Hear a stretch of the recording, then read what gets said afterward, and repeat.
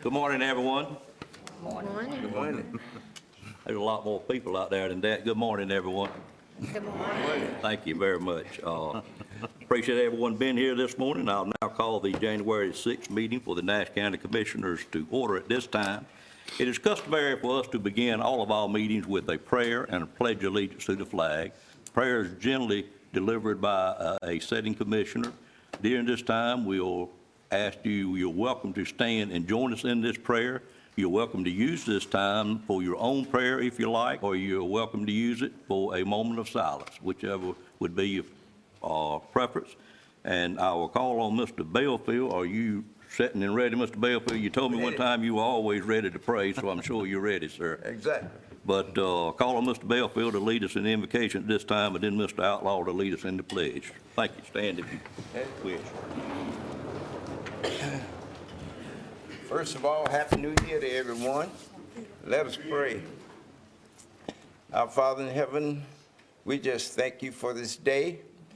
We thank you for our existence. We know your Son, Jesus, died on the cross for us all. That's why we exist today. We just thank you. Now, Father, as we, as the government of Nash County, begin the new year, 2020, there are many challenges here in the county, challenges in the state as well as the nation, and even the world. All power is in your hand, and we recognize that, Father. And we ask you to lead and guide us as we work through the challenges that face us, that we will have good county government for the citizens of Nash County. Bless us as we go through this meeting. These blessings we ask in your name. Amen. Amen. Would you join me in the pledge? I pledge allegiance to the flag of the United States of America and to the republic for which it stands, one nation, under God, indivisible, with liberty and justice for all.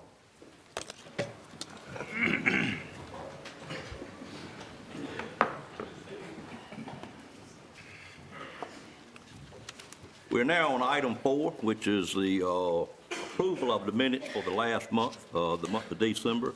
During that month of December, we had a total of 4 meetings, one on December the 2nd, our regular meeting, a special call meeting with the Nash Rocky Mount School System, which was on December the 11th. We had an emergency call meeting on December the 19th, and we had a special call meeting on December the 23rd. I think that's probably about every kind of meeting we can have.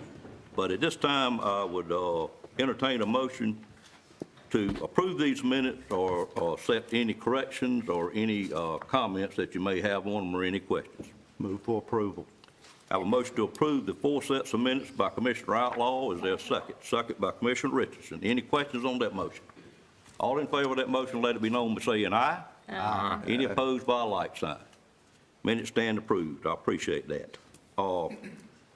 If there's no objection from the board, we have an item number 8, which is Employee Service Awards that we do each January, and we have a number of our employees here today to get either 20-year recognitions, 25-year recognitions, 30-year recognitions, and in one case, 35 years with Nash County. I'm going to ask that the board objects if I would move this item up in the agenda and do it now.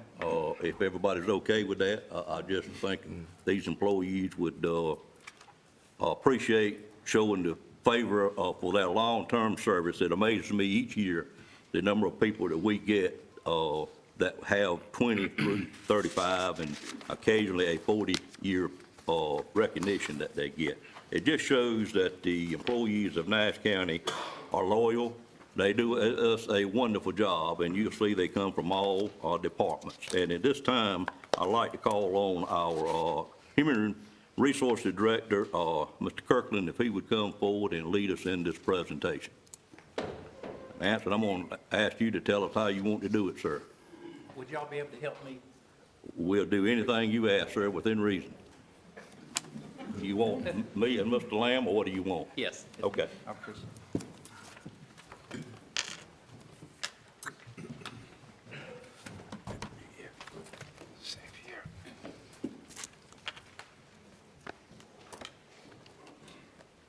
As Commissioner Davis said, we do recognize employees each year for their years of service. And this year, we have 27 individuals that we need to recognize, and we'll call you up individually.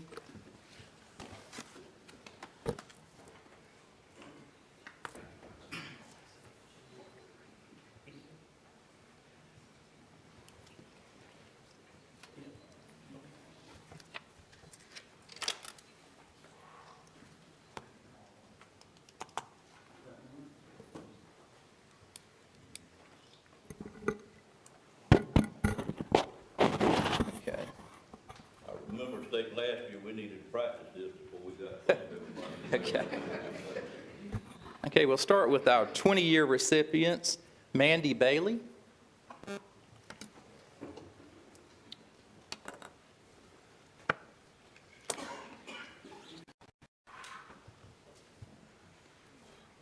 And it's with our health department.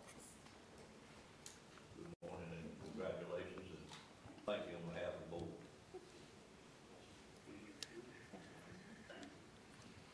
Okay. Lori Boone with Environmental Health.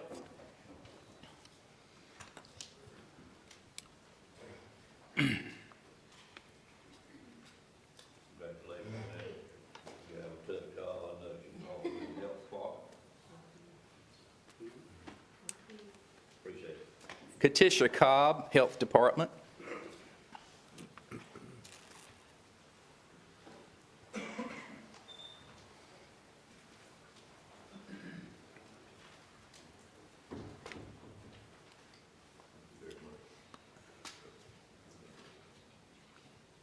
Beverly Cooper, Finance Department.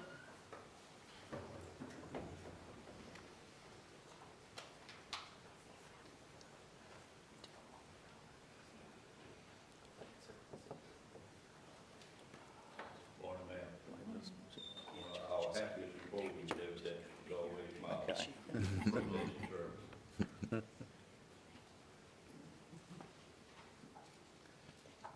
Tammy Jones from the Health Department.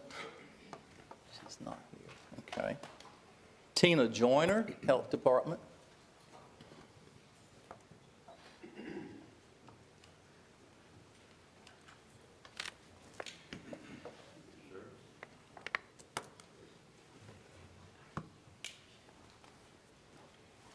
Tommy Lamb, Sheriff's Department.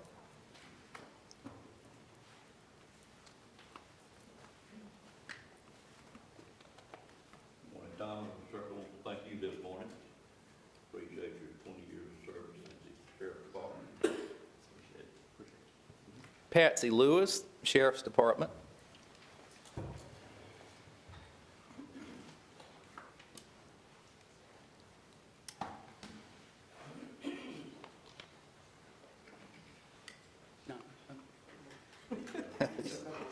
Stuck up. Thank you very much for your 20 years of service. Jackie Mallory, Social Services. Okay. Beth Massengale, Public Utilities.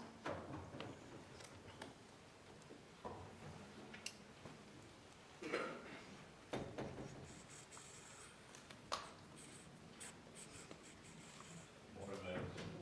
Thank you for all you've done for us. How many years your family got in service for the county altogether? I won't make you add that up. We appreciate you being here. Don't worry away the ball. Jackie Ricks, Sheriff's Department. Morning,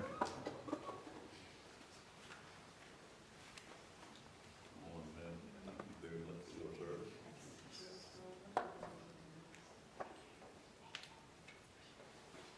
I would say, Anthony, we could, the ones in the sheriff's office are all working in detention. Detention Center, So we correct. certainly appreciate their work history in the detention center, particularly over the last, period of time. Stan Ritz, Sheriff's Department.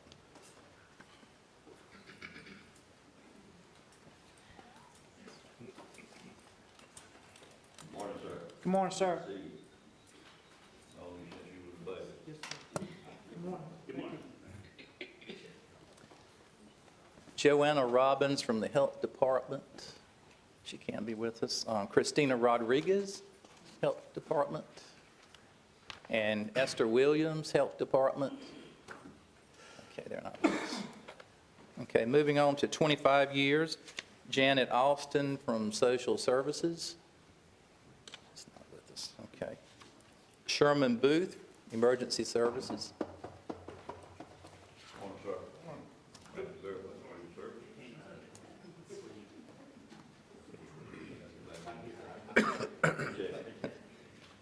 Okay. Bryant Fisher, EMS Communications. That's it. This is official, man. Thank you, sir. You and your family for a long time serving as well. Donna Long, Social Services.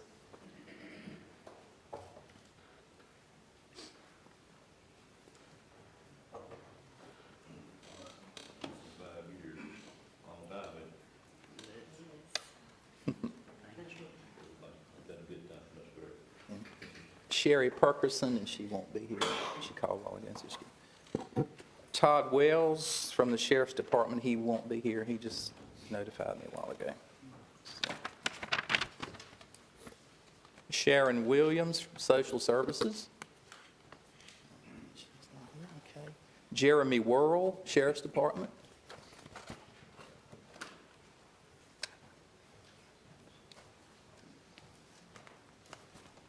Morning, sir. Morning. Good to see you. Thank you.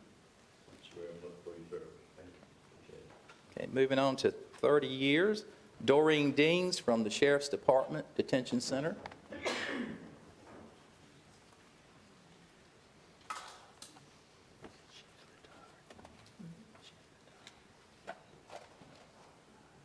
Doreen, big day for you. We'll have you back up again in a little while. Thank you very much for your service there. Thank you.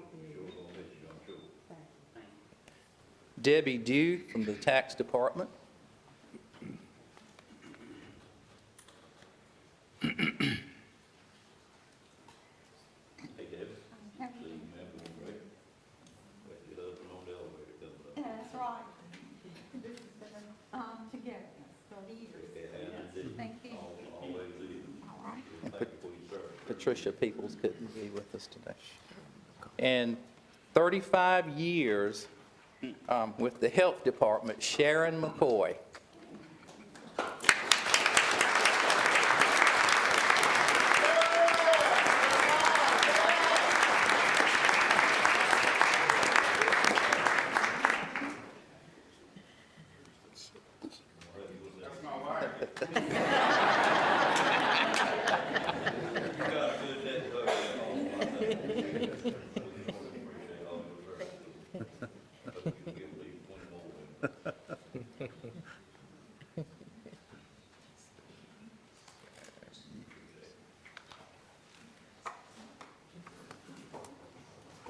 Thank you very much.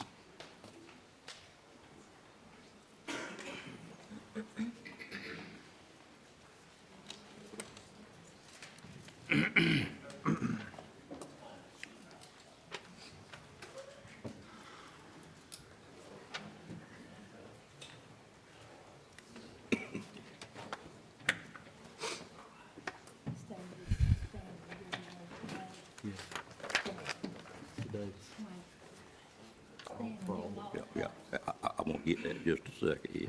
I need to say one thing. Give me 1 minute. Before they leave.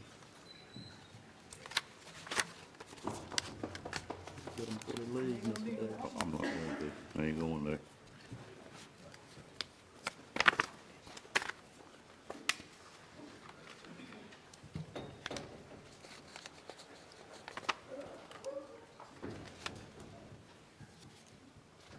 If my quick math is right, what you saw there was right at 800 years of service with Nash County. I'm actually amazed every year when we have this little ceremony. It's the very least this board can do for these employees, but it's just amazing to me that each year we seem to have about the same number of getting these awards, which means that Nash County is apparently a good place to work. And this board does all it can for our employees, and we certainly appreciate every one of them every day. Sometimes we know we're not doing enough for them, particularly a few years back when things were just so tight and we were fighting a reval that wasn't going to be very favorable. And we appreciate all of them sticking with us and being here. We've been able to do a little more for them of late, and we hope we can certainly continue to do that. It just depends on the economy like everything else. But about 800 years of service is an amazing treat, a feat, I should say. And I just, on behalf of the board, greatly appreciate it. And if any board member wants to say anything, we'll do that. And then I'd like for the board to stand up and give an applause for them. If anyone else, Mr. Bellfield, I'm sure you'd like to say something. Yes, I was a former employee of Nash County. I worked 36 years right here. It's a good place to work, and we've had some hard times, but we worked through them, and I'm sure all these employees that receive certificates today for the years of service, we appreciate it, and I know you're going to enjoy when you reach retirement, because I have enjoyed every minute of it. I retired, and then I might have to the stop next you, Mr. year, Dale. I came on the board. We don't want to talk about retirement yet, sir. Did you finish? I'm sorry for interrupting. Oh, yeah. Okay, thank you. Someday, you're going to have to retire. I understand. And so, I'm told that anyway. So, and we hope it'll be a happy retirement, and we have people in line to replace them that are very efficient and keep Nash County rolling. Right, yes, sir, sure do. Any other commissioner wish to make any comment, not to put you on the spot? If not, we'll certainly stand and applaud all of them.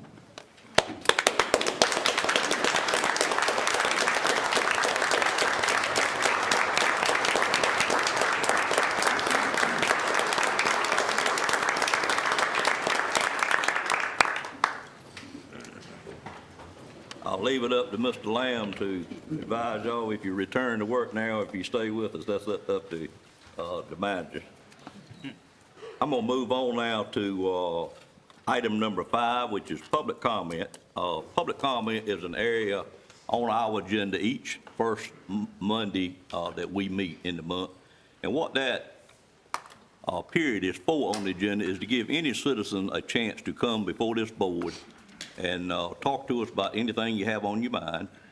If indeed it's an item that's on the agenda at a later time, we would prefer that you wait till it comes up and speak then. I will say, just for clarity, if you're here to speak about anything concerning the Sheriff Department Detention Center, I probably would want you to do it under public comment now rather than after the 2 agenda items, which are reports that will be done, facility report and then an operation report. But I think this would be the proper time to do that. Public hearing or anything else that's on the agenda, we would ask for you to wait to that period of time on the agenda.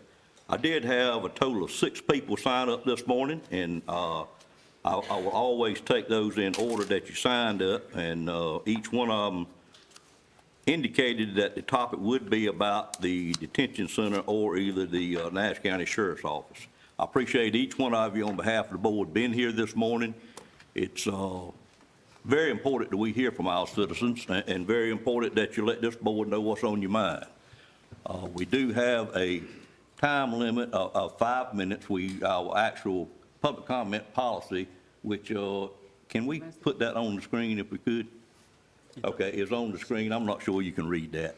But just briefly, the important things on what it says is you have 3 to 5 minutes. I'm glad on behalf of the board to give you the full 5 minutes if you wish to take it this morning. Since we have a number of sign-ups, I would ask that you limit it to 5 minutes. And I think we have a time clock that will be on the screen, I'm told. It's amazing what we're able to do with our new displays and technology in the boardroom, and I think it was a great move for us to be able to put that up there. Not to distract you, but you can keep your eye on where you're at. Also, I sincerely ask you to direct any comments that you have to the full board. I would prefer and would ask you not to direct it to any given board member and just talk to us in general. We do not respond to public comments majority of the time. It won't be this morning. We will have our facility report and operation report after this time period and would invite you to stay and see those two, which possibly may enlighten you a little bit more about what's going on. But at this time, I will start with number one. It's Pat Forbes from Mobile, North Carolina, and I'd ask for you to restate your name and give us your address. Good morning, Mr. Forbes. Good morning. How are y'all? My name's Patrick Forbes, and I live on Momire Way in Momire. I will keep my comments succinct since you provided a timer. I don't need to set my clock up here. 1 month ago, I came in front of this board, and I addressed the fact that it cost $5,000 a day to house the inmates out of town. Now, I come back a month later, and we're at $11,000 a day. Money's going to other counties. That's $3.96 million a year, $330,000 a month.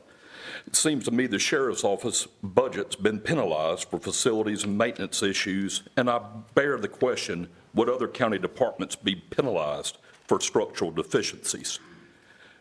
I know that budget cuts will have effects on the operations of the sheriff's department. How could they not? We have a fund balance, a rainy day fund. I don't understand why those monies can't be utilized to make the required repairs to the sheriff's office detention facility. I was told that somebody commented that they were used to an Andy Griffith type of sheriff. Sheriff Stone's been a very close personal friend of mine for 30 years, both personal and professionally. I can assure you Sheriff Stone is not Andy Griffith, and we're not in Mayberry, and Sheriff Stone pays close attention to details. Sheriff housed 15 to 18 federal inmates for 5 months, generated $167,000 in revenue for Nash County. I heard that was referred to as fool's gold, but I do understand that it's spent like real gold. Seems to me that when Sheriff Stone became sheriff about 5 years ago, toured the jail. County officials were with him, along with Deputy Wordsworth, and they saw plumbing issues and faulty locks and drainage issues and rusted out bars. I toured the jail last Friday. I saw the same thing. I saw more officer safety issues than I can mention right now. I'll be honest with you, I looked over there in those little one-man mental housing cells or whatever. I wouldn't let my dog stay in there. Somebody told Deputy Wordsworth 5 years ago when he was in there, he didn't need to be in there because it wasn't safe. The state decides when inmates can be returned to the Nash County Jail, not county officials. The citizens of Nash County need to see why the jail was ordered closed and let them see for themselves the renovations that have taken place. November's around the corner. Perhaps the citizens need to vote on the issue that we're discussing after they've been fully informed in a transparent and open manner. Maybe we don't need to do that behind closed doors. Thank you for your time. Thank you, Pat. Appreciate you being here this morning.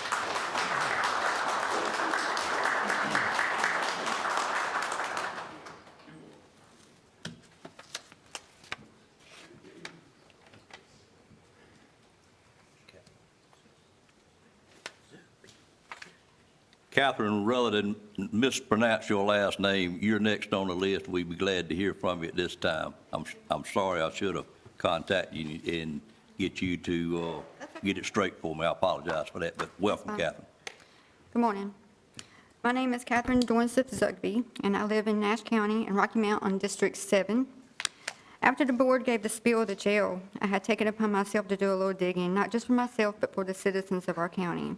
I find it quite embarrassing for such a thriving county that our jail is the only jail that has ever gotten a letter from the state of this magnitude that has nearly shut down our jail.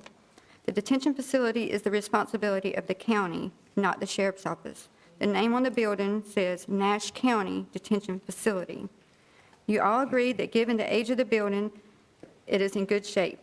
With standing water, multiple electrical, mechanical, fire equipment issues, problems with nearly every door and lock, mold, multiple roof, and major plumbing problems, that's not good shape.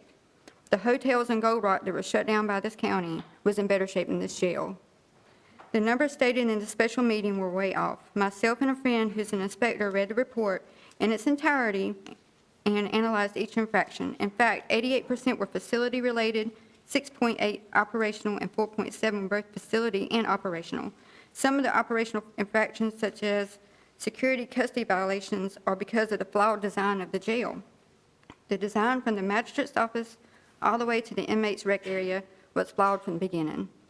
I personally toured the jail last week, and you said that dorms 1 through 3 had been totally renovated. Those dorms did not appear to be renovated. They all had non-working sinks, toilets, and showers, with peeling paint, amongst other issues, including many safety issues. I'd like to know, when were they renovated and how much was spent on that renovation? I was even more appalled when I saw the notorious fence. $75,000 was spent to repair it. The fence is still a safety liability. It was shabby work and a huge waste of funds. I was also made aware that y'all had not been aware of any problems since 2018, but I researched and found that there were work orders in 2016, and y'all were made aware in 2017 of the roof leaking and many problems since that time. You also stated that over the last 5 years that the sheriff's office had the largest budget increase in any department. Actually, emergency services has, with an increase of $1.4 million. But again, this is not a county issue. This is not a sheriff's office issue. This is a county issue. Our jail staff is putting their lives on their line each day, and you guys really don't seem to care. I spoke to jailers that have been there from 5 to 20 plus years, and they all cite the same issues, from the safety to classification to no lockdown areas and being short-staffed. When there are 40 violent offenders housed with misdemeanor offenders, it just breeds problems. The lockdown situation still will not be fixed with the repairs that you are doing. Every day we are losing money with 4 pending lawsuits, $11,000 a day to house inmates and at other facilities, and $800 a week on a refrigerator truck because of the lack of attention to detail by facility maintenance, the cries of help not being answered by our commissioners. We are in big trouble. What are you going to do, because it's costing us more than $463 an hour? Yesterday, a board member was quoted in a telegram that the money for this should not come from the taxpayers because the taxpayers did not cause this. The taxpayers did not cause issues at the courthouse or this admin building. However, we have brand new ones. I would finish by saying, when our sheriff was running in an election, I knew that he understood the issues with gangs, guns, and drugs. He promised to be transparent, a working sheriff, and serve with honor, compassion, and diligence. He's lived up to his word, kept his promises, and more.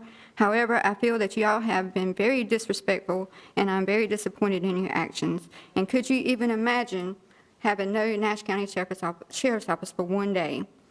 At the beginning of your speech last week, you mentioned a proverb: before you speak, let your words pass through these 3 gates. Is it true? Is it necessary? And is it kind? Well, I think the gates were broken, as some of the broken doors in the jail. I will end with this. When solving problems, you need to dig at the roots instead of hacking at the leaves, and you cannot solve problems with the same thinking that was used to create them. I'm Catherine Zugby, and I stand with our Nash County Sheriff's Office. Thank you, Catherine.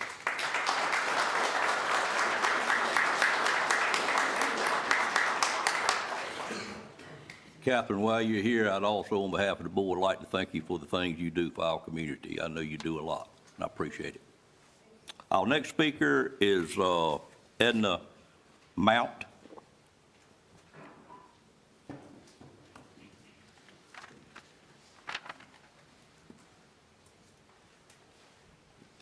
Good morning, ma'am.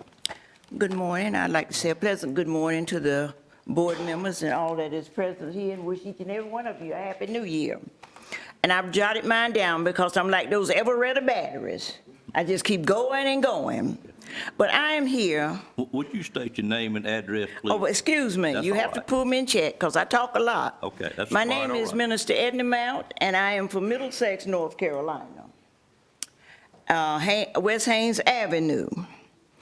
I am here to speak to the county manager and commissioners concerning the deplorable condition of the jail, and at the same time to defend Sheriff Keith Stone. Being a concerned citizen and a long resident of Nash County, born in the Mount Pleasant area, little over 80-plus years ago, I must say, when I saw the news media and pictures, note, I said picture is worth 1,000 words. I was angry. God gives everyone the right to be angry, but sin not. I have not sinned. To accuse Sheriff Stone of airing our dirty laundry is way beyond the pale. The condition of that jail did not start with Sheriff Stone. If I may, let me take you back into time. My mother babysit the late Sheriff Frank Brown way before I was born. After Sheriff Brown came Sheriff Jimmy Grimes. Next, Sheriff Dick Jenkins. I knew all three, and now Sheriff Keith Stone, whom I've got to know when he was campaigning for sheriff. I know all too well when being falsely accused. It's not a good feeling. I say this to you. This jail has been deteriorating down through the years. This is a very ugly stain on this county. It is really a chain reaction. The state allocates money to all 100 counties. The question is, what is it used for in Nash County? Whoever is detained here are human beings. Never forget that. It is not fitting for an animal shelter. The county manager, commissioners do not lay this jail at Sheriff Stone's doorstep. Lay it at your feet and those before you. Now that the state has exposed you, I say you are caught with your pants down. Just like the ostrich bird. When caught, he gets scared, he digs a hole and sticks his head in the hole, but his behind is up in the air. He's trying to hide. And to everyone, so everyone can see it. So it is with Nash County. When the new part was being built a couple of years back, I asked, what is that being built for? I was told a new jail. Well, it's completed. Courtrooms, offices, and whatever else. Last, for now, question, as a group, do you all commissioners ever go over and survey and assess the damages and the condition of that jail before all this was brought to your attention? I would continue, but at this time I'm going to yield. Thank you for your patience and your listening. Have a good day.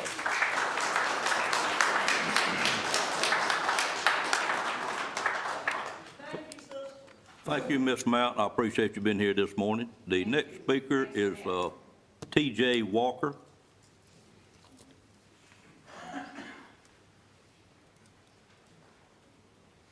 Welcome, Mr. Walker, and I'd like to congratulate you on your new assignment, happened back in October. Welcome this morning, sir. Thank you. Before my time starts, I would like to thank all of the county commissioners, to the county manager. I would like to thank all of you for your service, for your sacrifice. I know this is no easy task, so I thank all of you for your service and your sacrifices. I will say, Mr. Walker recently got elected to the Rocky Mount City Council, for you ones in the audience that may not know that. Sorry for interrupting you. No Give problem. us your name and address, sir. Thank you. T.J. Walker, 616 Starling Way, Rocky Mount, North Carolina, 27803. I stand here this morning not on the side of our commissioners, not on the side of our sheriff, although I think highly of you both. But I stand this morning in advocacy of our detention center officers. I had an opportunity to tour the county jail, and even before touring, I wrestled hearing this situation and this issue. I had to pray, I had to ponder, I had to really think, is this a matter in which I should voice my opinion? Well, one, I'm a citizen of Nash County. Two, I am now a newly elected city councilman of Rocky Mount, and I believe that gives me the opportunity to voice and to advocate for our detention center officers that are citizens of Rocky Mount, North Carolina. The condition of the jail, I had a situation in touring where I was with several other officers, and we were inside of a pod, and as we were going out to exit the pod, the door would not open. We stood at the door about 8 seconds. Now, I don't want you to raise your hand, and I don't want to ask, I will ask, but this is a rhetorical question, of how many have ever toured the jail, how many have ever worked a shift with a detention center officer or half a shift. But I found myself at that door for 8 seconds, inside of this pod with 25 plus inmates. And I began to think instantly how our detention center officers must feel day in and day out as they risk their lives, not only because it's the nature of their work, but knowing that we have insufficient safety in our county jail. I asked the question once we exit out and ended the tour, why in the world were we stuck at the door? And I was told that the control officer could not see us because of the structure and the blind spot that we have because of the structure of our jail. This is not a matter of our wants. This is not a matter of our personal interests or our personal desires, but this is a heart matter to be able to see what's best for our citizens. We have detention center officers that are citizens of Rocky Mount, detention center officers that are employees of Nash County.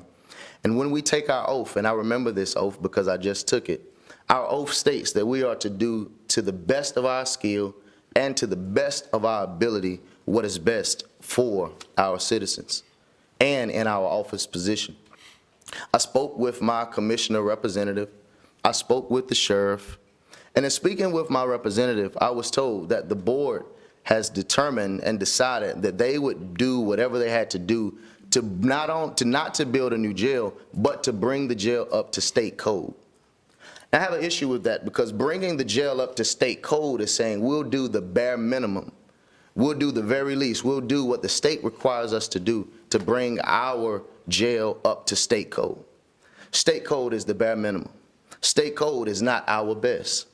State code is not providing the best for our detention center officers. We don't give the bare minimum in our marriages. We don't give the bare minimum in our line of duty of work. We don't give the bare minimum as public officials. We don't give the bare minimum even in life.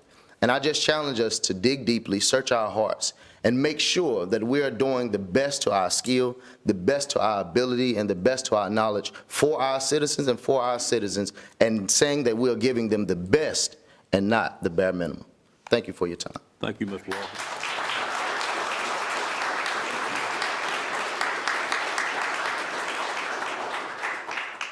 Appreciate you being here, Mr. Walker, and look forward to your service. Yes, sir. Next person on the sign-up list is Daniel Reams.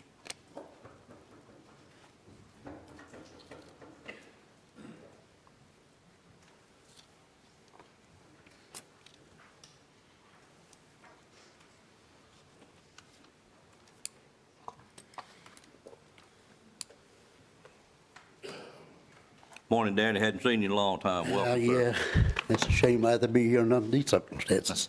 That'd be all right. But my name is Daniel Reams. I'm from Nash County. I live at 4771 Earl Road, and I'm here because I'm here on a promise.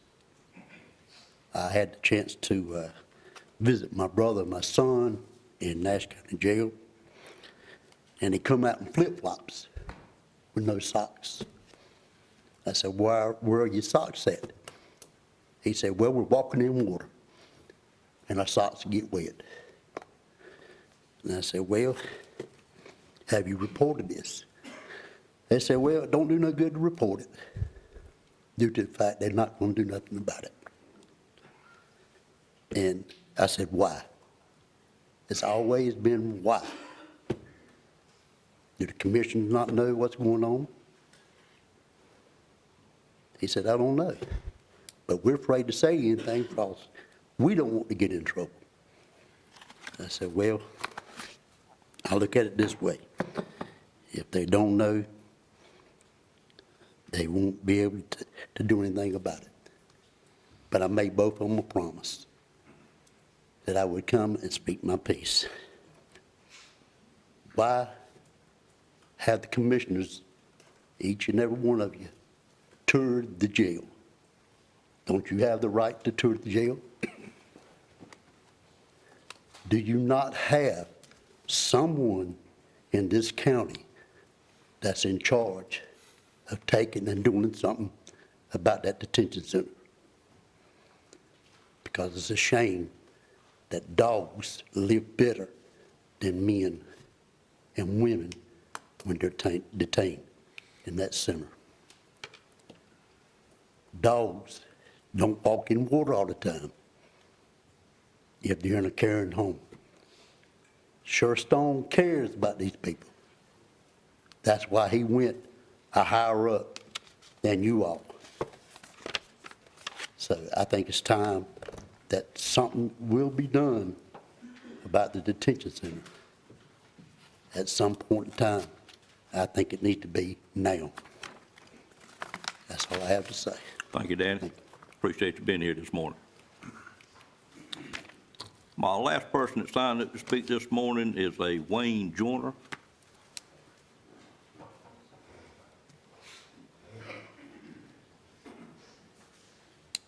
Morning, Mr. Joyner. Good morning. My name is Wayne Joyner. I live at 11522 Redbud Road, Castaic, North Carolina. And I had to wait coming this morning because I am a current employee of the Nash County Sheriff's Office. I'm in charge of civil process now, but I started to work at Nash County Sheriff's Office in 1994. I've had the privilege and honor of working for 4 different sheriffs now. I wanted the board to realize I don't want to get in the middle of what's going on, but I felt like from my heart, that's why you don't see any notes to the men and women that a lot of them I trained in the detention center. I was a sergeant down there for over 10 years. Since I started in 1994, before the new dorms were built, the dormitory was the old jail, and it had been there, I'm guessing, since the 60s or 70s. There was water on the floor then, pipes were messed up. We've had numerous escapes, 2, and I know of at least 2. This was before Sheriff Stone, so the escapes didn't just start. We had 2 riots while we were there. The news media just didn't get a hold to the situations in the jail, in the detention center at that time. One of the best administrators we had was fired because the new annex, once it was built, there was mold growing on the showers, but the showers were not even, they're a piece of center block just like the outside of a wall is, so there's no tile, there's nothing. Even when you giving the inmates the materials to clean it, I mean, it's just like a center block. There's no tile, there's no aluminum, nothing when you get in that shower for 40 inmates to get in. I asked the question because I saw a safety issue from the beginning about the dormitories that they built over there, whereas at that time they could house 40 men at the time. When you go through those 2 doors, you're on to 40 men.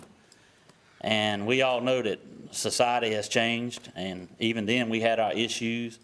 But the most secure area of the jail was built in the 60s and 70s. It's something Otis, the town drunk, in Mayberry, would have come in and locked itself up in. And time has changed. The inmates then, the culture has changed. Law enforcement can't do a lot of things that they used to do. It's now not allowed to be done. Inmates, when they come in, even though they had committed a crime, if you treated them with respect, they treated you with respect. But now, a lot of that's out the window. And the most secure area is the bars that were built in the 60s. Inmates throw feces on you. They do all these things, and these detention officers, I talked to a lot of them still, and they said, Sarge, I don't know how much more I can take. And I know that pay is an issue, but a lot of it is the facility. And I really believe that the county commissioners, and if you go walk a mile in their shoes, as the old saying is, if you go over there and work a week, you would be back over here trying to figure out how to build a new jail, because the facilities that we have over there now are not safe for the officers or the inmates. And now, you never heard about drive-by shootings. That's how much, now it's a daily occurrence. And where do you think a lot of these people, when they get caught, and I'm not saying they're all guilty, but when they get put in the detention center, that's where they're going to. And if they don't care about no more than anything than to shoot in a house and don't care who they hit, What do you think is going to happen when they get over there? They don't care. They can tell you real quick. The inmates will say, what you going to do to me? I'm locked up. I've even had detention officers tell me that gang members say, I know where you live, I'll get you. And, you know, that was, you might have heard that every now and then back in the 90s or even in the early 2000s, but it's really getting bad. And you just turn on the news and you see what's happening. And so these people are being housed somewhere, so when they get in there now and they're gangs and there's 25 or 30 in a dormitory that's the most secure lockdown area we have now because of those bars over there, where they can reach out and grab you and throw different things on you and stuff like that. I just challenged commissioners this morning to walk a mile in their shoes. And I thank you for your time. Thank you, Mr. Joyner.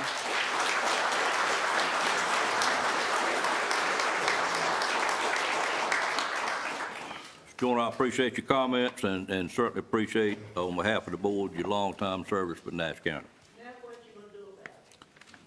Moving on to item number 6, we're going to have 2 reports that we will be doing each month now concerning the detention center. First, we'll have one by our facility director on facilities only, and that would be a Mr. Jonathan Boone. And then we would have one by the sheriff's department, by Keystone, our sheriff, and it will be on operations only.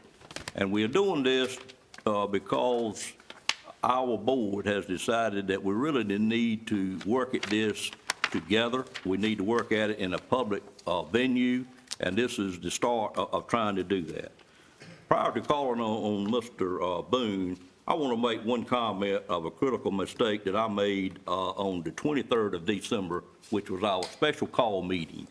At the beginning of that meeting, and if you've looked at the tapes, I'm sure some of you may have seen it already, but at 3 minutes and 35 seconds, I was talking as I stood over there about doing things like that is not something that I personally enjoy doing. I'm not a person that likes to be out in public too much.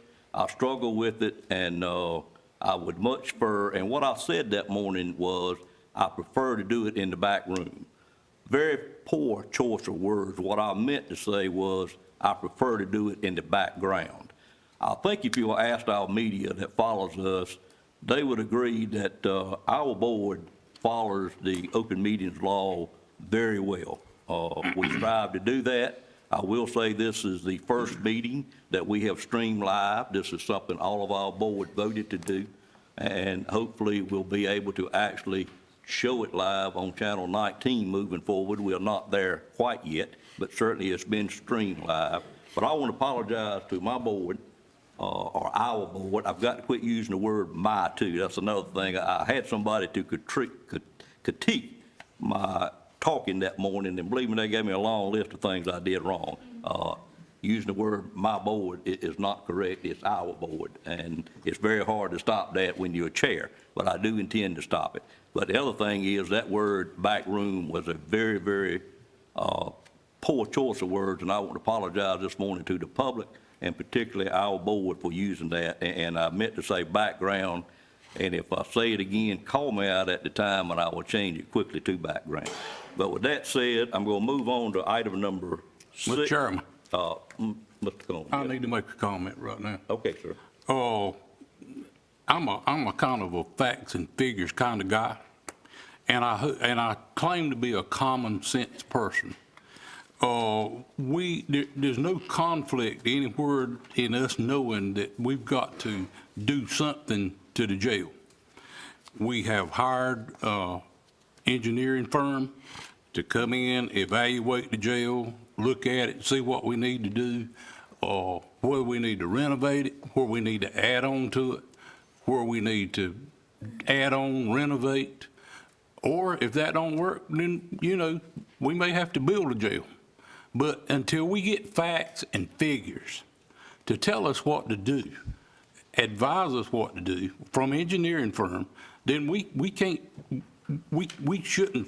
say what we're going to do till we get the figures together and the facts. We know, this whole board knows there's a lot of problems in the jail, and we know we're going to fix them. But for now, I see the problem is that we've got to get these people back in this jail. We can't pay $11,000 a day or whatever it comes out to be You know, as the gentleman said a while ago, $330,000 a month, $4 million a year, we can't do that. But the crazy thing is, we got to keep putting Band-Aids on the jail and get these people back in here until we can do what this slow process of government takes a while to get things done. But when we get the facts and the figures, then we're committed to move ahead and do what we got to do. And I just wanted to say that because we're working on it. Thank you, Mr. Combs. And I will, after we get through these two reports, if Commissioner wants to comment on anything, certainly we would be glad to hear from you. But thank you for your words, Mr. Combs. You stated very well. At this time, I will call on Jonathan Boone, who is our County Engineer and Facilities Director, to give us an update on actually where the county is as it relates to facilities. And I think Mr. Boone is going, in his presentation, try to get the public to better understand what is facilities and what is operations in his presentation.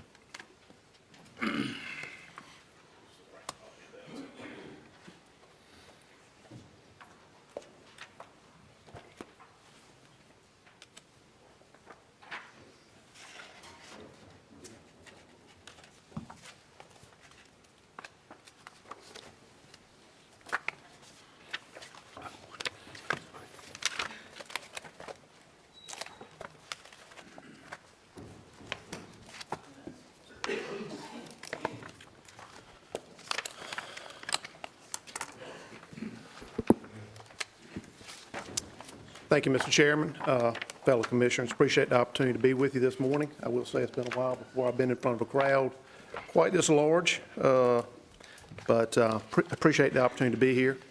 See, I'm not limited to 5 minutes. I think I'm going to need more than that, so please bear with me. I would like to say before I get started, the information that I'm going to share with you today regarding work at the jail, progress at the jail, is the result of the work of a lot of people, hard work of a lot of people. Certainly employees in my department, in public utilities and facilities, both in the field and administration, and a number of contractors that are currently working at the jail as we speak. So I just want to acknowledge that. Everything I show you today is a result of their work.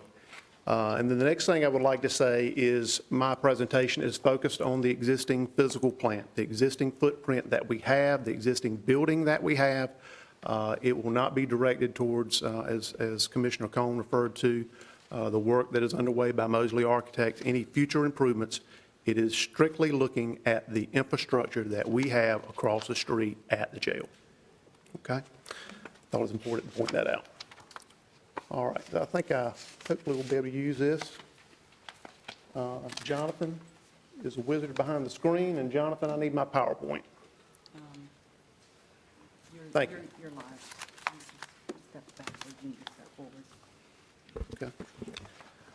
All right, so again, would like to share with you some of the work at the jail, but before I do that, I'd like to, this may be a challenge, I apologize to everyone. First, I'd like to talk a little bit about the funds that were programmed in 2020 for improvements at the facility. As you're aware, the county commissioners approved a little over $550,000 for capital improvements at the jail. That actually began in late FY19, I believe it was in May, with about $56,000, and the balance of those funds were appropriated in 2020. And I'll talk a little bit about that. Second item, commissioners also appropriated roughly $112,000 for some improvements, plumbing-related improvements in the older section of the jail. Was mentioned earlier. The oldest section of the jail was built in the late 1970s. There was some reference to the 60s, but that was built in the late 1970s. 1977 is a set of plans that I've reviewed.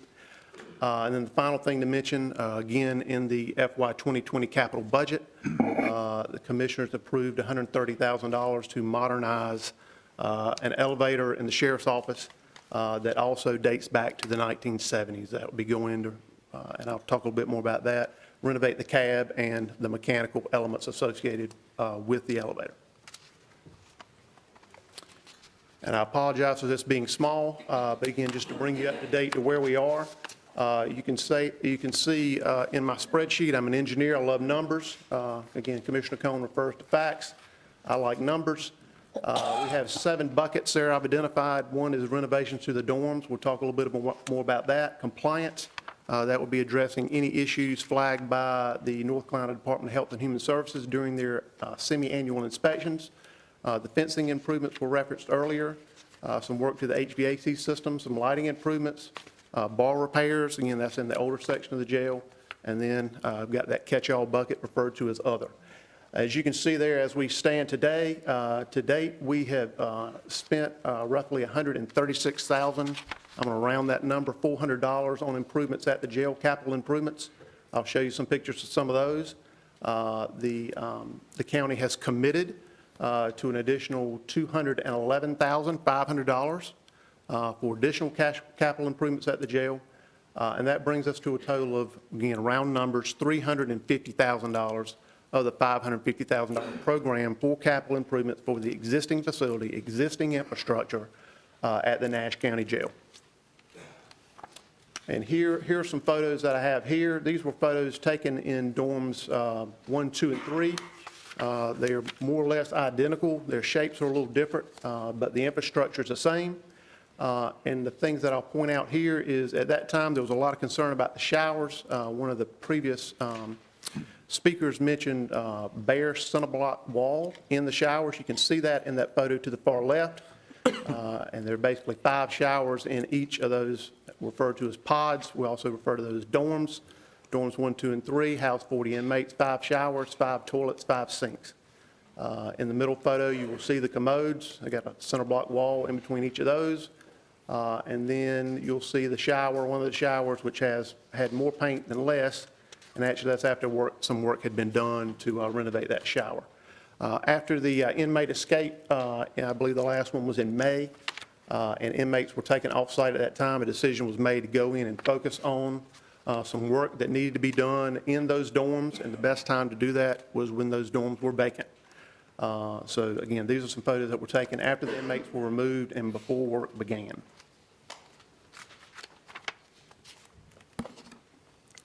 Here's an after photo here while work was in progress but before complete.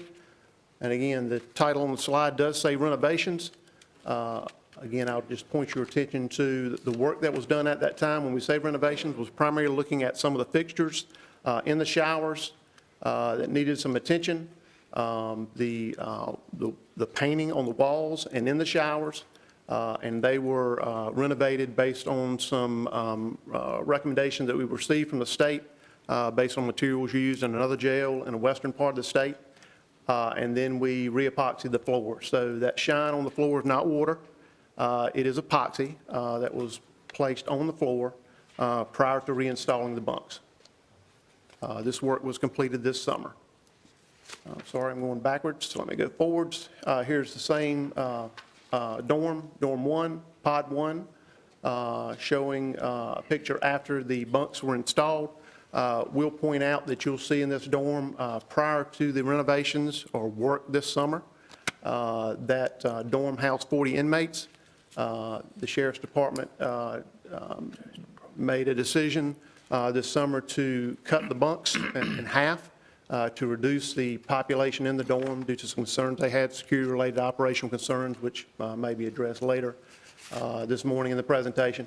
But you'll see there those bunks are single bunks. So now the capacity of that dorm with existing fixtures is 20 inmates because we have 20 bunks.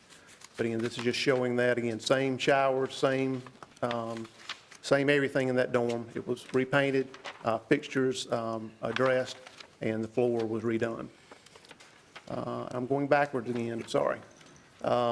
Here's a photo in dorm 2, I believe. This is, you can see the double bunks there, but you'll see again basically the same scope of work in the showers. I'm sorry I don't have a close-up of the showers. I'll have one of those a little bit later. But you'll see the floor has been re-epoxied, and also the bunks were painted and re-secured to the wall. All these photos that I just showed you, first 3 photos were taken back this summer. I believe it was in June, maybe early August. The next set of photos is photos taken dorm 2. These photos were taken late last month. after inmates were taken off-site again as a result of the letter the county received on December 18th. And we'll talk a little bit more about that. But again, this is not a photo that was taken back this summer. This is a photo that was taken within the last 2 weeks. This is dorm 2. This is dorm 3. I will point out, obviously, the photo in on the right is maybe not all that impressive, but what you see there is, I believe, trustees or inmates at the jail when the work was done this summer. On the far right is the bank of phones that are provided to the inmates to call outside the facility, and trustees were used. They painted a darker color paint on the wall around the phones just because inmates put their hands on the wall. All the other walls are a light color, and as inmates are on the phone, they tend to scratch at that paint, and whatever paint were used by the trustees at the time obviously didn't adhere all that well, and that's been scratched off. But behind that dark paint is the lighter colored paint that was also applied to the walls at that time.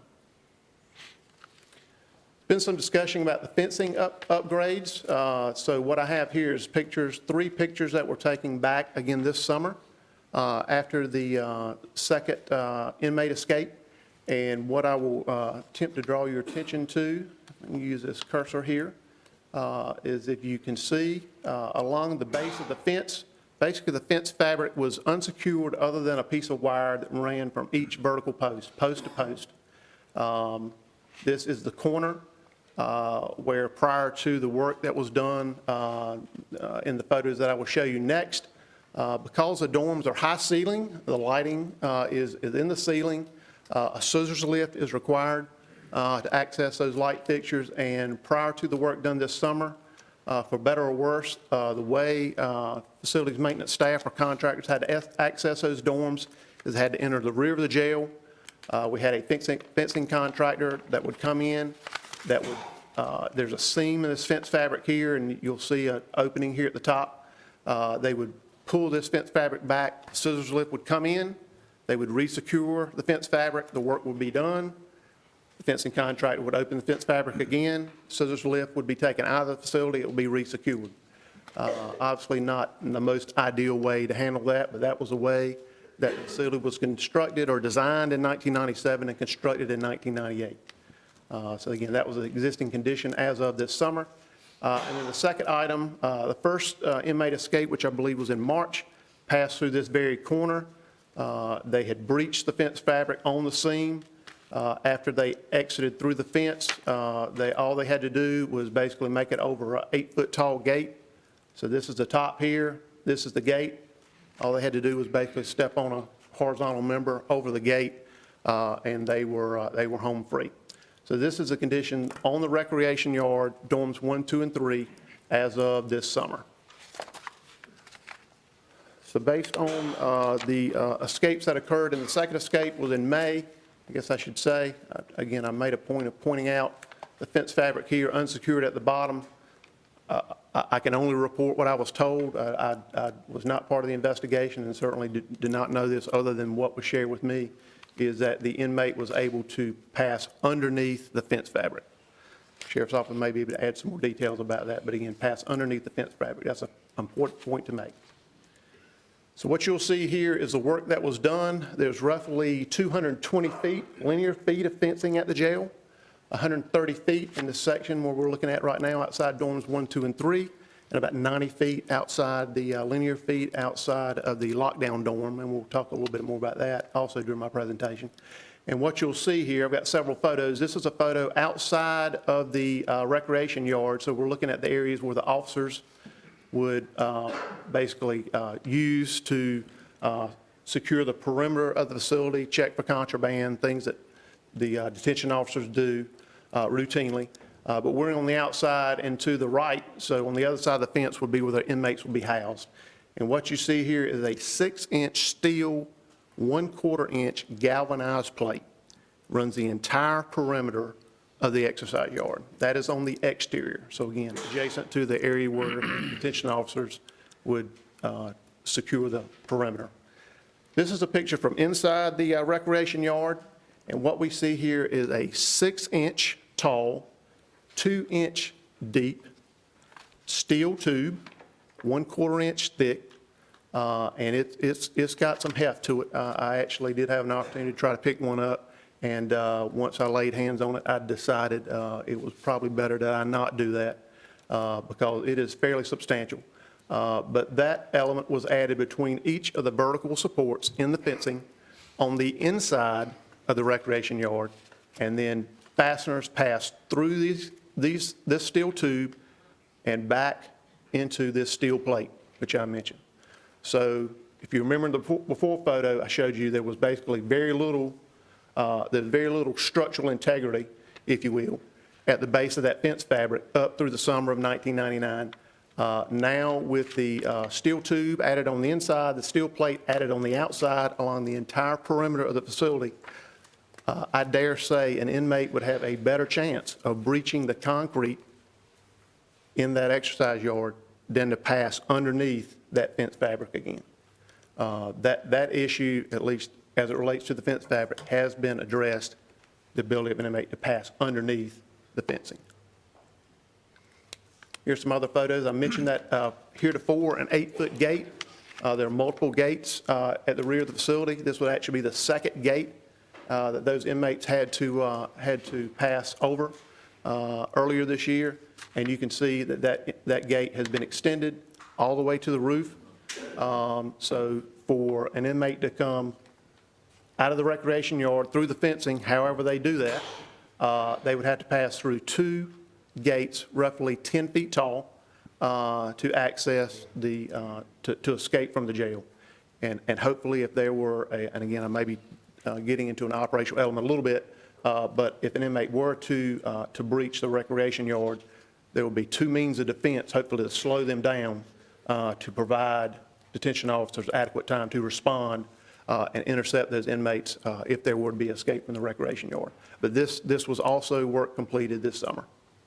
Here are more photos, again, that basically show everything that I've showed before. The only other item I mentioned to you heretofore, to access a facility with a scissors lift, they had to have a fence contractor come in and peel the fence fabric back. You will see what we have added is a steel door to a masonry wall outside dorms 1, 2, and 3. Now that we no longer will have to open the fence fabric to enter the facility, we have a door that's dedicated for access to the facility so that we will not compromise, if you will, the fencing around the recreation yard. And the photo you see here on the left is from inside the recreation yard. The photo you see on the right is from the exterior. So this would be, again, along that passage, that concrete passage outside the recreation yard where the detention officers would pass as they're doing their rounds. So let's see, I'm sorry, I need to go back real quick. We talked about those capital items. So that would be two of the elements addressed in actual expenditures. Again, the dorm renovations you referred to was about $20,000. Basically, the county's expense was to buy the material and to rent the equipment. The work itself actually was completed by trustees or by inmates in the facility. So we did not incur any cost for labor, and that was to the tune of about $20,000. And then the fencing, this is only showing the number referenced earlier was 75. That number actually is more or less correct. This number here does not include the tax, which that's handled a little bit different in finance, but the total investment was about 75. But that is a majority of the $136,400 spent to date. As far as dollars committed, I'll show you some pictures of this. You'll see $29,000 committed for additional dorm renovations. And that work, I'll show you some pictures of that here in a second. And then $182,500 for additional security enhancements at the jail. There was a reference earlier to blind spots in the facility. That's a concern that the Sheriff's Office had brought forward previously. And I assisted the Sheriff's Department. We developed a scope of work. We bid that project. As you will recall, the county commissioners awarded that contract. We in turn took that information, forwarded it to the state. Basically, any significant improvements of that magnitude require approval from Raleigh through the Department of Health and Human Services. We just received notification from them back on, I believe it was Tuesday, December 17th, that they had reviewed and approved our submittal. And we are scheduled, when I say we, I mean myself and representatives from the sheriff's office are scheduled to meet with the vendor, Johnson Controls, tomorrow morning, actually, to review our plans moving forward. I will say that the current action taken at the jail, depopulation, may change our plans a little bit in terms of the scope of work. But as envisioned back earlier this year and approved by the commissioners in the state, that was a comprehensive project. It touched all segments, all sectors of the jail. But with current depopulation, we may scale that back a little bit into phases. So that number may not be, at least initially, the full $182,500. But my intent of sharing this with you, this is the proposal we received. And again, that the proposal that the commissioners acted on earlier this year and the Department of Health and Human Services has now approved. The second item I mentioned, plumbing improvements at the jail, was approved as part of the capital budget for 2020. I've got a photo here. There's a reference to the plumbing in the jail, plumbing chases. The work approved was for work on what I refer to, I think we most commonly refer to as the north-south block. And this is in the oldest section of the jail, built in the late 1970s. Again, the plans date 77. I believe the facility was built, opened in 78 or 79. And this would be the plumbing chase between the north blocks. The inmates would be housed on the other side of this wall here, the steel panel. That would be the north block, and to our right, there would be another wall, and inmates would be housed on the other side. So this is a utility access. This is not anything accessible to inmates. I would say that this is indicative of a plumbing that dates back to the 1970s. It's nothing, I would say, particularly remarkable about the plumbing chase. It is an access for staff, for facilities maintenance. Could it stand to be renovated? Yes, it could. Which is why the project was approved in the FY 2020 budget. But that work has yet to be done, and primarily because of the conversations we've had with the state and really not knowing where things were headed with this older portion of the jail and the work of Mosley Architects as part of their needs assessment. So to this point, we have held off on making that investment. The plumbing in this section of the jail, if inmates were there, is serviceable. Do issues come up? Absolutely they come up. I've got plumbing issues at my house today, and it's 10 years old. Now, I will say certainly just due to the nature of the jail, it probably gets a little more wear and tear than plumbing fixtures do at my house. But it is serviceable. But we do routinely get work orders. I'm not going to say that we don't. We absolutely do, and a query of our work orders would show you that. But the next item I want to point out to you is the photo on the right. This was work completed prior to my arrival in February of 2019. Work has been completed in the east-west block of the jail. Again, this is in the older section of the jail. But once renovated, this is what this would look like. You still see some of the older vent pipes, things of that nature. But these are the fixtures that will provide water to the combination sink commodes in those cells. And this work has been completed. So if and when we were to move forward, this before condition would turn into a picture that looks much like this after condition in the east-west block. Third item I mentioned is the modernization is really the term that the vendor used regarding the proposed work on the elevator at the sheriff's office. You can see commissioners approved a preliminary budget. Well, we had a preliminary budget of $130,000. We have a proposal to do that work, and I'm not sure what happened to my photo. But again, that's work that is pending.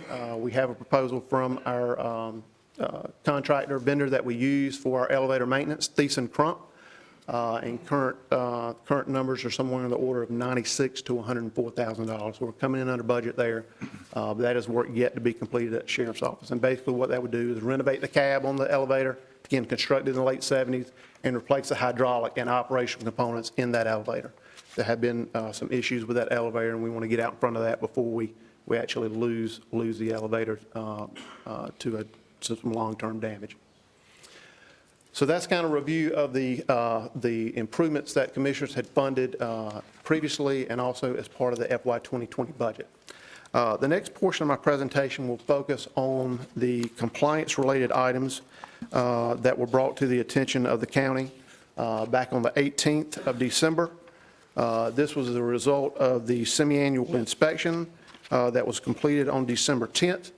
By noting semi-annual inspection, that is to say we are inspected at least twice Not to say we do not receive more visits, we certainly can, and we have this past calendar year, but we are inspected at least twice. First inspection this year was on May 10th, I believe it was. Second inspection, December 10th. And at that time, there were several items that were identified by the state. And I will say, when they came in on the 10th, typically we would have 1 or 2 representatives from the state, and I'm saying typically, and that's based on what I'm told. Again, I just joined the county in February of 2019. But typically that would be 1 or 2 representatives from the state. In December, I believe we had 5 representatives. So it was a very thorough inspection, and you will see some of the items referenced in the report. They went through the facility soup to nuts, and it addressed everything from operational elements to physical plant. And again, this is looking at the existing infrastructure. And as a result of that inspection, there were several items that the state felt needed attention in the near term, and I will highlight some of those items. Immediately, I believe, is the language that was used in the letter, and then some items that needed to be addressed within 30 days of receipt of the letter. And then the letter goes on to say that other items flagged in the semi-annual inspection on the 10th need to be addressed primarily within the next 60 days. But I'm going to focus on the items in the letter on the 18th, either immediate items or items that need to be addressed in 30 days. So if we look to those items, they are enumerated in section C of that letter. I believe maybe the commissioners had received a copy of that previously. I did not bring a copy of that with me. But there were 15 items that the state felt needed immediate attention. And there were some deadlines associated with those. It varied. But again, they wanted to see progress on these items post haste. That day would not have been soon enough for them. And wanted us to address these items. You'll see 15 items in subsection C. I have highlighted the items that relate to the facility or some aspect of the facility or items that fall under the purview of the Public Utilities and Facilities Department. And the remaining, at least in subsection C, were operational elements. So the first item we come to, you see highlighted there, item 1, smoke evacuation system. When the state was on site on the 10th, one of the inspectors asked, could he access the roof? And while on the roof, there was some discussion with some of our staff, and I believe maybe members of the sheriff's office, about the equipment on the roof, part of which in the newer section of the jail, the section constructed in 1998, designed in 1997, was a smoke evacuation system. And honestly, there was some confusion about what elements on the roof were associated with a smoke evacuation system. And at that time, staff indicated that were several of the fans, actually exhaust fans, is what we learned, that either were inoperable or had damaged belts or broken belts that need to be replaced. Those were exhaust fans. They were not related to the smoke purge fans. And to give you an idea of what a smoke purge fan looks like, this is a photo of the roof over dorms 1, 2, and 3, or pods 1, 2, and 3, if that's a nomenclature you want to use. And these larger fans here, one right here on the right, is one of the smoke purge fans. And these fans were operational on the 18th, but as a result of the letter, or were operational on the 10th, I'm sorry. But as a result of the letter received on the 18th, were re-inspected on the 21st, Saturday, December 21st, with the assistance of a third-party vendor, a local mechanical contractor, and Simplex Grinnell, who is a vendor that installed, maintains, and inspects the fire panel at the facility. But these were the fans that were in question, and basically the function of these fans, that if there were to be a fire in the facility, these fans would be activated and they would pull smoke. They would pull smoke out of the dorms. Most certainly, sure you know, and probably most of the individuals in attendance today know, most deaths related to fires are not fires themselves, they are smoke. So this is an important feature in the facility. There are 6 smoke purge fans, 1 in dorm 1, 1 in dorm 2, 1 in dorm 3, 2 in the lockdown dorm, formerly used to house females, currently housing males, and 1 in the administrative area. There's 6 of those fans, and the state wanted us to prove to them, with the assistance of a third-party vendor, that those fans were fully operational. And we did do that on Saturday, December 21st, and we provided the state documentation to that effect. But that was the first item that was referenced in the letter received on the 18th and was of great concern to the state. So we addressed that item post haste. And this is a letter here. I don't want to necessarily, didn't mean to draw attention to the local contractor, but this is the local mechanical contractor we used in conjunction with the inspection on the 21st when Simplex Grinnell was here to inspect the fire panel to verify operation of those smoke purge fans.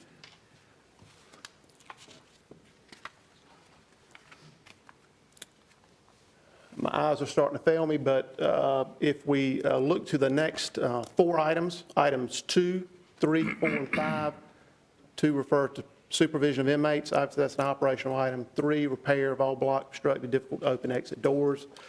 That is an item that falls under the purview of the Sheriff's Department, although we assist them with that if requested, and I'll touch on that a little bit later. Repair or replace non-functioning two-way communication. Again, that is an item that the Sheriff's Office or the detention facility coordinates. And item 5 is food passes on the individual cells is also an item that the detention facility coordinates. That is not an item that falls under the purview of the Public Utilities and Facilities Maintenance Department.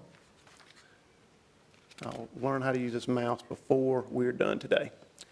So that brings me to the next item on the list in subsection C. That is item 6. So that will be the second of 4 items out of those 15 that apply to the physical plant or the building itself. And the state asked that there were 2 fire alarm, AV means audio visual units, to be installed and checked for proper operation. These are 2 strobes in 2 of the dorms that were damaged by inmates. Those were items that were known to staff and had already been referred to Simplex Grinnell. They had been on site. They had inspected those units. They had ordered their replacement, and we were actually waiting for those units to be received, and then Simplex Grinnell to come back and reinstall those. And that was done, I believe that was a Monday of Christmas, so that would have been the 23rd. Again, that was an item that was known to us. And we were waiting on the vendor to receive the parts to complete those repairs. So that is what that item refers to. Item 7, correct status of locking system from control room panel. I believe there was some reference to that earlier. Again, that falls under the purview of the detention facility, not facilities maintenance.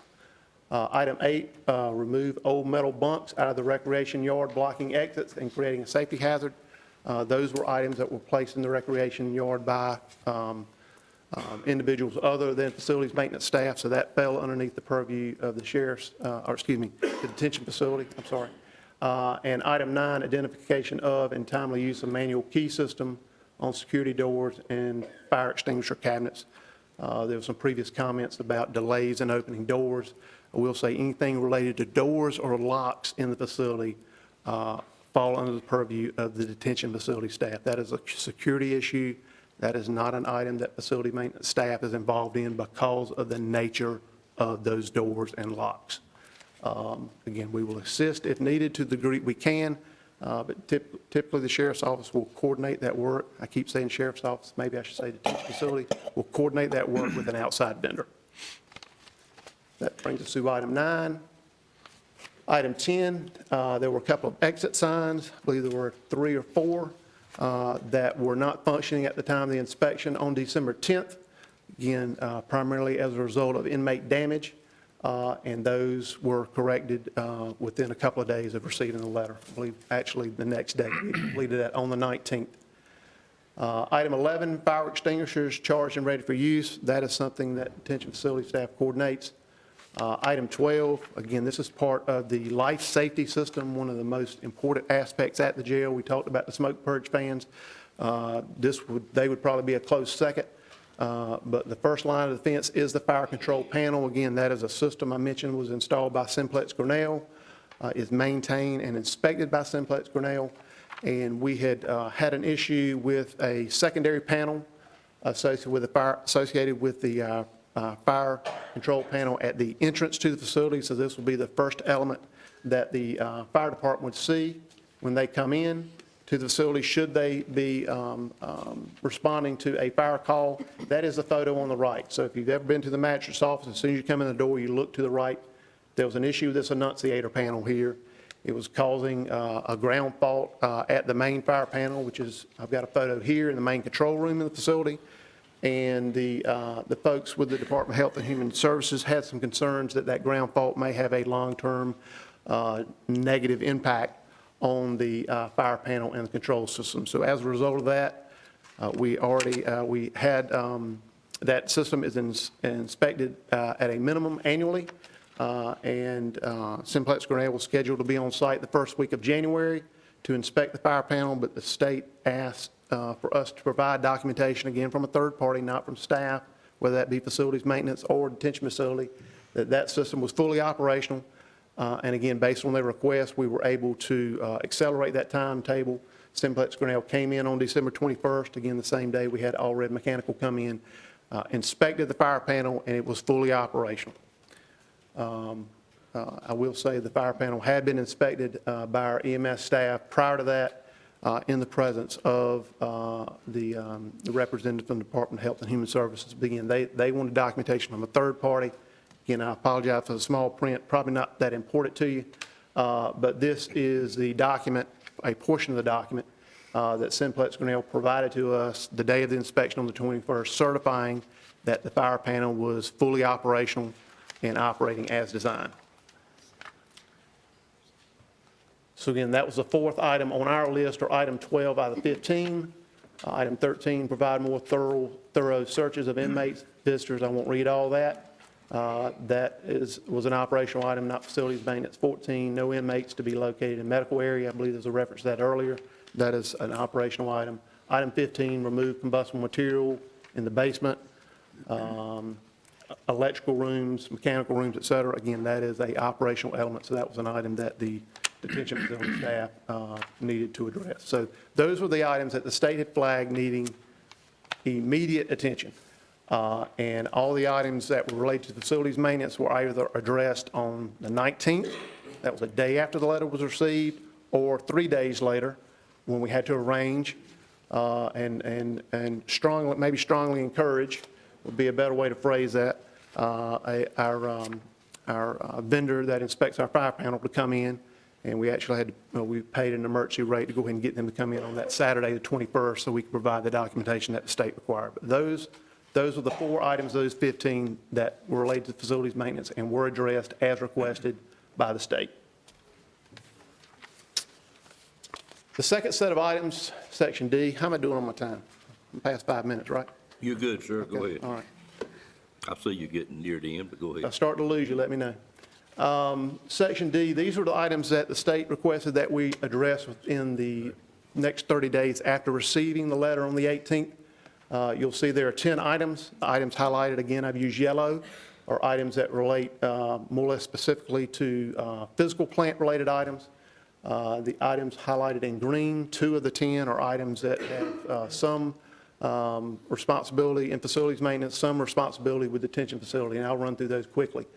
First item, again, when the inspector was here on the 10th and asked to access a roof, there were a number of locations on the roof that concerned them due to either broken conduit or some exposed conductors.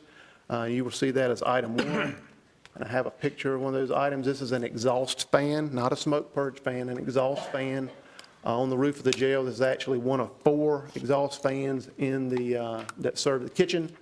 And you will see, if you can see, hopefully, this piece of flex conduit here, there was a break in the conduit. This is actually the replacement hose here that you're seeing on the roof laying on the ground. But this is an example of the items that the state had flagged on the 10th, referenced in their 18th letter, that they wanted addressed in the next 30 days. And all those items have been addressed, and most of that work was done internally with facility maintenance staff. So that was the first item on the list. Second item, power strips overloaded in the main control room. So this is kind of the hub of the jail, and this is where those video monitors are, the ones that they have, and there are currently about 60 some odd cameras in the facility that staff monitor. And one of the things that the state had flagged is The backup power supply in the main control room had failed. Honestly, I don't recall when that was. The UPS will be the acronym. Uninterruptible power supply is not a element that facilities maintenance maintains. So I do not recall when it went down. I may have heard it one time, but it long escapes me.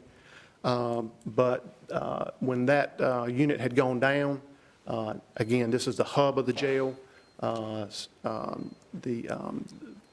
detention facility staff had plugged some of the monitors, PCs into a power strip, which I'll show you a picture of here in a second. And the state wanted that UPS replaced, which at the time of the visit, detention facility staff had secured a replacement and needed to be connected. So that's why this is highlighted in green. You know, some responsibility from detention facility staff and some support needed from facilities maintenance in order to provide the power to the unit that was procured by detention facility. And this is a photo here. Again, these are the videos, and I'm sorry it's small, but if you had better eyesight than I have, you could see a power strip here that has multiple cords plugged into it. And the state wanted that addressed. There's actually a series of plugs underneath that desk that are fed by that UPS. I mentioned that uninterrupted power supply that was reconnected by facility maintenance staff on the 19th for use to plug in all this equipment. That work, at least to activate the backup UPS, was completed by facilities maintenance staff on the 19th of December. Again, the letter was dated 18th. The UPS was installed on the 19th. But this photo was taken just last week. Those units still need to be plugged in. But again, because of the critical nature of the operation in the main control room, believe the intent, at least as I understand it, of detention facility staff is to do that on the off hour, because I want to make sure that if there were to be a glitch, that they would have time to address that. But again, that is something that detention facility staff will handle. Item 3, maintain 3 foot of clearance in front of all electrical panels. Again, that is an item that falls under the purview of detention facility. Item 4, verify and test automatic gas shutoff for equipment in the kitchen. Elements in the kitchen, the equipment, the hood, all those elements historically, not to say that can't change, historically has fallen under the responsibility of the detention facility. So that is, we'll refer to it as an operational item. Item 5, smoke detector in dorm 1 control room and medical area. This is an item that the state had flagged again on the 10th. And the thing that I will say to that is this would be something to augment the current system that is in place. It's not replacing an existing feature, not replacing any existing functionality.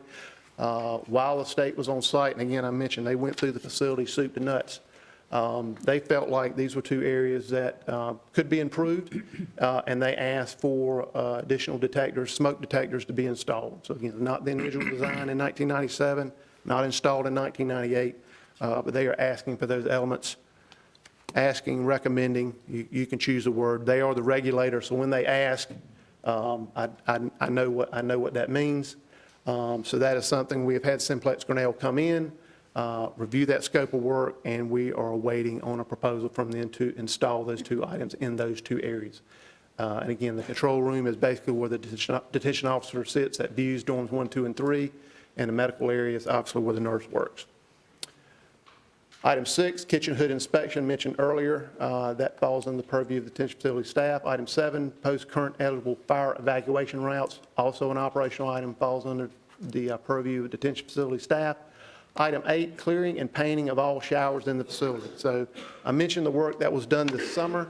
I put this item in green because, again, cleaning, custodial services, that falls underneath the purview of the detention facility.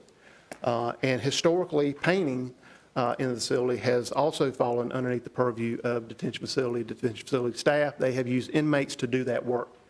As I referenced, doing the work was done back this summer. County purchased materials, work was done with inmate labor.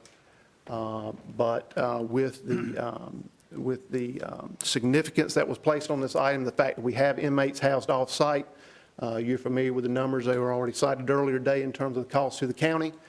This is an item that the Public Utilities and Facilities Department is assisting with to try to get this work done as expeditiously as possible. So we have an outside vendor that is working on this for us. As far as the painting, they are also obviously having to clean those showers in order to do that work. But once their work is done, once those paintbrushes are put up, the paint dries, the paintbrushes are put up, the cleaning, the ongoing maintenance and cleaning of that facility is not a responsibility heretofore of Public Utilities and Facilities. That is an item that falls under the purview of the detention facility staff. But again, that is why I put that item in green. So we both have some responsibility, at least in the current environment that we're in, to get that item addressed. Item 9, assure that all plumbing fixtures are in proper working order where inmates are housed. This would include hot water, cold water, and toilets that flush. There was a reference to that earlier. I will say most of the infrastructure here either dates to the 70s, with a portion of jail built in 78, the early 90s, a portion of jail built in 1991-92, or the late 90s, a portion of jail built in 1998. I also mentioned in my earlier comments, this is not necessarily a hospitable environment. I haven't met all the inmates over at the facility. I will say I've spent more time in the facility than I ever thought I would have when I joined the county in February of 2019. But I can say with a high degree of confidence that I have yet to meet an inmate that wants to be there. Well, with the exception of maybe one that is, I understand, is a frequent flyer in the female section of the dorm. But they don't want to be there.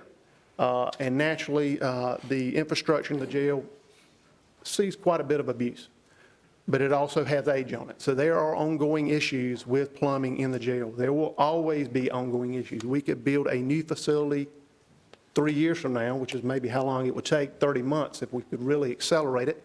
And I'm relatively confident that shortly after we cut the ribbon, we'll have a work order for something plumbing related. And that's not to say that we could not upgrade the fixtures in the jail if that is the desire or the recommendation from Mosley Architect. I do not think we could have enough drains in the jail. I think operational staff, detention facility staff will tell you flooding in the dorm is an ongoing issue. And again, you would be hard pressed to install enough floor drains in the jail. But again, we could build a new facility. If we could start today and cut the ribbon 30 to 36 months from now, I'm relatively confident we would have plumbing issues and we would have issues with drainage. But could there be more in the facility? Absolutely. I'm not going to tell you that it could not be. But that will always be an element that facilities maintenance will need to address. It will always be there, always has been there, and I anticipate it always will be there. So that pretty much speaks to item 9 and 10. So these are the items that need to be done in the next 30 days. All of these items highlighted in yellow. 2 of the 4 have been done. Again, we're waiting on the quote from Simplex Grinnell to install those 2 additional smoke detectors in dorms 1 in the medical area. And then there was another detector that they asked to be relocated a little bit further away from the HVAC supply vent. They had some concerns that may be compromised because of the proximity of that vent, so that will be relocated. We're waiting on that proposal for Simplex Grinnell. And then there's a contractor on site as we speak. They were here this weekend. I spoke with them yesterday. Actually came on site and spoke with them yesterday. They are working on getting those showers painted, again, as we speak, and I have some pictures of that work. So here's some of the ongoing work. This is a photo. I believe this photo was taken in dorm 2. And what you're seeing in this picture is there's been some work done. Again, I mentioned most of the jail. You'll find 3 primary elements in the jail. You will find concrete, you will find reinforced center block wall, and you will find steel. Floors typically going to be concrete. Here you see tile and showers. Walls are going to be reinforced center block, maybe some brick masonry, and doors are going to be steel. Casing around doors are going to be steel. Bunks are going to be steel. But those are the 3 main structural elements you're going to find in the jail. But what you'll see here is the tile cove at the base of the shower had been damaged over time.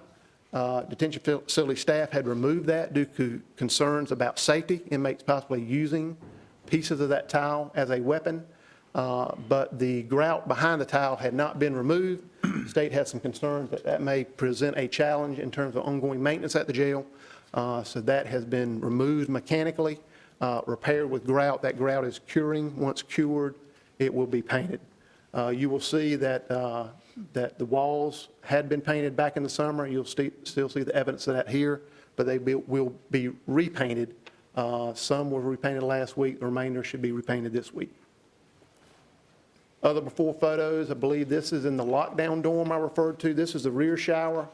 I will say that, this is obviously not a very impressive photo on the left. Not to say it maybe looked a lot better, but this photo was actually taken after some work had been done by the contractor to remove any loose paint in the shower so that it could be primed and repaired or prepared for painting. You will see some of that vinyl tile cove that I mentioned. This is also being removed. Again, it says an after photo. That is erroneous. That is in progress. This is work that's in progress. Another photo in the adjoining shower. Basically, there's 2 of these showers in the rear. They're mirror images. And then there are 3 showers up front. That's as they exist today. No work really to any degree has been done to either one of those 3 showers. There are 5 showers in that dorm. Still going the wrong way.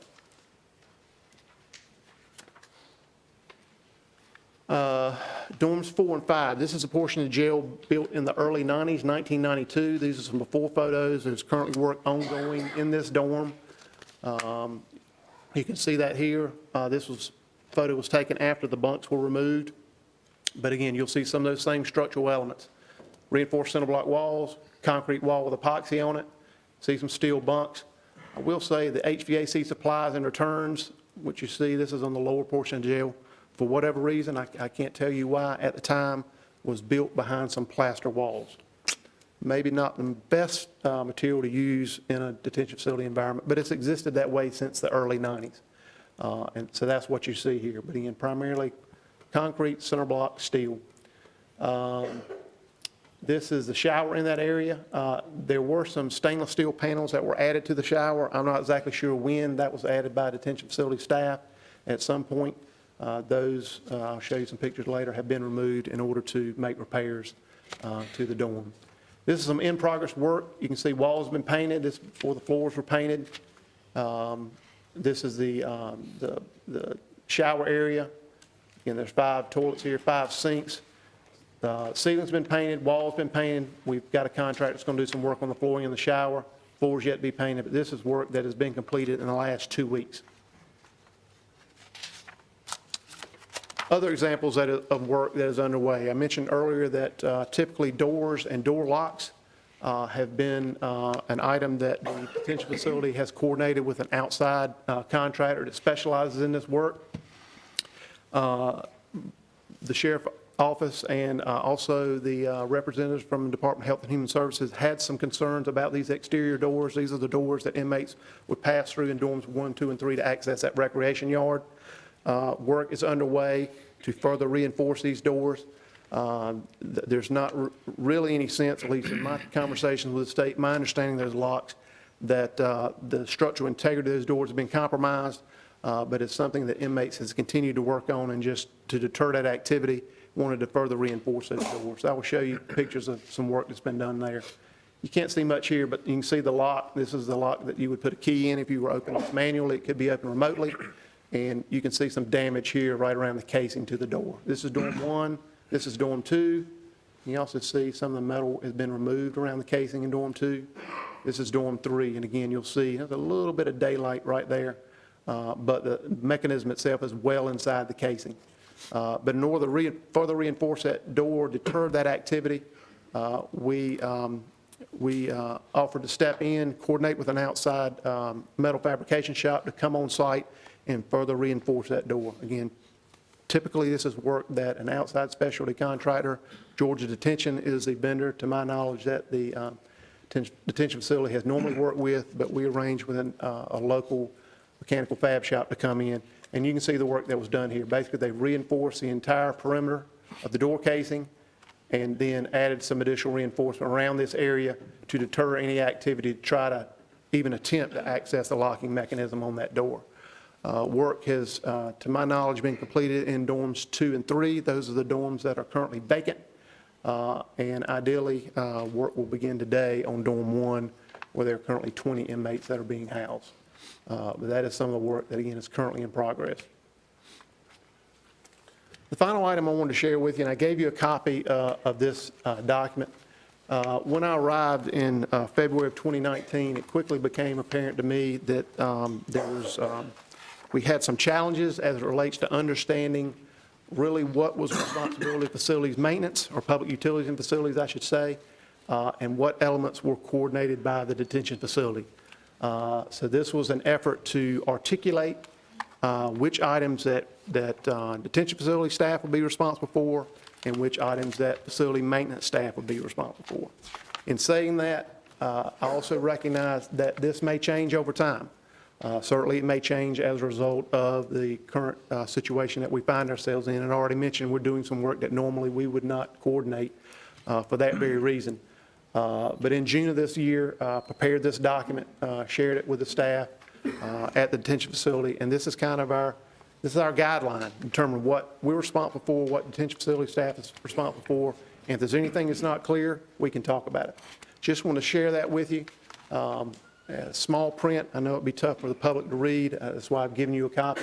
But you will see some of the items that are referenced in this document in terms of items that facilities maintenance staff would typically coordinate. And I'll just hit on a few of those, which you may find helpful. First, annual building condition assessments. Of course, this facility is a little bit different in that we have oversight from the Department of Health and Human Services. So we get a lot of help from them in that regard for anything related to the condition of the building. But certainly that is not something that would be, as far as completing an assessment, the responsibility of the detention facility staff. That would fall under the purview of facilities maintenance, again, but with a lot of help from the folks in Raleigh because, again, they are the regulator. They enforce, there was a reference earlier to the minimum requirements. Those are requirements that were established by the state legislature, codified into general statutes, and those items that the inspectors are looking at when they come to our facility. Not to say we can't exceed those requirements, we certainly can, and in some cases we do, but those are the minimum requirements. You will see further on that first section, items handled by facilities maintenance. Again, kind of routine things. I almost think of our responsibility at the jail, loose analogy, almost to a landlord and detention facility staff and inmates are the tenants. So we're kind of handling those items that the landlord would handle, those bigger items, HVAC systems, plumbing systems, the building envelope itself. But again, there are some caveats to that. I mentioned locks, doors because of the security nature, security glass, coordinated by detention facility staff. But this just kind of enumerates some of the items that we handle. Relamping and bulb change outs, although some of that's historically been handled by detention facility staff because they can be done fairly quickly. Cleaning and repair of roofs and gutters, coordination of custodial services as needed. Probably should take that out because, as I mentioned earlier, that is something that detention facility staff handles and typically use trustees for. Talked about other physical plant items, parking lots, exterior landscaping, floor repairs, again, kind of those major structural components. Refer to the next page. Again, other items covered. Preventative maintenance on equipment, but specific equipment, not necessarily kitchen equipment. HVAC systems, smoke, fire alarms, sprinkler systems, emergency generators, elevators and dumbwaiters, and also inspections of roof, any carpentry, plumbing, and electrical preventative maintenance, handled by facility maintenance staff. Third bullet, any corrective maintenance needed except as outlined under below. But there is a reference, as you see, to some items, and again, this was back in June because of some of the staffing issues at the jail that landscape has changed a little bit. But at the time, there was a detention officer, Officer Young, who handled a lot of those minor items in the jail, mentioned bulb changeouts or security-related items, but facilities maintenance staff has become more involved in some of those items just out of necessity. But again, I just share this with you, give you some context of the items that we handle internally through facilities maintenance versus those items that detention facility staff handles. Again, we provide 24-hour-a-day, 7-day-week emergency on-call service. We dispatch one of our employees just yesterday to deal with, you probably won't be surprised by this, a plumbing issue at the jail. They were concerned about hot water in one of the showers in dorm 1. There are 5 showers in that dorm. We were required to have 3 operational showers based on the ratio. We had 5, but there were concerns about hot water, so we turned the water off until we could respond today, and believe it's a mixing valve that needs some attention.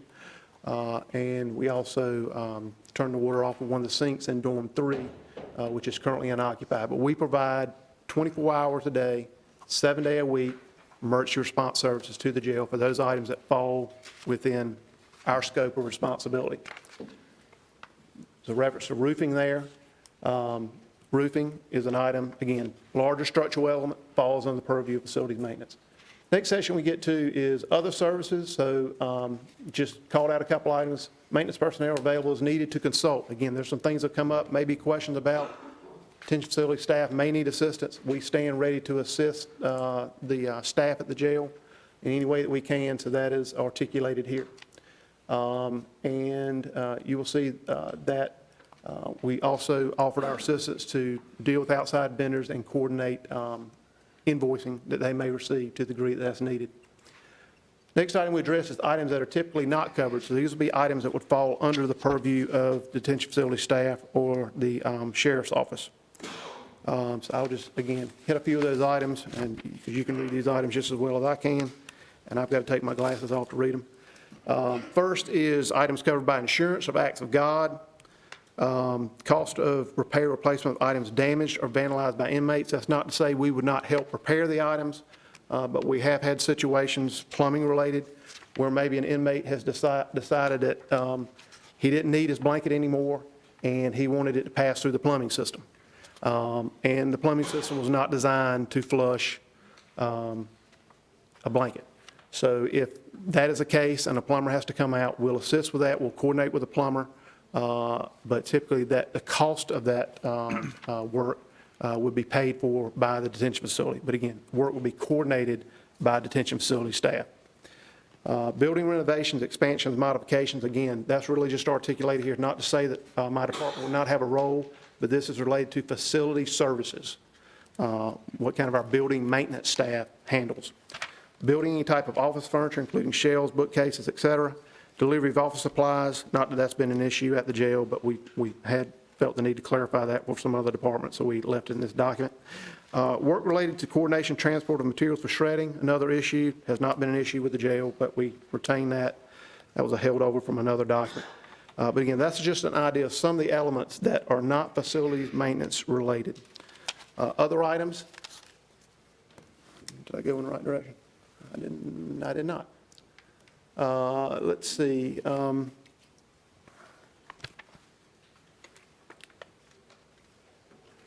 Last three items, coordination of solid waste removal, dumpster service, backup power systems or other UPS. I mentioned that earlier related equipment. Again, we are responsible for the emergency generator, but other equipment inside the facility that may be needed for other elements in the jail, we will assist as we did to connect the UPS, but that is not something that falls underneath our purview.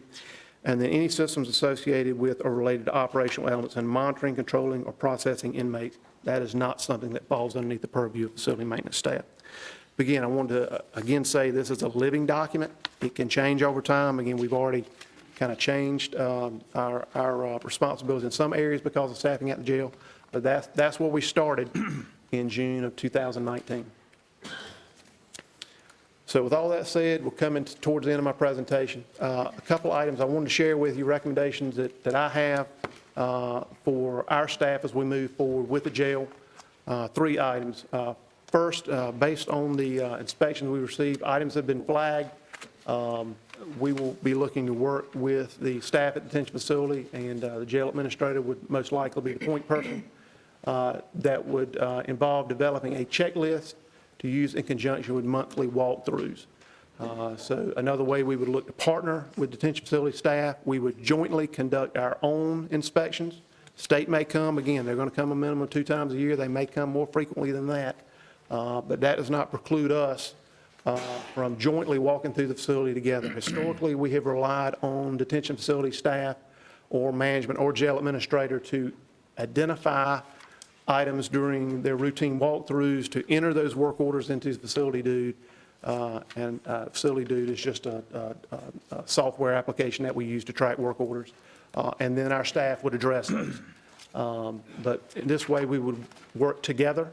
We would still certainly hope to receive those reports from the routine walkthroughs, but we would on our own commission a monthly walkthrough and go through together to flag items that need attention. Second item and this is at the request of the state, test and inspect those smoke purge fans and HVAC controls related to the smoke removal system on a monthly basis.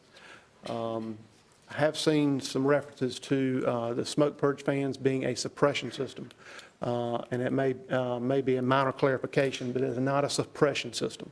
Suppression would be to put the fire out. The smoke purge fans are to remove smoke from the facility should there be a fire and should those systems be activated. But again, to test those monthly so that we have a high degree of certainty that if they were needed, that they would respond appropriately. And then finally, this is something heretofore has not been done. Really, the first time it had done with a third-party vendor is to commission an annual inspection of the smoke purge system. You may remember I showed you a picture earlier, showed the fire panel in the main control room. I did not point it out, but immediately adjacent to that fire panel is the control panel for the smoke purge fans. Interestingly enough, that system was also installed by Simplex Grinnell. We are working with them to try to arrange on an annual basis to have them come in and conduct an inspection on that system so that we have in writing from someone who has the expertise to certify that system that it is operating as designed. So that is the third item that we intend to move forward with as a result of some of the challenges that we're currently facing. So I said a lot. I don't even remember what time I started. I know I covered a lot of ground. But at this point, I'd be willing to entertain any questions you may have related to the material that I shared with you. Let me ask you one thing. You had one more page in the handout. Were you going to cover that, Mr. Boone? Only if you wanted me to. I think I'd go ahead and cover it, if you would.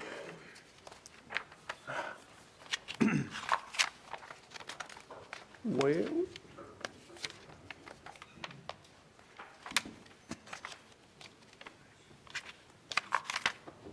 Do we not have it? I'm hoping that the, do you have one slide up? Was it in the separate? No, I sent it to John. I looked at them yesterday. I don't know. Well, if I had the image on the screen, and I have one here in front of me, and I know you have it, I do not have it for the benefit of the, well, actually, I do. We have more technology. Let's try to use more technology. This is the first for me, so you have to bear with me.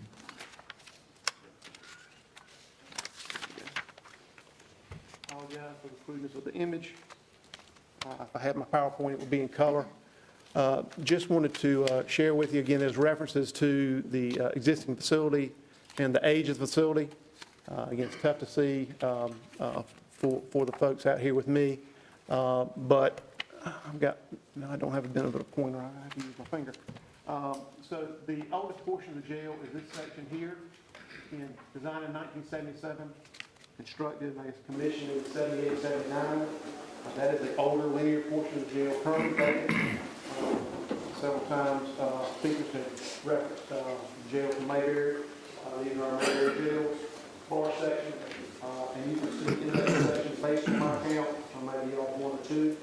I apologize. There are 88 beds in that section. The next portion of the jail, the expansion, designed in 91, constructed, commissioned in 92, is 4 and 5. This wraparound is administrative area here and kitchen. And that portion of the facility was equipped to house, again, it may be off an inmate or two, a bed or two, because bed count right now is a little bit in flux, but it's 56 beds. And then finally, one of the points that the jail mentioned was here in the early 90s, and the latest addition to the jail, you see here, that is going 1, 2, and 3, and lockdown door. Designed in 97, I believe, constructed and commissioned in 98, maybe early 99. About the same time this facility was constructed. It includes 156, included at the time, 156 beds. That count has been modified, if you remember the image I showed you. The bed bunks have been cut in half and going to one, so I have to reduce that count by 20 based on the current count. And then 36 of those beds, 36 of those 156 beds are in the lockdown portion of the jail. Those are individual cells, 2 bunks to the cell, 18 cells that can house 36 individuals. That just gives you some frame of reference for the roughly 300 beds in the facility, where they're located, and when they were constructed.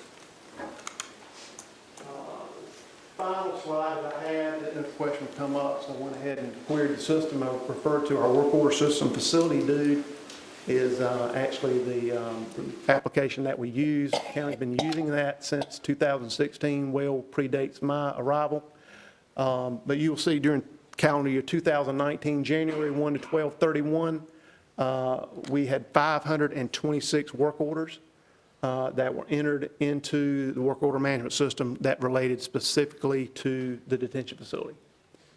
Second bullet there, you'll see of the 526 work orders during that calendar year, 482 were closed and/or work has been completed. I include closed because there have been occasions where work orders have been entered that were really, getting back to the facility maintenance manual, really not facility maintenance staff related.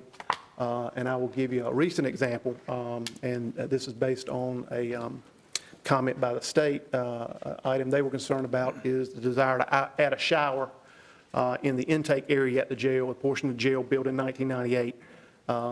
That is not a facility maintenance item. That is a capital improvement, and that is something that likely would have to come before this board, would have to be designed, maybe Mosley Architects would be involved, would have to be designed, reviewed and approved by the state, and then constructed. So that work order, while entered, was closed, although we are looking at adding a separate, some additional functionality in Facility Due to maybe capture some of those items so we can keep a record of them. So as the work as Mosley is doing and maybe future vendors are assisting us with, we've got a record of that. But again, 482 of those 526 work orders have been completed or closed. Again, I didn't close any of those work orders. I didn't do any of that work. That was work done by staff in my department, both facilities maintenance, of which we have 4, including 1 supervisor, and administrative support staff in my department. 482 of those closed.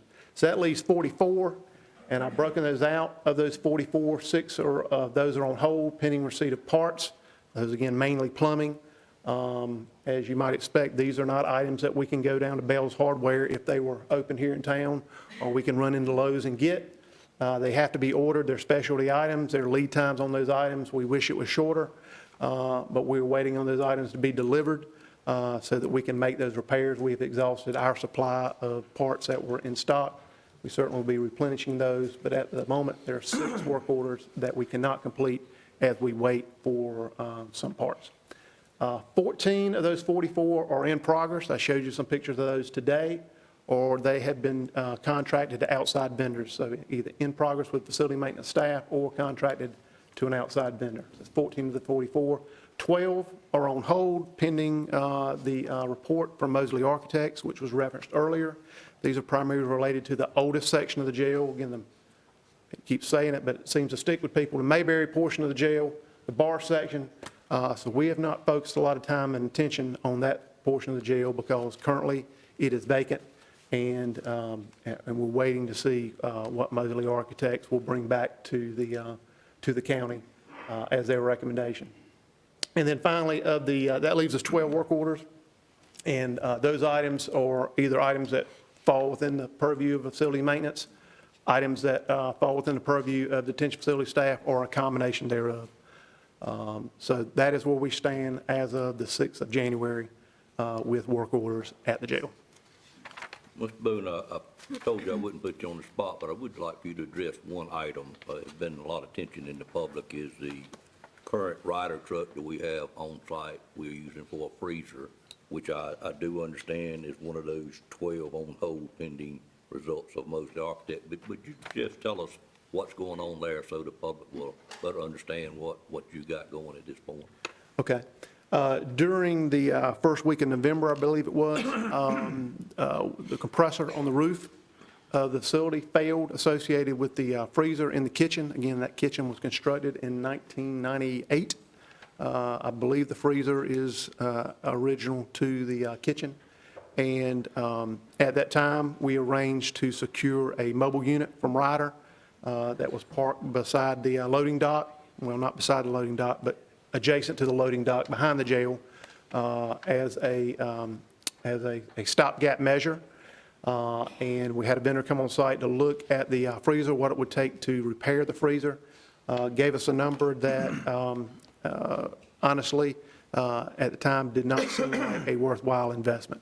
And in addition to that, we had already been discussing the need to look at replacing the freezer, and had developed a scope of work. It had 3 or 4 different contractors on site, provided us proposals to replace the existing freezer. And while that work was in progress, this situation that we currently have in front of us came to the forefront with the items cited by the Department of Health and Human Services and the work commissioned by the county through Mosley Architects. Until such time as we can get some feedback from Mosley Architects regarding what the recommended improvements will be at the jail, whether it's renovating the existing footprint, whether it's building new facilities, whether it's a combination thereof. It did not seem like a prudent expenditure of funds to potentially replace a freezer that may not have enough capacity to accommodate or to meet the needs of the existing facility plus any expansion to the facility. We're looking at an investment somewhere between $130,000 and $150,000. So I understand that the gentleman with the expertise with Mosley Architects on kitchen equipment is supposed to be on site tomorrow. We were talking about that very issue. But again, we're kind of in a holding pattern. It's not necessarily a comfortable place to be. I know it creates some challenges for staff at the detention facility with the mobile unit that is on site. But again, it did not seem like a prudent investment to look at possibly replacing the existing freezer at the tune of $130,000 to $150,000 investment. And then find out should Mosley Architects recommend that we build in some additional capacity at the jail, whatever that looks like, and find out that that freezer is too small or the cooler is too small. So that is why we have the current situation that we have. But that freezer's been on site. If I believe my date is correct, again, I may be off a day or two one way or the other, since November 8th of 2019. Thank you, Mr. Boone, I appreciate that. I would ask for any question from board members at this time. Mr. Belfield, you asked for the floor. Oh, yes. The fence that you repaired or replaced, what's the quality on that? I mean, I'm still hearing that they can still work their way through it. So quality is a somewhat subjective term. What I will say is there has been some lingering concerns, and it may be reference to that in the presentation after me, about that seam where, again, heretofore the scissors lift had come into and out of the recreation yard. Again, there's a gap at the top of the fence, which is about 10 feet above the floor of the recreation yard where the fence fabric does not meet. And we have talked with the vendor that did the work to reinforce the base of the fencing fabric about options to address that particular concern. But again, as I alluded to earlier in my comments, the work that was done in the recreation yard, it's 6-inch by 2-inch, 1/4-inch thick steel galvanized tubing that has been welded to the vertical supports on the recreation yard and then backed up with a 6-inch steel galvanized 1/4-inch plate on the exterior, and through bolts passing through that steel tubing, through the fence fabric, into a steel plate secured with mechanical fasteners, bolts and nuts. So moving forward, as far as the base of that fence fabric, again, I find it as likely that an inmate will find a way to tunnel his way through that concrete slab than to go through or underneath that steel tubing that has been added to the fencing outside of dorms 1, 2, and 3 and the lockdown dorm. Well, what do you think about a double fence? I think it's not as good as a triple fence. You said that's not good? I'm sorry? Did you say that a double fence? A double fence is better than a single fence. A triple fence is better than a double fence. A quadruple fence is better than a triple fence. Yeah, well, You know, it's really just a matter of, you know, there are some, and I will tell you, one of the frustrations I've had since I've joined the county, and certainly dealing with issues related to the jail, there are standards, there are some minimum standards, but there are some items that are really not clearly articulated in the state statutes or the general statutes. I'm an engineer, I like numbers, I like drawings that have dimensions on them. And you would be challenged to find a detail that would show you what the fencing along the perimeter of the recreational yard should look like, a minimum requirement. You can't find it. I've asked for it until the inspectors are tired of hearing me ask for it. It does not exist. But to answer your question, a double fence would be better than a single fence. But what I would say is, in some respects, we have a double fence. You have the fence fabric, which is the immediate fence on the recreation yard. You have a masonry wall that is beyond that. And although heretofore you had a 8-foot tall gate, now you have a full height gate. So if an inmate were to find some way to either get through the concrete, tunnel underneath that steel tubing I talked about, or breach that fence fabric, the next thing they have to find a way to overcome is a masonry wall, or compromise, make their way through 2 full height gates that have been added at that facility. You know, as far as the timing of or monitoring the activity of the inmates and how long it would take to respond, I can't speak to that. But I will say there's at least a second and third line of defense if you come through the fencing. Now, some may say, well, maybe what happens if you go up vertically through the recreation yard? Well, there's a fence fabric on top of the recreation yard. If you're able to transport vertically, you only have to go through 1 layer of fence fabric, and then you are outside the facility. But most folks, if you're going through the fence, you got to go through the fence fabric, through a masonry wall, or go through 2 additional gates. Hopefully, we become aware of the escape in some intervening time, and that provides the officers additional time to respond to intercept that inmate. let's look at plumbing. I have a question on plumbing. You know, most plumbing is in the wall, and how can we construct it in a way that we can discover leaks before it start deteriorating the wall and also the plumbing itself? The best way I know to answer that question is the best way to detect a leak is to inspect the equipment.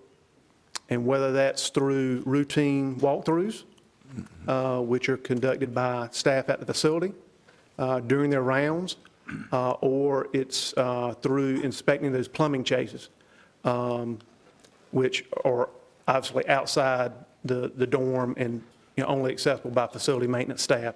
But I mentioned in my recommendation that is something that we would, historically we've relied on those items to be flagged, identified, work orders entered into facility duty, or the work order management system. But moving forward, we would look to work with detention facility staff and jointly go through the facility from one end to the other on a monthly basis to flag those items.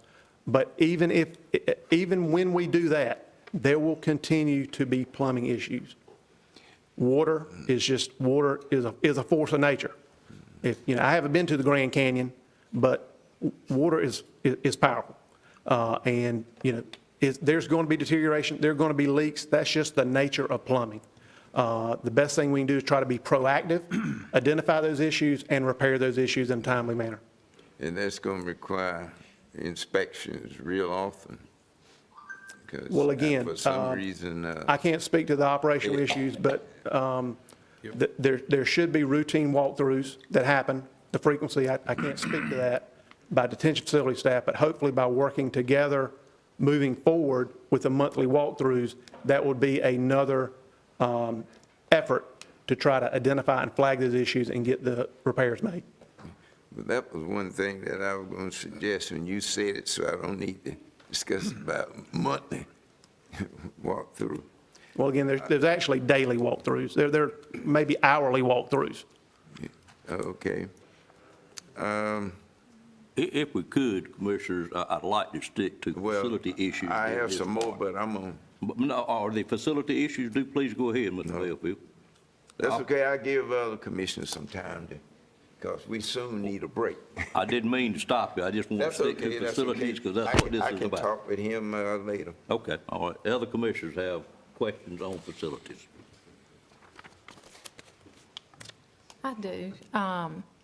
Considering the items that were found deficient in our recent jail inspection, what has your department done as far as preventative maintenance activities and procedures? What has been put in place that's new to help prevent the deficiencies that were found?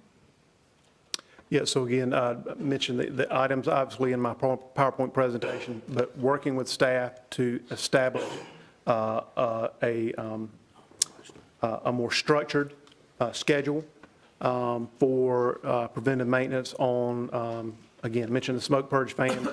Again, the state asked for documentation. They were operational, but the challenge was, and certainly I take some responsibility for that, even though I'm somewhat new to the jail, is we need to make sure our staff understands the systems that we have and how they work. And again, the exhaust fans that were flagged on the 10th are not part of the smoke purge system. So there's some education involved, both for facility maintenance staff and for detention facility staff. There's been some turnover in facilities maintenance. I'm a prime example of that. And there's been some turnover in the detention facility. And there's been some institutional knowledge that's been lost.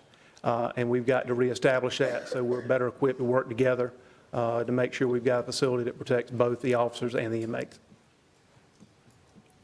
I just would like to say that I thank you and also Keith for working together. The county and the sheriff's department is working together, although we may be getting publicity that we're not.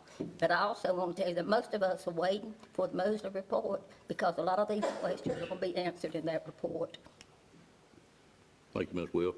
Mr. Leggett, another thing you recall we did, I made a statement that we would be asking the state to do a monthly inspection rather than twice a year. I did get a call from Mr. Lewis this morning, what he did agree to do, and we offered to pay for him. He committed to doing a monthly inspection for the next 6 months that he did not want to charge the county for, even though we offered to pay for it. He said at the end of the 6 months, we would look at it again, and then he may have to reevaluate his resources, his own people. But we got a 6-month commitment just this morning from him that he would be doing it on a monthly basis, which I think will also help quite a bit as well. I was glad to hear him agree to that. And that was one thing that I was gonna recommend, a 6 months rather than an annual. Well, we do 6 months already, Mr. Bellfield. Now we'll be doing monthly. Well, I would just take the annual out and do it every 6 months. We've always done that, Mr. Bellfield. It's always been twice a year. I say always, I've looked at the history for the last 20 years, and it's been twice a year. I'm not sure back any further than that. Are there any other questions? Mr. Boone, I appreciate your time. I know it took quite a bit of time, and I do appreciate it. You spend the time, quite a bit of it on your own time to prepare this. Thank you. Please stick around in case we have any more questions, if you're not being called to back. At this time, I have a commissioner that has requested about a 5-minute recess. I would honor that request. There will be a 5, 8, 10-minute recess, and then we'll reconvene, and we'll have the operation side of the jail or detention center presented at that time, and hope you all can stick around to hear that part as well. Thank you. I will call us back to order at this time, and if you recall, back on December the 23rd, the Board of Commissioners committed moving forward to give a facility report each month, and then have the Sheriff's Office or Office of the Sheriff give a operation report each month, just so that the public would know where we are. I do know the facilities took a little bit longer than probably what we expected, but we were starting from zero. I wouldn't anticipate it taking that long moving forward because we certainly wouldn't go back over what we've already covered today. What we have asked the Office of the Sheriff to do is cover operation side of it, not facilities. And that would include in the letter that we're all working off of, items 2, 3, 4, 5, 6, 7, 8, 9, 11, 13, 14, and 15 under C, and I expect his report is going to cover that. And then under D, it would be items 2, 3, 4, 6, and 8. So at this time, I would ask Sheriff, who is going to make the presentation, yourself or someone else, sir? Captain Alan Wilson, Special Operations. Okay, Captain Wilson, be glad to have you come up and address these particular items for us, and I certainly appreciate it. You've been here this morning. Good to see you. Yes, sir. Good morning. Good morning. I am Alan Wilson. I'm a captain with the Sheriff's Office, and I'm over our Special Operations. First of all, let me tell you that back in November, Sheriff Stone asked that I take a look at the detention operations, take a look at the detention facility due to ongoing issues. So I went, had staff walk me around and took a look at the cells, the west side, just how aged and dated it was. We actually gathered a photographer together to document what we saw in photographs of the entire facility. So with that, when I got done walking through and talking to inmates on the west side that were in the bars and looking at the state of it, I can only say that I was appalled at the environment they had to stay in, and not only that, the environment that our workers had to work in. And looking at that, I have been doing law enforcement since 1985, so for 35 years. I've been in quite a few facilities. I had a chance to go to Wilson County, tour their facility firsthand to see how their operations work. Had a chance to go to Edgecombe County, where their facility was built in 1999, tour their facility of how it works, how they require less number of manpower employees because of the layout and the design. I chose those two counties because those counties have inmates that we have, right? They have very little issues, nothing compared to what we have. When I would ask them about some of the issues that we have, how they handled it, they actually looked at me as if I was speaking in a foreign tongue because they had never heard of feces being sprayed on their officers, urine being sprayed on their officers. So when I started looking at, well, what exactly is going on, right? What I want to do is, I'm going to talk about the facility and how we've handled some things, but I do think it's important that I roll through and give just a background, not only to the commissioners, but to those that are present here, about the Sheriff's Office and how Sheriff Stone operates. I've known Sheriff Stone for an extremely long time, since 1987. I can tell you there's one thing that he stresses, and that is integrity and an extremely strong work ethic. And that has trickled down everywhere that he's been. And he doesn't do that for glory. He does that because it's for the citizens that he's trying to work for, right? As a trooper, we try to protect the highways from impaired drivers. And as a sheriff, he is trying to do everything he can to serve the citizens of this county. We'll go to the next slide, if it'll click. The very first thing he started with when he started office 5 years ago was a mission statement. He wanted it very clear of what this office was about. This office was about safety of the citizens of Nash County, plain and simple, through exceptional customer service, right? So integrity and professionalism and loyalty, they were the core values of the agency we came from. And that's the core values that not only we brought here, but honor, compassion, and diligence as well. So with that, the inmates that are in our jail, man, they're people. And they deserve better than what they have. And I can tell you, our officers working in that facility, the pay they have, they deserve a better work environment than what they have. I can tell you this, I've done it for 35 years. I would not work in that jail for the salary that they make. And I wonder every day why they come to work. I do. And when I go through this and walk through, hopefully I'll paint the picture of why that's the case. But here's the thing, there is hope. There is things that we can do to make it better. To make it better. And the models are just right next door to us. Right? And across the state. But we can't keep operating the way that we are. It is extremely dangerous. Extremely dangerous. Our compassion, our honor, and our diligence, as I spoke about earlier, coupled with an extremely strong work ethic. And every one of us in this office, we understand that, and that's exactly what we do. And we're held to a standard. The agency we came from held us to a standard, and we hold it to a standard. And that's exactly what it should be. We have public trust. Public trust is easily broken, extremely hard to gain. One thing that Sheriff Stone has always prided himself in is working with others. He immediately knew that drugs and gangs and guns was a very serious issue in this area. It affects the quality of life of every citizen in Nash, Edgecombe, and every visitor that comes here, period. You don't want those issues touching you. He created a task force, multi-agency task force. First time it's been done that I know of here. DEA, FBI, federal partners who, when we need things, we reach out and they can help us immediately. We have people on those units, multiple people. Not only has that helped us with information and bringing things to us, it also has financially assisted the Sheriff's Office in reaching goals that we have. Governor's Highway Safety.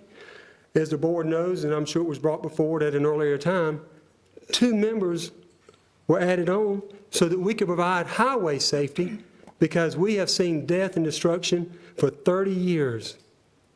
And it's important that that doesn't occur. So we brought people on to do that. The U.S. Attorney has come down on numerous occasions to sit down and talk about the issues that are in the area and how we can remove people that are causing these issues, not only on a state level but a federal level, because we have some serious crime here. Sheriff's on the Crime Commission. We have a member that's with the FBI National Academy, and how does that play into role? Nationwide contacts, and we use it. We use it. A recent case in the news where a suspect was trying to flee to Mexico. How do you think we got him? Right? We didn't share all that for the simple reason people don't need to understand all the ways law enforcement find you. Federal state asset forfeiture to help the Sheriff's Office move in a better direction, to provide training and equipment without taxing the taxpayers, but taxing those that are violating the law, the criminals themselves. Over $1 million in the last 2 years used to purchase vehicles that the taxpayers didn't have to purchase. A SRT unit was established because of school shootings, business shootings, first one ever developed in Nash County. And we are constantly improving because the citizens of this county deserve it. Deserve it. Canines. I can tell you, bar none, we've added to the canine program using monies from asset forfeiture. And when somebody runs in Nash County, the chances of them getting away happen to be very slim compared to other counties when I talk to them, because our canine handlers are top notch. Training. Across the nation, we have sent it to the border to understand training. We have sent training to all types of schools, because one thing that we value is training. Grants, all types of grants have been made, applied for. Just a good steward, trying to take, instead of saying the budget that you give us, we want to take money from other places that's available to supply the Sheriff's Office so that our members can have the equipment they need to do the job the best way so our citizens get the best service, plain and simple. And I say all this to say, this is where we're going to head with the detention facility, and I just want to lay the groundwork, and I thank you for listening to it.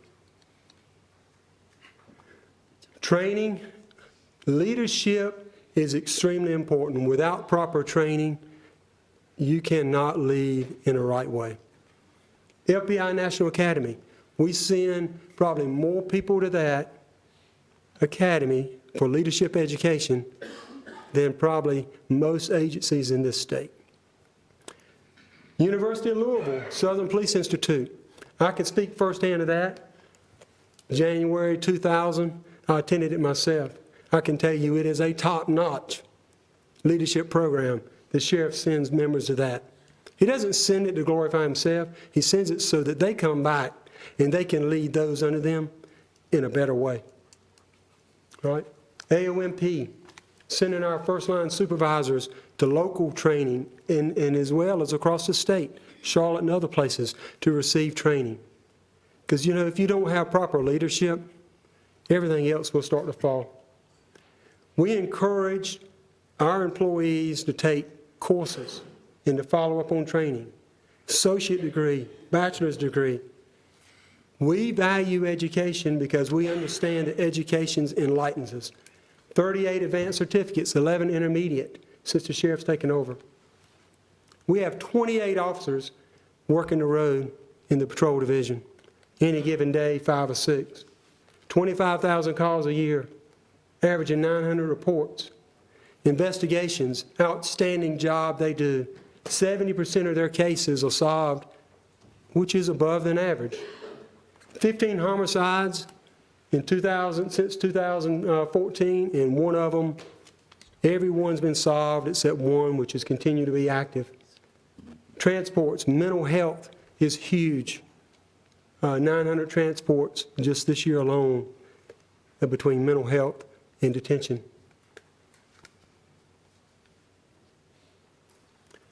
Staffing, we have 91 officers.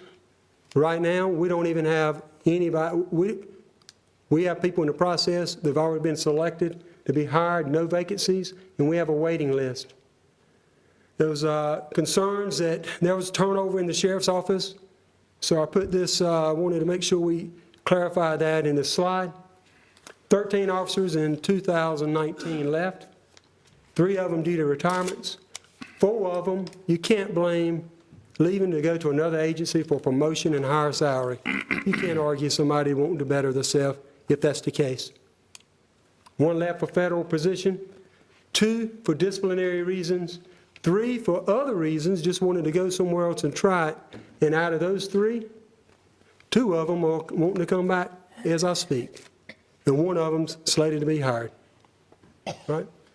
So we don't have a problem with turnover. Detention staffing, this is where our problem is, and now I'm going to go into the detention part. Our staffing in the detention center is a direct reflection of the work environment that they're in.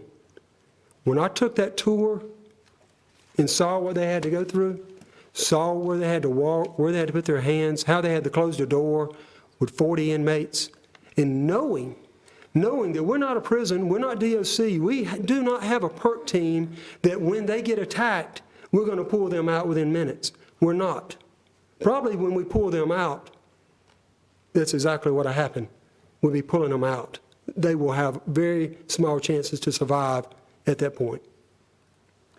11 vacancies, 7 in the hiring process. 5 we're going to try to interview this week. But out of 52 positions, 6 of them are administrative. And if you look at it, that leaves us 33 officers to run our jail now, 24 hours a day, 7 days a week, 4 squads. You can do the math, and you can see that cuts to the bone. Cuts to the bone. Past 14 months, we have done our part in hiring detention officers, and the pay for the officers, you guys, ladies and gentlemen, you know, is not that high. So we hired 24. And what is appalling is that 19 have resigned. 19. We've hired people that worked in DOC prior, and one individual working with DOC stated that after 2 weeks, they were done. It's too dangerous. It's too dangerous. So as I go through this, I'm going to point out why it's too dangerous. And we have a chance to fix this. We have a chance to fix it, and we should fix it. Work environment, that's why they're leaving. It's not because supervisors. If you walk over and walk in there and that door closes behind you, and when they try to open it up with a key, they have trouble to open it up because it's so dated, it makes an issue. That's a concern. Staffing. We would love to have a minimum of 12. In reality, we probably need 15 a shift to be very effective in the way that the jail is designed. Jails in other places, Wilson and Edgecombe, require less numbers because the design is different. Much different. Much safer jail. Currently, we're at 6 is mandated, maybe 7 on a shift, and we're trying to operate. That's all the staffing we have. We have 8 officers that are assigned to Bertie because our inmates are in Bertie, and we're required to man those posts. I know it creates a burden on the county, $11,000 a month or a day, almost $4 million if you average it for a year. It is creating a burden on the detention center staff to try to manage what we're doing. It is extremely difficult. Assaults. Since July of 2019, now, 37 inmate to officer assaults. That's unreal. Unreal. I would dare say, if I pull the records, that assaults on our deputies on the road are probably 3 or 4 a year on average. I can tell you I've had a very active career, and I've had very few assaults. 37 inmate officer. We bring new people in and try to train them, and they see this, and they quickly decide there's other places they can work for this money and go somewhere else. Feces being sprayed on them, hit in the head with plates. That's sad. That is really sad. Officer Hedgepath, 2 years in the old section of the bars, is assaulted, hit in the head with the tray, right? You know what the inmate does? He doesn't care. He doesn't care because he's already in jail for a very serious crime, extremely high bond. And so when they go in to get him, he raises his hands and gives up. And then he's locked in the very same cell. We had no other cell to put him in but the cell that he was in. So we put him in that cell. And you know what he does later? As I'm going to point out, he jimmies the lock in that bar cell and comes right back out. We had no way to lock him down. At that point, we had 2 ISO cells that we were using, and they were already full with inmates.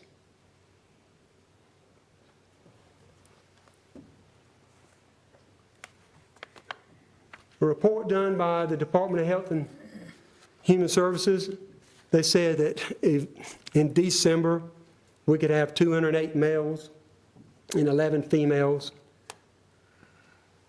Our facility, as you know, has already been pointed out, is consisting of basically 3 separate designs. The West Annex, built in the 70s, old bar design. I'm going to show you a picture of that, and I'm going to show you really the weaknesses of that when we talk about things and how dated it is. Dorms 1, 2, 3, 4, and 5 is an open concept. 30 or 40 inmates out. And that's all fine and dandy if you have 30 or 40 inmates that are misdemeanors.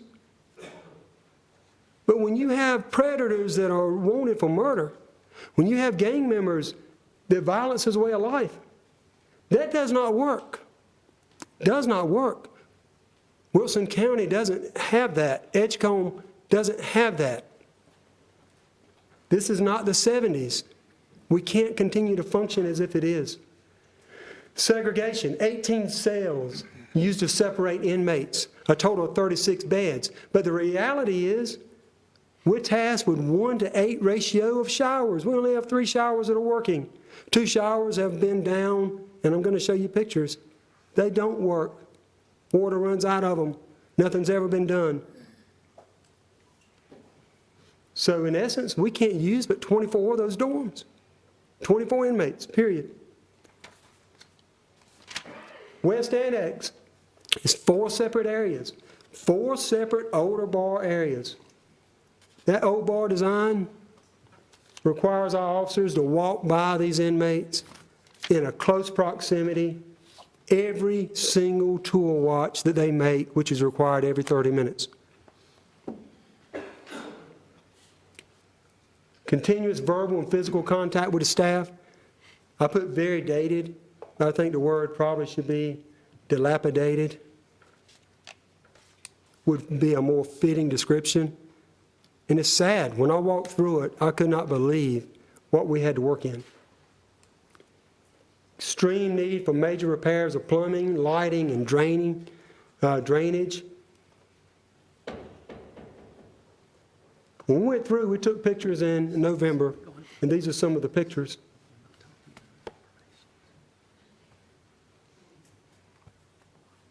Very dirty. I can tell you that if this occurred in the last 4 years, it would be extremely shocking. We are responsible for maintaining the safety of our officers and the safety of our inmates. Somehow or another, it seems that we're being tasked with not only that, but to make painting and repairs as well, and that cannot be the case. We don't have the manpower for that. It's facility issues. This facility has gone down. It looked like a third world country, and when those inmates were laying on the floor, that's somebody's son. And yes, he committed a crime. He's not been convicted, he's in there. But I wouldn't want my son in there. 1, 2, 3, 4, and 5. We can house up to 160 inmates. And based off what we're looking at now, 80% of our facility is an open concept. And I'm going to explain to you why that's critical. And I'm going to explain to you why that's resulting in our detention officers leaving, and why that's putting overworked staff, and why that's causing a lot of issues. Why now that's doing that. Virginia, North Carolina has no rule. Virginia has a rule. 20% of your facility can be open. Everything else you have to be able to lock down. Everything else. These dorms built in the 90s, no separation. When I walked in, buzzed in, and the door closes, and inmates from all histories, I'm talking about criminal histories where are very violent murderers to those that's been arrested for drunk driving. And I can tell you there's a difference. There's a difference. Not all inmates are the same. Some are predatory and some are not. And you go in and know that door closes behind you, and you have maybe one officer watching you. One officer watching you. And if it all goes down, he can't leave his post. He's got to let other people in. He's going to buzz them. So now we have 6 to 8 people working. Half of that are female. The other half are male. So you got 2 or 3 males going to come in. I can tell you that's an outnumbering problem. That's a serious issue. It's an open concept. Now, segregation. This is where a lot of this hinges, and I'm gonna try my best to walk you through it and explain it. Segregation, we had that one segregation unit with 18 cells, 36 beds, and we were using that for female lockdown. Because the law requires females to be out of sight, out of sound, of male inmates, period. That's where we had to put them. So when we continue to have all these issues, just like the inmate that assaulted Officer Hedgepath, just like the inmate when I went for a disruption in the jail, we had to go in and try to bring it under control, and we put him in a lockdown, and he puts stuff in the toilet, and he flushes, and he runs water out everywhere, and there's nowhere to put him. We had nowhere. The decision was made prior to the sheriff asking me to come and take a look at it, to ship the females to another facility and use the segregation. Segregation to be used for those with disciplinary issues, right? Need to be separated. We'd done that, and we could see there was immediately some type of, I guess, result of the facility not having some of the disruptions and chaoses. Since then, our assaults have gone down. But we have not, and I'm going to show you, that is not the end all. We have got to have some way to lock people down. But even this facility has to be renovated. Showers don't work.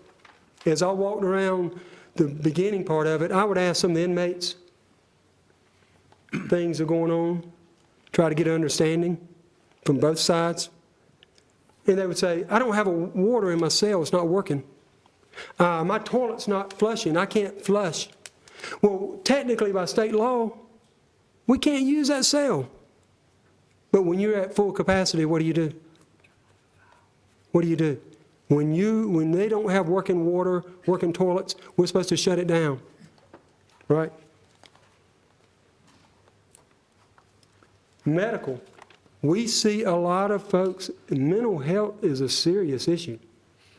Sick calls, just the sheer numbers you see.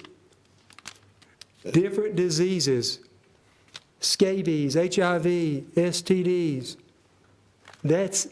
Typically, the way we know that is because they tell us, right? Most people don't tell you when they have those things, right? So that is a hazard in itself. And to be thrown feces and urine and have to go home to your family and potentially take hepatitis back with you, that's pretty bad, right? That's why I said I wouldn't want to work there. That's where we have medical facility. That's our holding cell. You can't hold them there but 24 hours, correction, 23 hours and 59 minutes. We have no natural light, so you can't hold them there longer. You have to find somewhere else to put them. So you bring them in with heroin addiction, and now they're detoxing. You bring them in with other issues. Where do you put them? We have nowhere to put them. We put them in open base setting, and they sweat it out without being watched. That's a huge liability. Huge. Facility we don't have anywhere.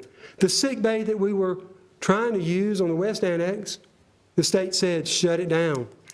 ISO 1 and 2 on the West Annex, state said, shut it down. You will not use it. That's how bad it was. And in their words, during a meeting, not mine, but theirs, our facility was in the top 5 worst facilities in the state. Now here lies something that we have a chance to fix. Classification. The rules for the state of North Carolina says that you have a written classification for the placement of inmates within limitations imposed by design and capacity of the jail. I can tell you the challenge for classification is architectural design. You have people come in. I already told you 80% of our facility is open bay. The west side bars, someone may ask, well, can't you use that? Can't you lock them down? We already are doing that. If you're on the west side in the bar section, it is not your first time probably in our jail or in a jail. You have a pretty good record. That's why you're there. And that stays full. We have gangs. I can tell you, if you put one gang member in with another sect that are not happy with each other outside the facility, as they told me in Edgecombe, you would be carrying them out. They would kill them. You have to separate them. So in essence, we're asking them questions. We have intel, if you will, of where we need to put them and how we have to separate them. And when our west side bars are full, we have to put them somewhere else. Where else do we put them? We have nowhere else to put them but in open base settings and make sure they're not in a dorm with somebody of the same or different affiliation. And yes, we have a gang problem. Classification, it would be ideal to say we could have enough space for minimum, medium, and maximum custody. You know, if you have this, you can separate those with violent histories, predator from non-predator. You can take those that are giving you disciplinary issues, and you can instill punishment or separation and have it written out, go by guidelines. And then when you pull them away from others, others tend to do better. All right. Basically, what I'm telling you is essential to the operation, and this is what I got, information I obtained that was related to a federal ruling, a judge ruling, and safe operation and orderly operation. And they said of a prison, but we are akin. We are akin to a prison. It enables the institution to separate nonviolent from, as I had stated earlier, from those that are violent. And gang problem now versus 10 years ago, versus 20 years ago. Look at the news. We all see what that is. It has increased. Violence has increased. If it were not for medical advances, in safety vests, in training, law enforcement killed would be at an all-time high. But only because of those things and the grace of God, it stays at a level it is. Our current design makes it almost impossible. When you have it already full and somebody comes in and needs to go somewhere else, where do you put them? What do you do? And then you put them in an open base setting and they go in, they start trouble. Then you put them in a segregation and they tear the bricks down off the wall, tear the bunks off the wall. We ship them to other places to get help. And other places call us back and say, you got to take them back. You got to take them back. Right?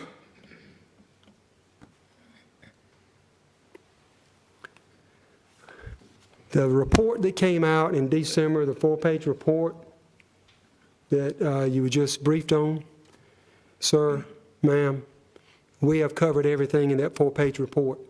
Everything on our end has been covered. We are waiting on a control panel to be corrected. The doors are showing unlocked. So in that interim, we have staff that make rounds during every shift to make sure that these doors are locked. Numerous times, they complete a log acknowledging, certifying that they've done that. Our exit doors are checked, being checked twice a shift to make sure that nothing's blocking them. The keys have been fixed, so there's extremely easy access to put that key in and know what you're supposed to do and to get in and out of the facility as needed. I can tell you that I reached out not only to the 2 counties that I've spoken about, but to other counties. And I want us to have the best practices and procedures in our detention facility that we can have. So we're looking to see what are the best practices. And we're going to do that. And we're continuing to do that. And we will do that. We already have things in place to do that. We have an agency that's going to come in that's well respected and give us an evaluation of our operations. That's how you get better. you reflect, you look, and you make changes. And you don't end with that. You go back later on and you do the same thing. Monthly building walkthroughs, I heard that. We're going to implement that. That's something we had spoken about earlier with the other agency I was with. We conducted those kind of things, and we had reports that we filled out and information was sent in. That is something that will be completed. Forms will be made. We will conduct monthly walkthroughs. Things that are not correct, we will make sure they're correct. It is my hope and desire that I can meet with Jonathan so that we can meet on a weekly basis to review the things that need to be reviewed and follow up on things that need to be followed up. And pay attention to all details, facility and operation. And that's what we plan on doing. We plan on driving forward because, as I said in the beginning, man, it's not about me and it's not about Sheriff Stone. If we can't make it better than what we find it, then we don't need to mess with it. It's about the people that work here. It's about the people that come to our facility. And it's about the citizens depending that when we have them in our facility, that they don't get out. Because that's not good. That's not good. So we are standing by, sir and ma'am, for the facility to be corrected. There are issues. We took a power washer, for example, and tried to spray and clean the showers because the daily spraying of cleaner and using the water in the shower and the mop is hard to get it. What I also found is very hard to get it clean with a power washer when the paint that's on the wall, it's hard to clean. Mold grows on it. We need special coverings. There's things out there that can be put on shower walls, epoxy paint or other type things that grime and stuff easily washes off, and we can do that, right? So it's not all on staff for not cleaning. Some of these things can't be cleaned even with a power washer. It looks pretty when you first paint it. We're waiting on the facility. As soon as we get those and the state says, yes, you can bring the inmates back, we stand ready to bring them back. We stand ready because every week we're transporting people back and forth from Bertie and other places to court. That is taxing us. We're pulling people from other divisions to help us with these transports. Then they can't do their job. So the longer we extend this, the harder it makes it on us and the less quality service we can give to the citizens because we're pulling people from other areas. So yes, it needs to be fixed. But what are we going to do in the interim to try to figure out what are we going to do about this classification? If we don't fix this, if we don't find a way to fix this, then that 24 hired and 19 leaving, revolving door, I'm afraid it's going to continue to do that. Continue. I don't want that. I want to give these officers a quality field training program. I want to give them quality training. I want to give our detention staff leadership quality training. But in order to do that, we got to have people stay. Otherwise, you're scrambling just to make it through the end of the day. And you're wondering when you go home, do I need to take my uniform off at the door so I don't expose my family to something hazardous? I'm going to show you some pictures that we took. That is where they spray feces on the floor, where they sprayed it through the bars. The bars have limitations. Shower. Bars, they can reach through. Look, reaching through and grabbing electrical lights and smoke alarms. Fix a smoke alarm to tear it off.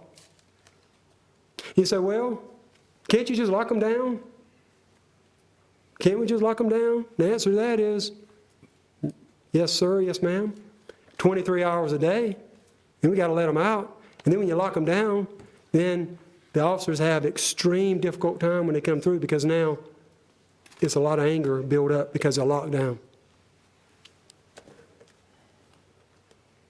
Look at the close quarters these officers walk.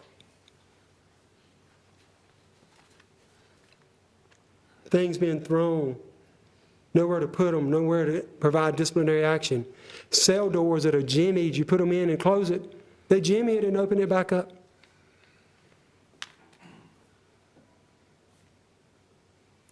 Toilets in an open area that don't work. And if we went by the law on this, we went by the letter of the law on this, you would shut that whole cell block down because you can't have it. Bars rusted through. But it's not an escape risk as much as it is a shank risk. Grabbing metal, rusted metal, and using it against each other, using it to try to scrape out whatever your imagination is in theirs. Bunks down in the bottom of 4 and 5 that we were using, that when an officer just looks in, he can't see anything, and he has to go down steps down to the back by himself. You tell inmates, take the stuff down. Don't hang anything up. You come back and they hang it up. You go back in, you take things away, but then you have to reissue it out. Then they put it back up.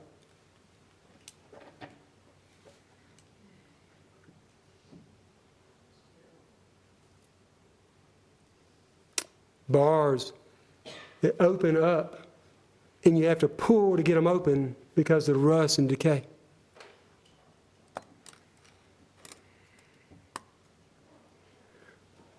Piping between the chases and the west side. When I first saw this and the guy was jamming everything in the toilet and it was running all over the floor, and I said, man, we need to do something with him. He needs to be locked down. We have nowhere to put him. We already put him in the only place we can put him. We have to go in and shut the water off. So now the officer has to shimmy between two sides, one dorm on one side, one on the other, and the water chase in the middle. Shimmy and walk along until he finds that particular pipe and shut the water off. And he comes back out. And we ask him to do this for how much a year?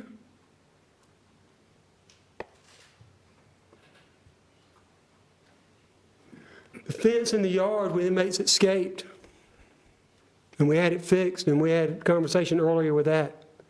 I don't know that they can crawl out of the bottom, but I can tell you if you get some strong, healthy men, which we have in our facility, with desire and determination, they can kick that loose. They can kick that loose. Right? It's a better picture of what they got to walk through. Imagine walking through that. Inmates having issues. And you got to walk through and shut those pipes down. Mold in the kitchen. When I went through the kitchen, I thought, you have got to be kidding me. Mold in the ceiling. They say we clean it, it comes back. Water standing in the floor of the kitchen. And I asked, why is water standing all over the tile? Where is there not a drain? And the trustees told me, said, I have to take and squeegee it off into a drain because we don't know where it's coming from. It's coming from a wall. And we don't know where it's coming from. It's every day. And guess what's right above that? That water that they're walking in every day while they cook the food. It's an electrical socket with a wire hanging right down in it because there's nowhere else to get it, and we try to pull it up.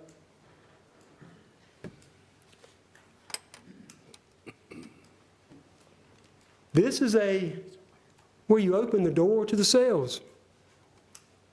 Got to put your hands on that every day. I have watched Sergeant Young open this on numerous occasions, and it fascinates me that he's skilled because he does it all the time. He can't hardly get it open at times. And to think that one of our officers had just went in there and was being assaulted, and under the stress of trying to get him out, and under stress we respond different. Somebody's got to open that to get in, to get to him. He's got to fend for himself until that happens.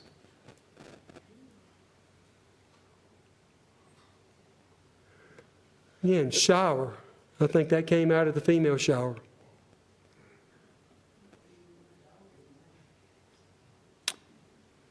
Dorms 4 and 5, they removed some of the bunks.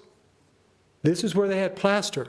They would lay on their bunk, and they would scrape the wall, scrape the ceiling, and pull the plaster out, make holes, using the plaster for potential weapons.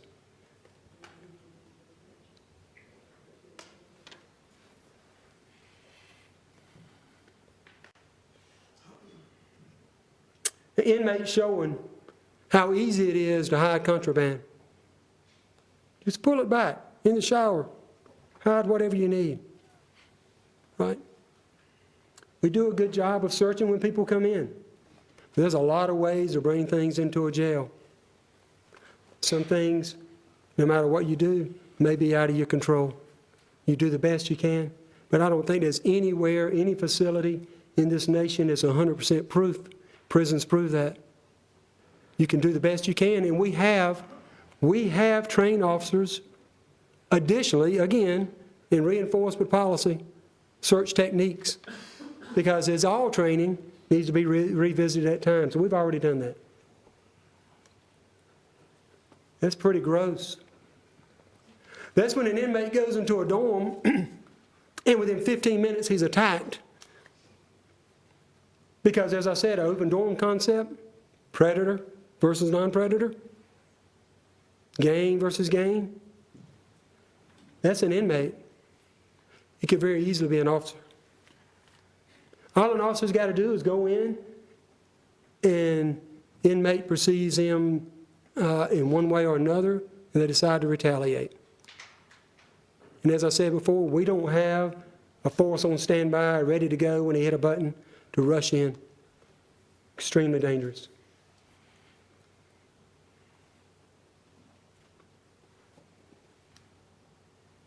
I'm going to stop with that picture, because really, when it comes down to it, that's the whole reason we're here. Right there. Make it safe for them to go home. It is our job as leaders, our job, to look out for those that work beneath us. It is our job as leaders to look out for those that are responsible in our care. The citizens of this county are responsible in our care when it comes to safety.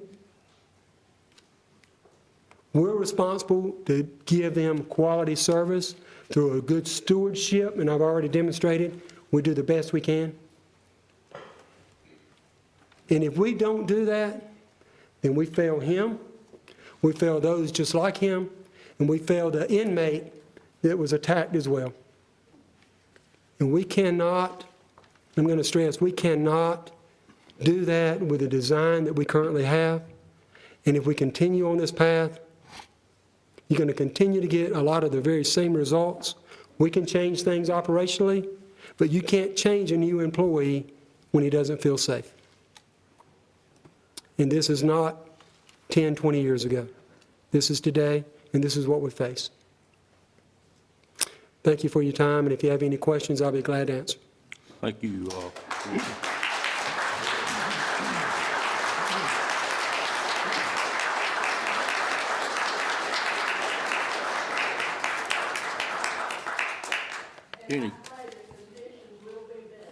Any commissioner have a question they have for Yes, I Mr. do. Wilson? Mr. Belfield? First, a comment. I was expecting to hear you talk about the management of the jail, but in my opinion, your report was 3/4 about the detention center itself, what needs to be done. We already have that. Yes, sir. And we're going to fix it, Yes, sir. correct it. My question is, you said that you hired 24 Yes, sir. working in detention, Yes, sir. and 19 of them left. Were they ready at the beginning? Had they been properly orientated, properly trained to be detention officers before they accepted the position? Sir, I was not involved in those hires, so as far as their background, I can't speak on that. What I can speak on is this, is that there is no structured field training program in the jail. Then there is and will be now a structured field training. I know how important field training is.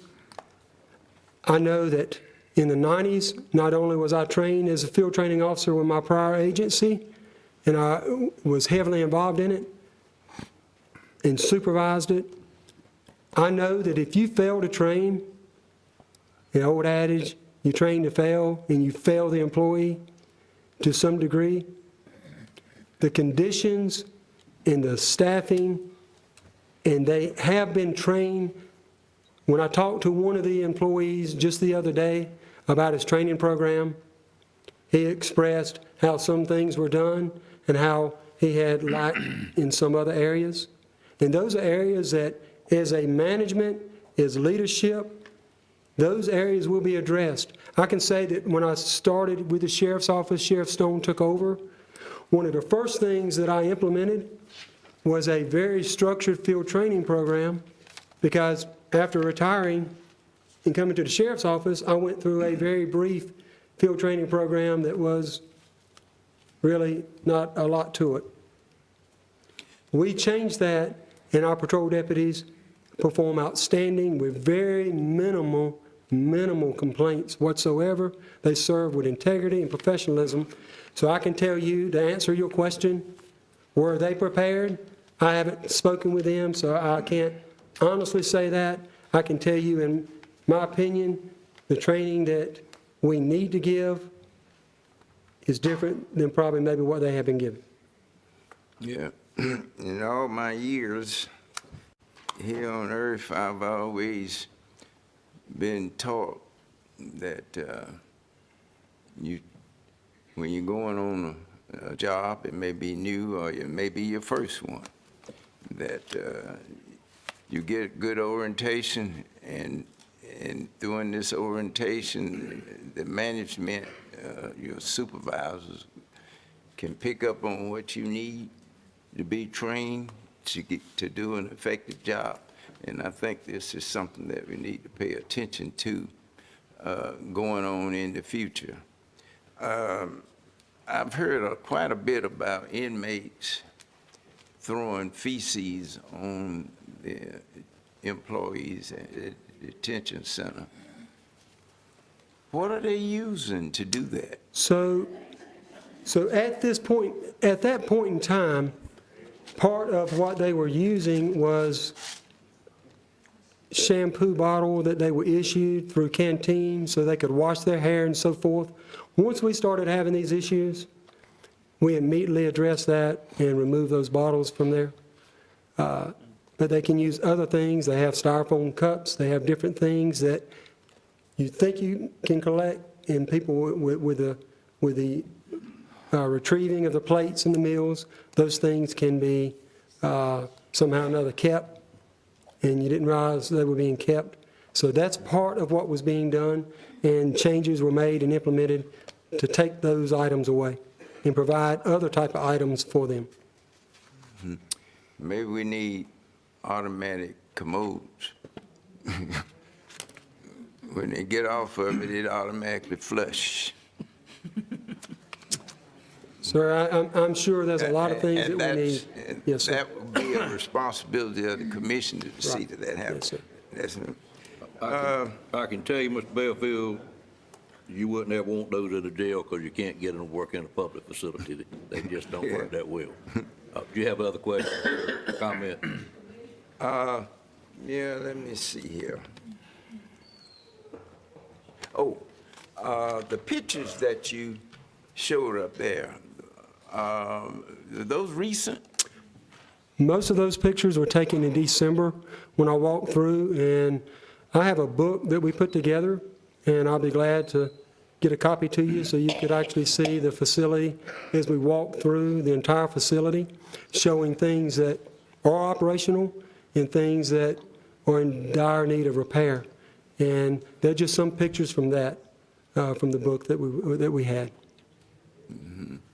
Well, I was just wondering, I know because we're doing work, and I was just wondering if those were recent pictures or pictures. Majority of those pictures are recent, yes, sir. Okay, well, I would say this, that the board and the sheriff's department needs to work together. At this point, we have bad publicity out here, which is going to affect employing people too. So we need to work together. And if I could address And just... we are prepared to do that. Yes, sir. No further. Did you want to say something? No, I'm good. Okay. Yes. Any other commissioner have a comment they'd like to make? Ms. Legler? Captain Wilson, you mentioned that y'all have an agency that's going to come in and evaluate your processes and procedures at the detention center. Yes, ma'am. Can you expand on that a little bit, including a timeline? So we have reached out to one of the larger agencies that have a very well-run program.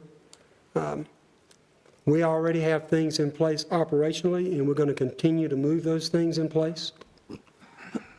They're going to come in, it should be within the next couple of weeks. He's getting back with me on some dates. So within the next 2 to 3 weeks at max, they should be here to spend time with us to look at how we operate on the floor, how we operate administratively, and give us feedback.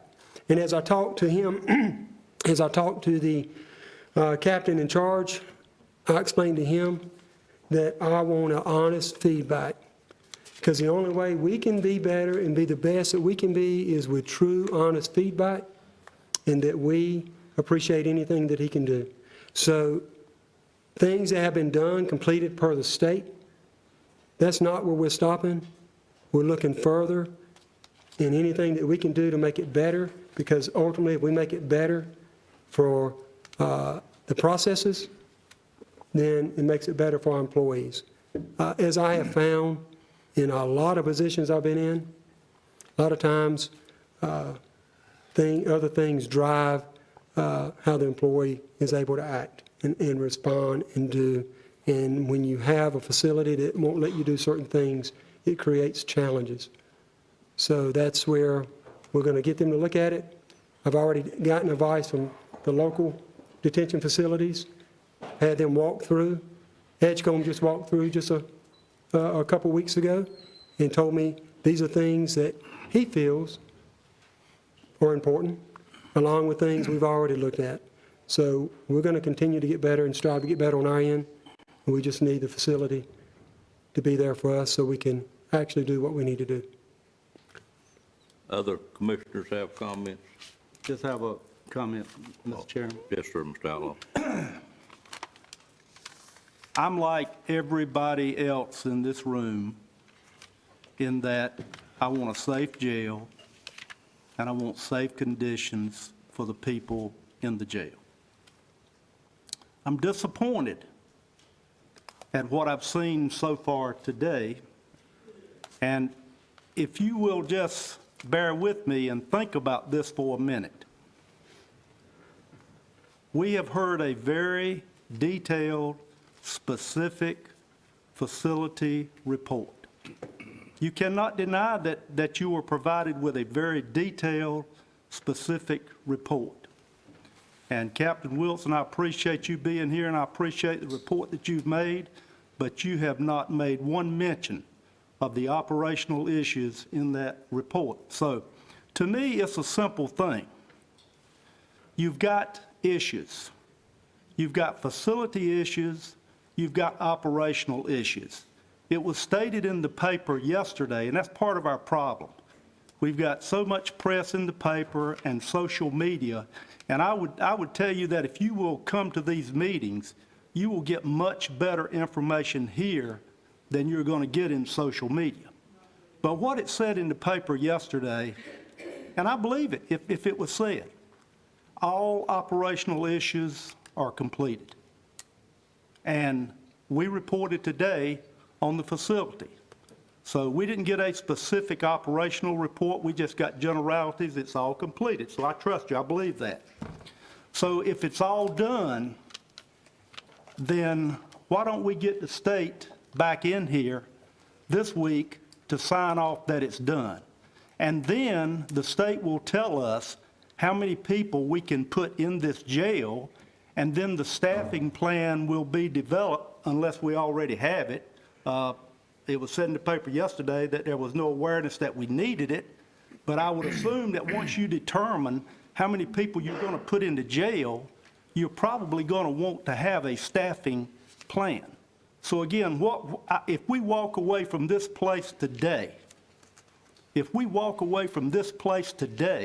and turn this back over to social media, then we are making a tremendous mistake. So rather than standing there and saying everything is completed, then we need to be getting together as a group and continuing to be transparent to the public, which is what we want to do, and get this jail started back up. Maybe it won't be 200 people in there. Maybe it'll be 100. But you know full well, like everyone in this room, that we cannot solve your segregation, isolation issues in the next few months. That's going to depend upon the Mosley report that we're going to receive in February, and then that will tell us what we need to do. It will give us a path that we will follow.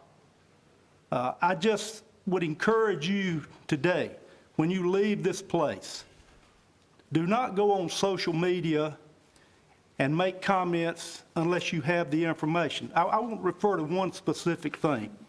My wife asked me, she said, what in the world have you guys been doing out there? You've got a Ryder truck outside the jail since May, handling your refrigerated items. I said, well, I didn't know that. I thought we had it out there in November. And wow, it's November. It's not May. So that's the kind of information that's getting out there. Now, I don't know why it's getting out there, but it needs to stop, and we need to work together, and we need to cooperate. And we're not going to work together, Captain Wilson, and the rest of the Sheriff's Department, as long as you take the approach to stand before us and just tell us what we're doing wrong with the facility. Work with us to fix the facility. You've got those pictures that you showed. Now, you say they're recent pictures. Are they recent since the work that our maintenance crew did in there? I don't think so. So what you're doing is you're putting up a false narrative to the public, and that's just not right. That's just not right. We can work together, and maybe we will get a new jail. I don't know. The Mosley report will tell us that. But whether it's an expansion or whatever it is, we can't do it until we see the Mosley report. And if we don't get off of this trying to go back and forth with each other and start working together, then this is never going to be solved. I want to give you, and I'll say this while I'm talking, and then I'll be done. In the comments that were made, public comments, and I'm not going to mention any names, but if you were here, you heard this comment, and it personally offended me. And it should offend the 3 previous sheriffs of Nash County: Frank Brown, Jimmy Grimes, and Dick Jenkins. I knew 2 of those sheriffs very well. They were good, honorable men. And the comment was made, unless I wrote it down wrong, Nash County is accustomed to a Andy Griffith type sheriff prior to Sheriff Stone. Now, do you lift yourself up in your position by demeaning others? I don't think so. I don't think so. I'm proud of the work that Dick Jenkins did. I voted for Dick Jenkins. I voted for Jimmy Grimes. I didn't know Frank Brown that well, but they did good work. They did what they could do with what they had at the time. And I just think it's a shame that you would demean those people by making a comment like that. I want to mention one other thing: social media. And it concerns me. Our chairman spoke about back room, which I knew what he meant when he said it. He meant in the background, and that's exactly what he attempted to do with the manager and others for a long time, a long time. And quite frankly, it was frustrating to this board. And this board reached a point where we said, Chairman, it ain't working. We got to go in a different direction. We've got to be more transparent. We've got to make sure that everybody understands exactly what's being said. And that, hence you see these open meetings. And we plan to continue this. So the background meetings have come to these meetings. Now, I'm not going to mention any names, but you've seen this on social media if you follow social media. I don't. My wife will look at it from pretty often, and she'll mention it to me. But here's one thing she mentioned to me. She said she saw on social media that our chairman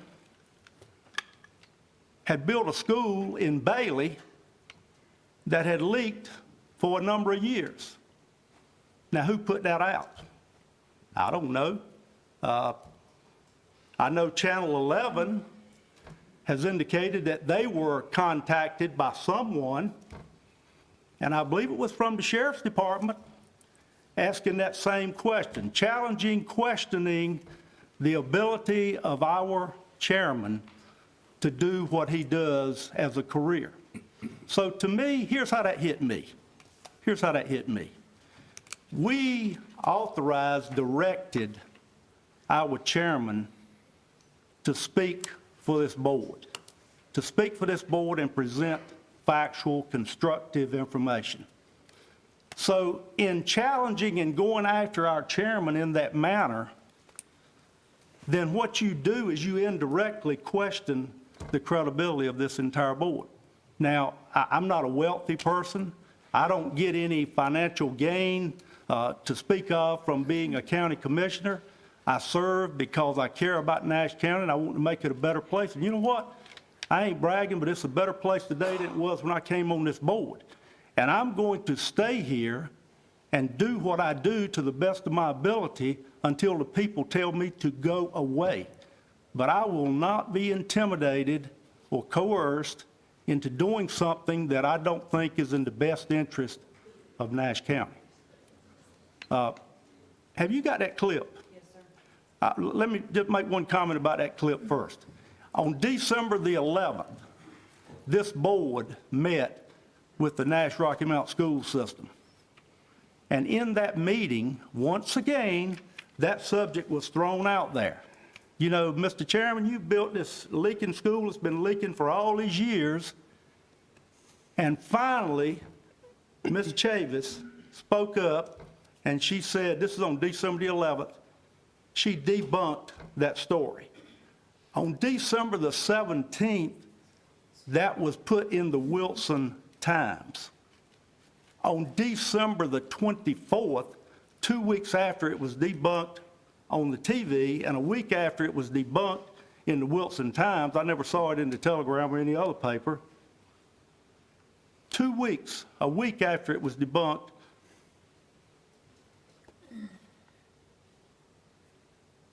I don't hear about it anymore than I hear about Channel 11. So that concerned me. It really concerned me a lot. So what I would encourage us to walk away today is try to work together and start all this back and forth. It's not doing us any good. And Mr. Chairman, I insist that we don't walk away from here today without some agreement as to how we're going to go forward. Because if I just go home and all I see is social media telling us what we're doing so wrong, we're not accomplishing. Show that clip if you would. Yeah, and it gives me great heartburn to say out loud in public that Robbie has a point, because we've been frenemies for over 50 years. But with We've been what? frenemies is a You're right. NASCAR term. And we've always been able to listen, even though we don't always agree. We don't. Is that right? And that's been You since come and Northern set 'em Nash, out. 1972. You But set I 'em out did down on the table investigate midnight. deeply in the issue that was brought up earlier. And I think I shared this with Mr. Lamb months and months ago, because we all had heartburn about that leak. But I actually talked with Ann Collier, who confirmed that it was not a construction problem, it was a design problem. But even though it was a problem, you sent your people back out there, and I stayed to 7 o'clock for you to drive back in after inspecting it. And she confirmed as well that it was a design flaw, not a construction flaw. But yet he fixed it at no additional cost to the school board. That was indeed what I found out. Well, I Now, with appreciate the- you making it public. Well, because I felt like, because I gave you heartburn over it. I think we You had some did. serious, very pointed discussions for about 2 hours regarding it. But I did In front do of my my wife, research. I might add. Yeah, and she fed us coffee and cake while we fussed. But the part I would like to say, I do think we made some progress with committee, but the problem with And I would like to hope that that would forever put that issue to bed. That was fixed at a personal cost of $22,000. So I'll leave you with this. Work together and stop demeaning people in any way. Be respectful and courteous to other people. If we do that, we'll make a lot of progress in a very short period of time. I yield back, Mr. Chairman. Excuse me, ma'am, ma'am, you're out of order. It's not time for public comment. Thank you, ma'am. And we appreciate your comments.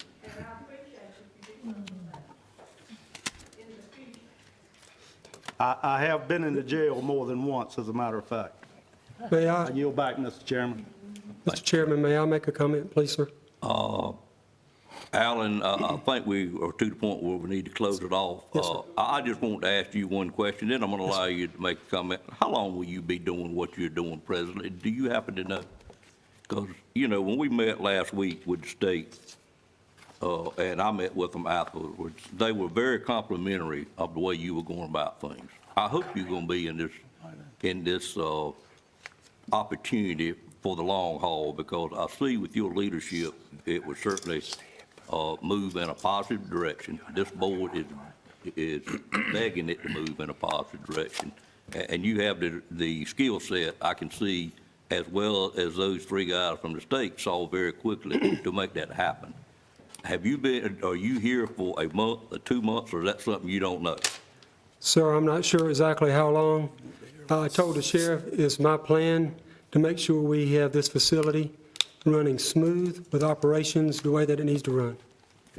Well, I would encourage the sheriff then to leave you here for a period of time, because I just think you have the skill set to make this thing work. You made the comment that all operations items in that letter were complete. If you've got a pen, please make a note of C4, 7, D2, 4, and 6, and double check that for me. I'm not here today to question what you're saying. Yes, sir. But I think, I've sit here looking at my notes that I've got. But you know, ladies and gentlemen, if you listen to everything said here today, we are just not that far apart. We really are not. We've known a long time you need containment cells. We wish we could order them out of a catalog and get here tomorrow and we could put them in, but that's not the way it works. We've got professionals working on bringing that to a head, and I know we can't put all those inmates back in our detention facility. But if we work together, everybody here with the sheriff's department, including the sheriff, and I don't know if he's still here or not, I think Sheriff, he is still here. But if we work together, we can certainly get at least part of them back in here. And, you know, we've talked a lot about I keep hearing the word freezing a budget in the sheriff's department. I want to make it very clear to the citizens that we have not froze the sheriff's department budget by any shape, form, or passion. The only thing we have froze, and I used the word myself last Monday, it's again, a bad word, and when I asked my person that I trust a lot to look at the things I say. He sent me a whole list of things that I could have done much better on, and I try to learn from that. But I did use the word freeze the non-essential items. But I wanted you to understand how government works. I used to be a department head for the city of Rocky Mount for a period of time, been a long time ago. But during that time, it wasn't unusual at all for our manager to see his revenues were not meeting expectations. And we'd get that letter that was sent out the other day to the sheriff's department to say we had to get everything approved by a higher level before we bought stuff, even though it was in our budget. That's what the manager that I work for did. And I look back and I know why he did it. If your revenues are not coming in, you work out of your own checkbook. When it's running short, you got to slow down on something. That's just all it is.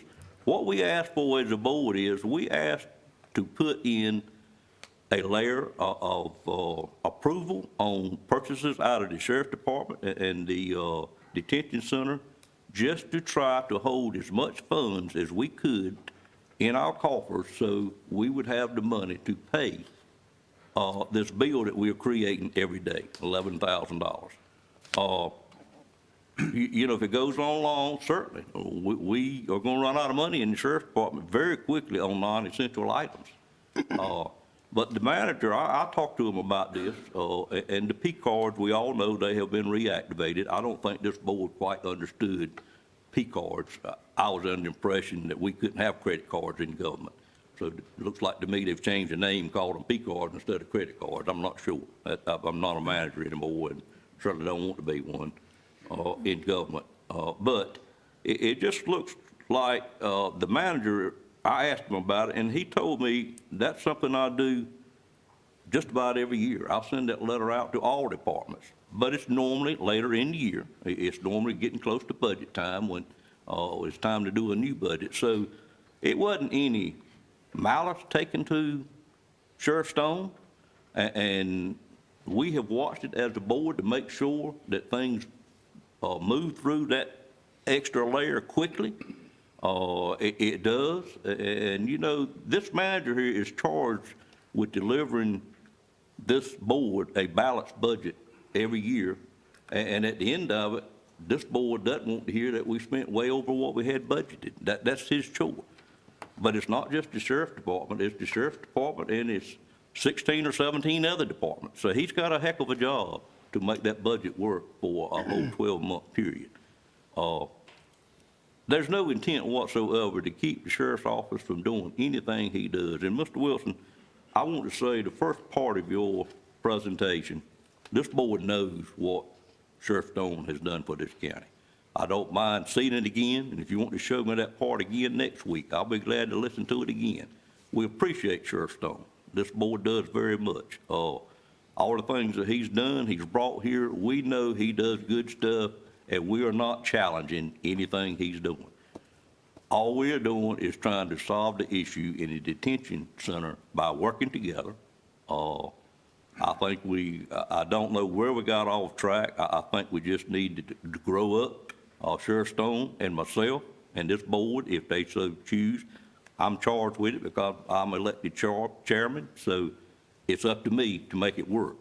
But Sheriff Stone, if you stand aside just a little bit, I want to be able to visually see him.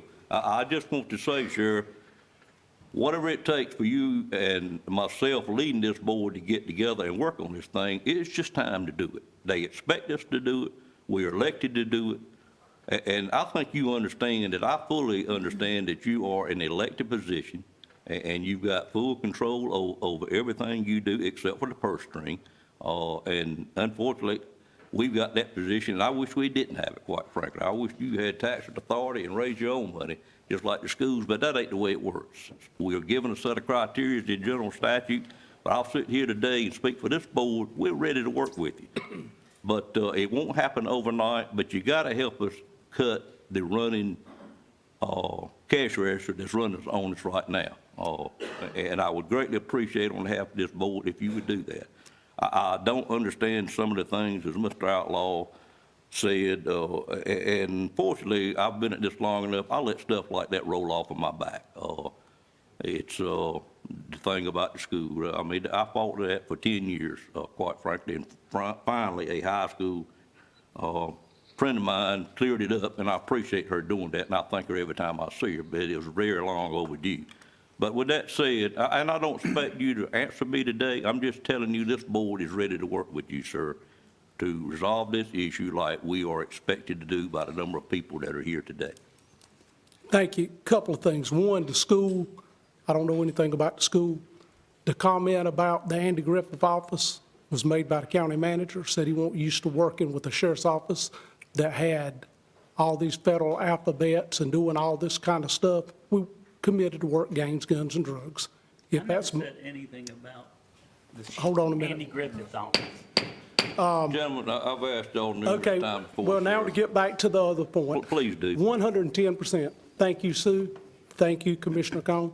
All I've asked for the whole time is be open-minded about exactly what you said with the Mosley report, whether it's whatever it says, that's what we're going to do. But the idea of cutting off a credit card, it was done. It does hurt services. Somebody in the council changed that, or the commissioners changed it, and I appreciate it. But we're I going to will work tell to move in the you, right the chairman direction. and my vice chairman, once we found out what it was, without consulting the board, we did change that, but if we had consulted the board, it would have been a unanimous decision, sir. Right. Well, and I appreciate you doing that. I reached out to you during that time, and it was changed, and I appreciate it. Thank you for each one of you, but we're going to work in the right direction. And as far as bringing these inmates back, I'm not holding them up. It would a whole lot be easier on me if the inmates were back today from all this transporting. I have no overtime money to do anything, but going back and holding my budget hostage for something, as y'all seen today, that is totally out of my control, it's very difficult. But at the end of the day, soon as we can get inmates back in here safely, now to the number, and Commissioner Outlaw even said it, you know, it's probably not the number where it's been at, but definitely bring them back here for the security. As soon as the plumbing and things are fixed, and look, it was testified that this stuff is fixed. I was in there last night. There's standing water in there. There's water coming out of the walls. There's a lot that needs to be done, but I'm here to correct those things, and we're going to move forward together. I don't have any animosity against this board. I look forward to working with you, and I appreciate your time today. Sheriff, by your comments, we still got work to do. We've got work to do, but, We do have work to do because and there's been it's more not all work done. facilities and it's not all operations. And at the end of the day- Blame there for all of the sheriff. Well, at the end of the day, we're going to all work together to get there, but I tell you, the facility deems the operation. And I stand behind that 110%, but we're going to get there together and work it. Thank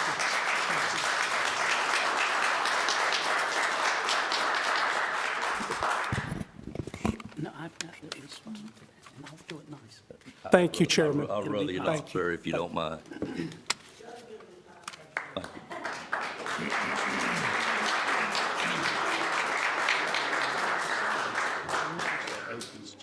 Mr. Wilson, you had something you wanted to say, and I'll yield the floor to you now, sir.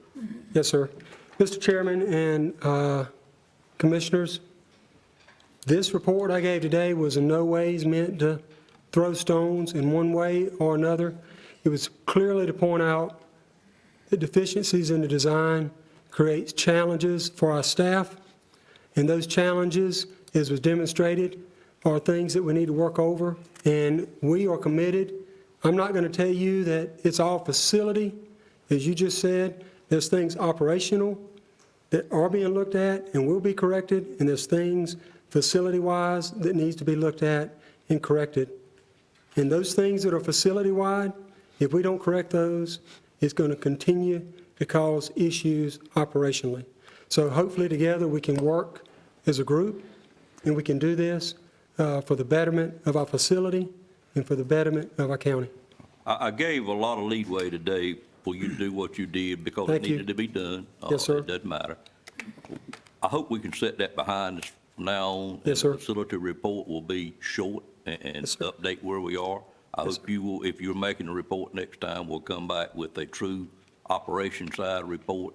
We see what you wanted to show us today. We've taken it in. We knew those things before we got here today, and I know you knew that. Yes. Because we've been presented it many times before.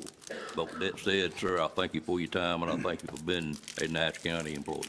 Thank you. Sir.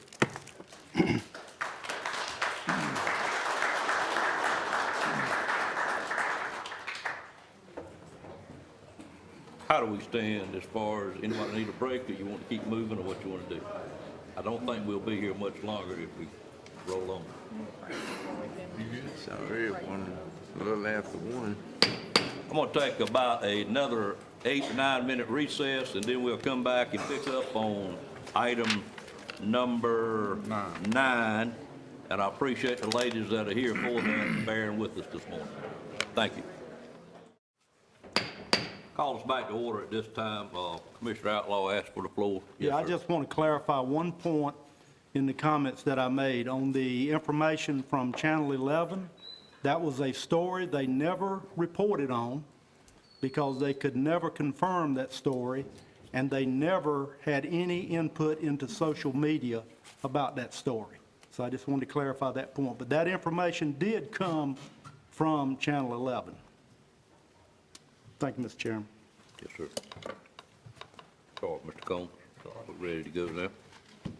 Okay, let's get to some positive stuff.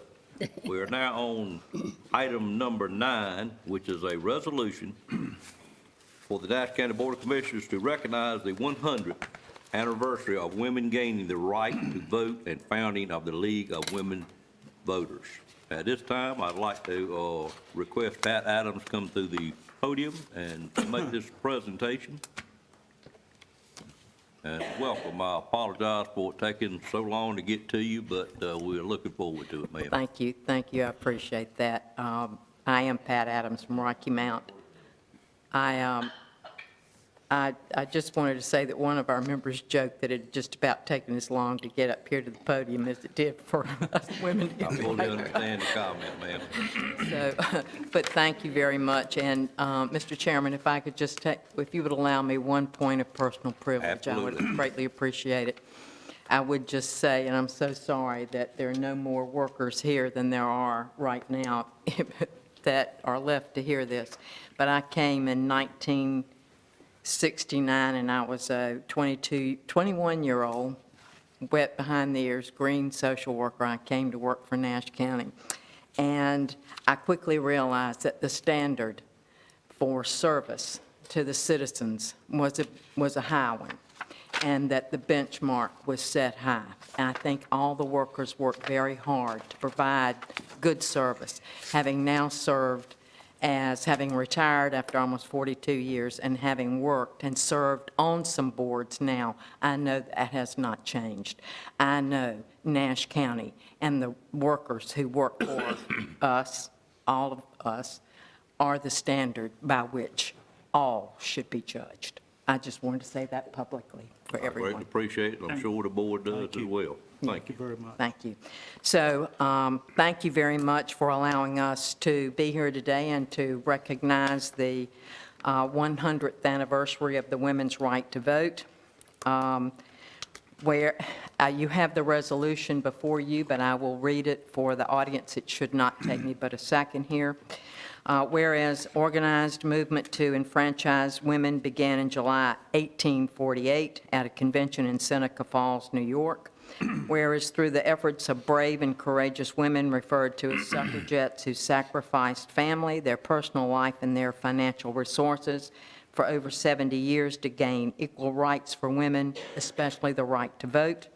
Whereas the women and men, black and white, supported the women's suffrage movement for women to gain the constitutional right of having a voice in making the laws that govern them. Whereas the women's suffrage movement led to the passage of the 19th Amendment to the Constitution of the United States in 1919 with ratification by the states in the summer of 1920.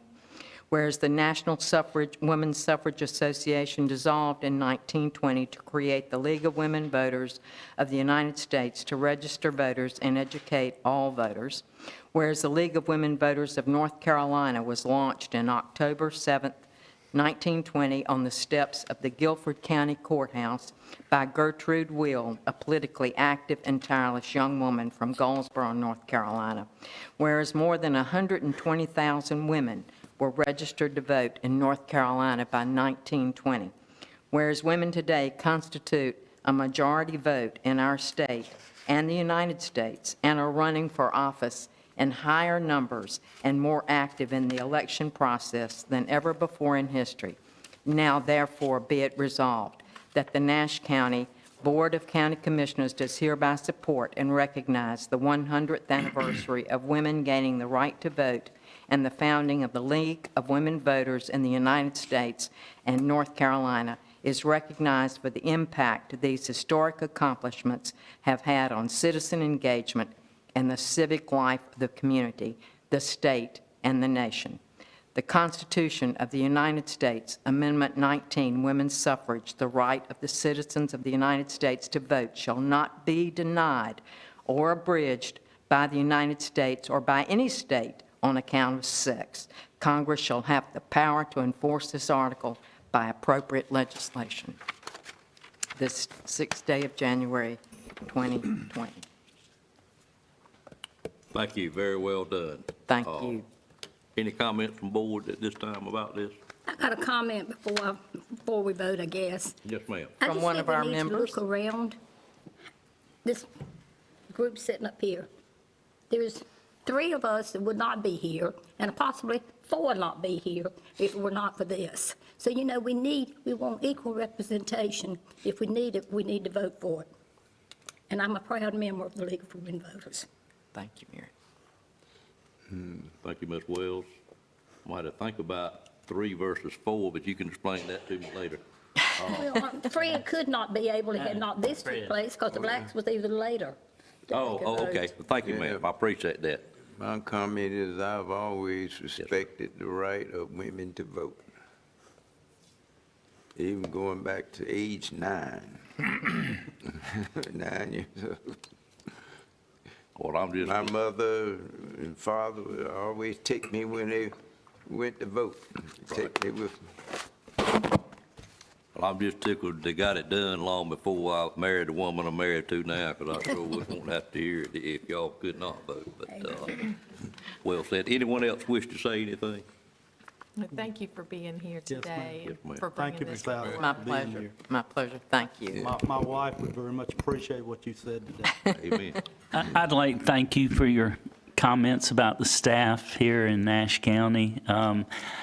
I've been in 3 other counties, and I'm amazed all the time about our department heads, about our staff throughout county government.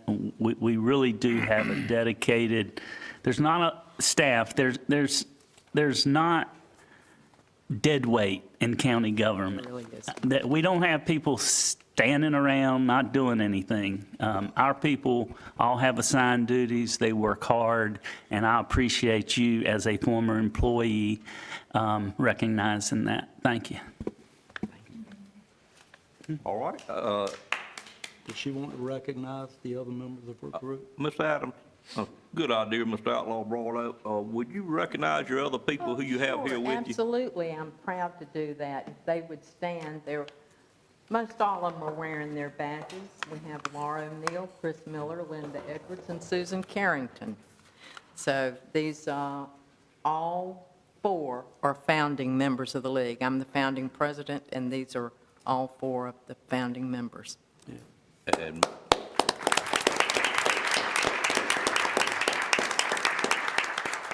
And another former employee, welcome back this morning. Good to see you as well. 41 years. 41 years. I didn't know the exact answer. I knew it was a long time, so I didn't want to be in error when I said it. And Ms. Miller, I welcome you here today. Appreciate all your service to this area as a council person over in Rocky Mount. And we all have our challenges, but we're going to all keep working together. But at this time, I'd entertain a motion before I forget it to certainly adopt this resolution. Madam So Chair. moved. I got a motion by Commissioner Wells. a second by Commissioner Belfield.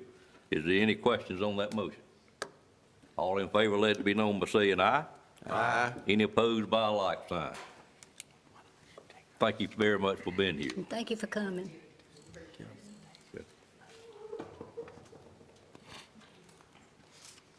Ms. Bullard, do you need any kind of, where did she go? Do y'all need any kind of photo op presenting the resolution to you or anything?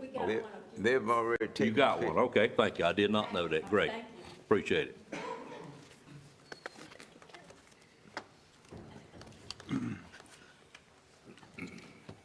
I haven't been to a lot of meetings lately. All right, we will now move into public hearings. Probably the latest we've ever moved into public hearings, approaching 1:30, but that's okay too. I'd call on Adam Tyson at this time to make the presentation on number 10. Good afternoon. You have two planning items. The first one is a general rezoning.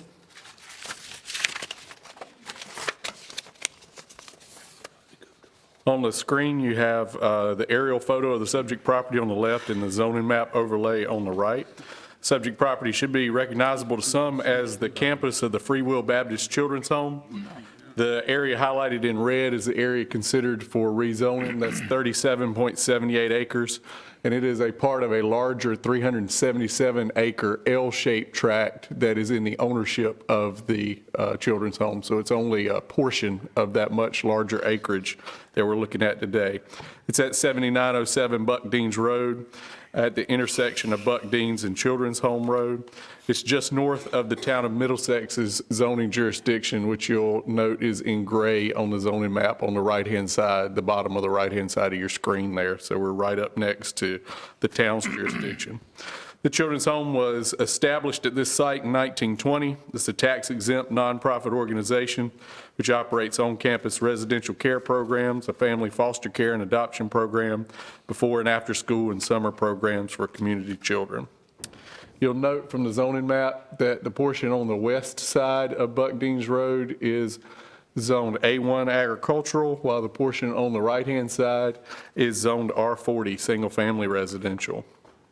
Our ordinance classifies the children's home for land use purposes as an orphanage, and it's considered a legal non-conforming land use. It was legal because it was lawfully established, of course, way back in 1920, and it may certainly be allowed to continue, but it doesn't conform to all our current zoning requirements. This is a zoomed-in view of just the campus area that is subject to the rezoning request.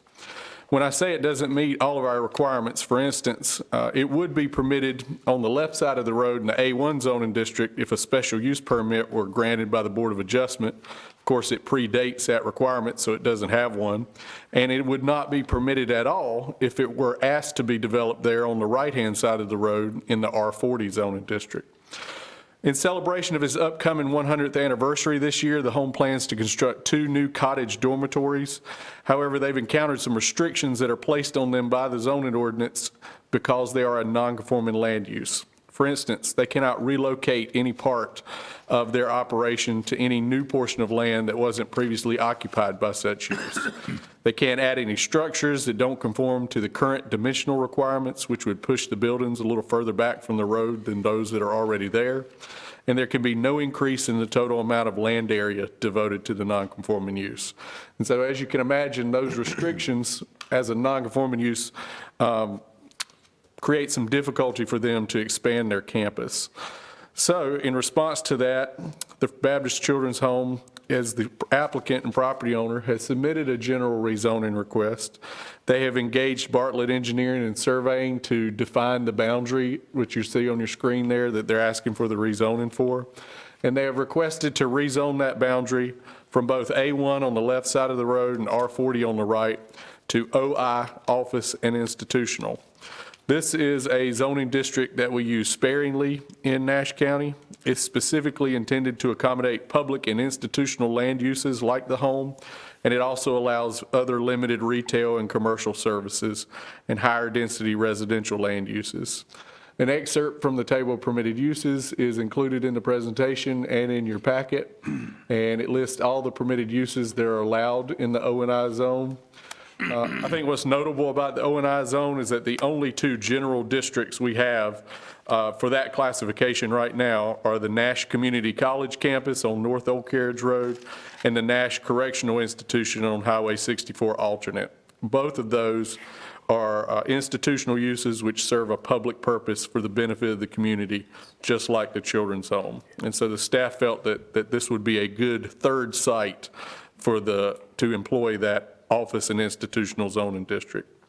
Approving the request is going to have three primary impacts on the property. It would recognize the children's home as the first time as a permitted land use under the zoning ordinance.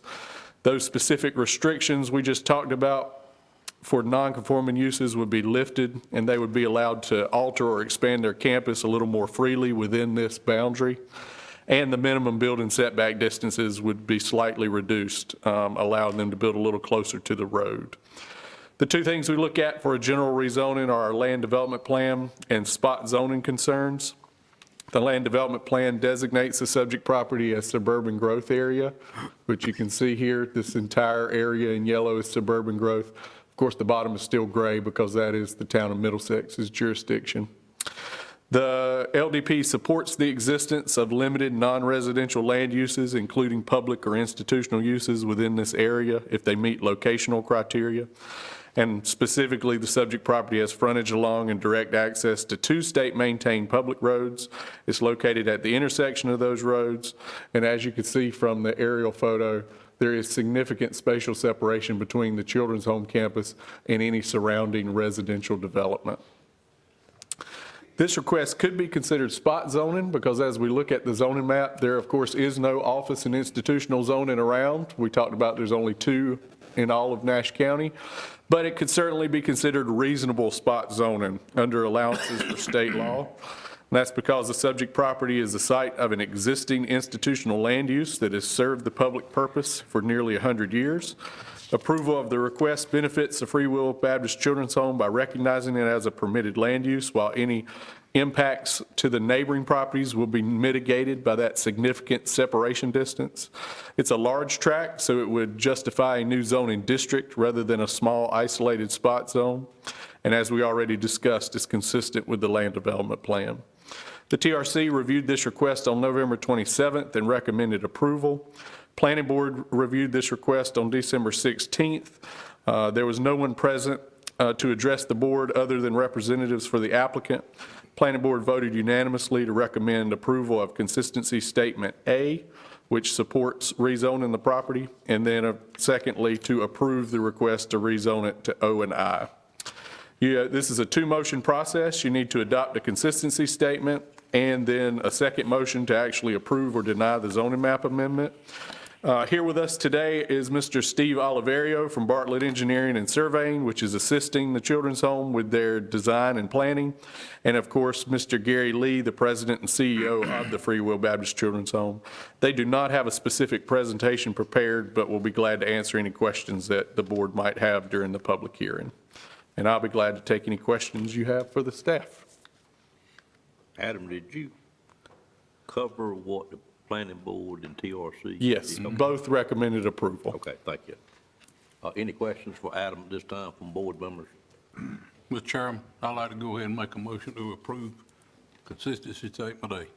Let me, I got to have a public hearing first. Oh, okay, I'm sorry. I will call on you in just a moment, sir. All right. No questions? Thank you, Adam, I appreciate it.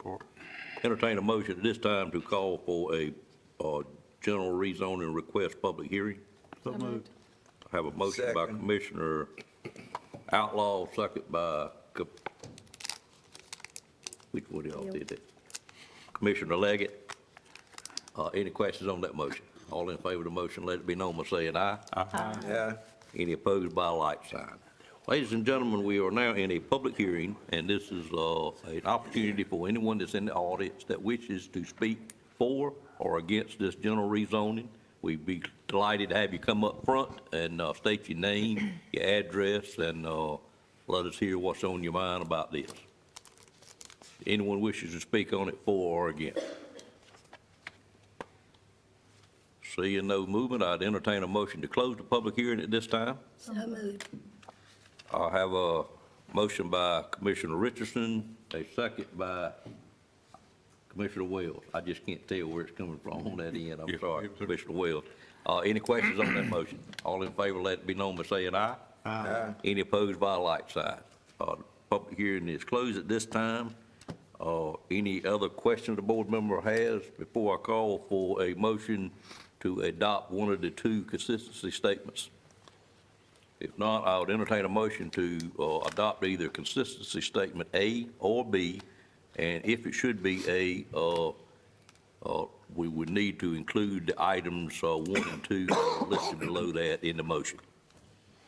Mr. Chairman, I'll make a motion, we approve consistency statement A. Included item 1 and 2. Can we do item number 2, approve the zoning map? Is that what you're talking about? No, I just need the motion to be that we approve consistency statement A, including those items listed Included in number 1 and 2. Yes, sir. Yes, sir. Okay, That's my have a motion, is there a second to that motion? Second. Second, Sue. by Mr. Leggett. Any questions on that motion? All in favor of that motion, let it be known by saying aye. Aye. Any opposed by a like sign? That motion carries. Now, I would need an additional motion to approve or deny the rezoning. So moved. Have a motion to approve the zoning. Is there a second to that motion? Second by Commissioner Richardson. Any questions on that motion? All in favor, let it be known by saying aye. Aye. Any opposed by a like sign? Motion also carries, and appreciate the applicant being here today, and hope this helps you get where you're headed to. Over here, okay, thank you. Appreciate y'all being here.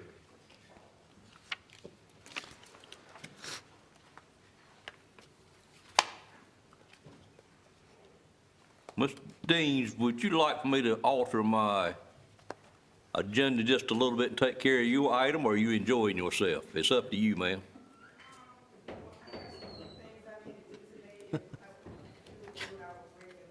I apologize for not having done it before we started public hearing. It just got off my mind. I had me a note here to do that, but you kind of get rattled up here once in a while, as you can imagine in your job as well. So if there's no objection from the board, I'd like to move to item number 15. Any objection to that? Seeing none, I would call on our Chief Deputy Brandon Medina to come forward and make this very distinguished presentation. Isn't she getting her weapon too? Two things. Actually, you're right, it is 14 and 15. Ms. Dean, do you have a preference? Do you want the recognition first, or do you want the pistol first? I'll stick with the item 14 first. Good afternoon, Mr. Chairman and Commissioners. At this time, I'm doing the request for donation of service of revolver to retiring deputy. Right. This following statement is actually a synopsis of her career, 30 years. Doreen Deans is retiring after 30 years of faithful service as the Assistant Jail Administrator to the Nash County Sheriff's Office. Doreen Deans has served as a law enforcement officer with honor and commitment for 30 years. Doreen Deans began her career 30 years ago with the Nash County Sheriff's Office on October 9th, 1989. Deans has distinguished honor and recognition to have served as the first African female to work at the Nash County Sheriff's Office. During her tenure, she has served as the jail matron from October 1989 through March 1990, as a jailer from 1990 through August of 1994, as a patrol deputy from September 1994 through August 1997, as a chief jailer from August 1997 through September 2009. In September 2009, Dean's position was reclassified as an assistant detention administrator. Doreen Dean served as the assistant detention administrator from September 2009 through October 2012. Another reclassification of several positions, Dean's was reclassified as first sergeant. Dean served as first sergeant from October 2012 through December 2014. Dean was then reclassified as the assistant jail administrator in December 2014 and served in that capacity until her retirement in December of 2019. During Doreen Dean's tenure as the Assistant Jail Administrator of Nash County Sheriff's Office, she has managed well over several thousands of inmates. Doreen has provided exceptional leadership and direction to detention officers assigned to the detention center. Doreen Deans went above and beyond to ensure her 4 detention sergeants and the 50 detention officers assigned had the appropriate equipment, personnel, and proper guidance to ensure the effective management of each of the 4 shifts. Assistant Jail Administrator Doreen Deans has achieved the North Carolina Education and Training Standards Commission, the Advanced Law Enforcement Certificate, the North Carolina Sheriff's and Education Standards Commission, and the Advanced Certificate and the Advanced Service Award. At this time, I'd like to present Ms. Doreen's up here.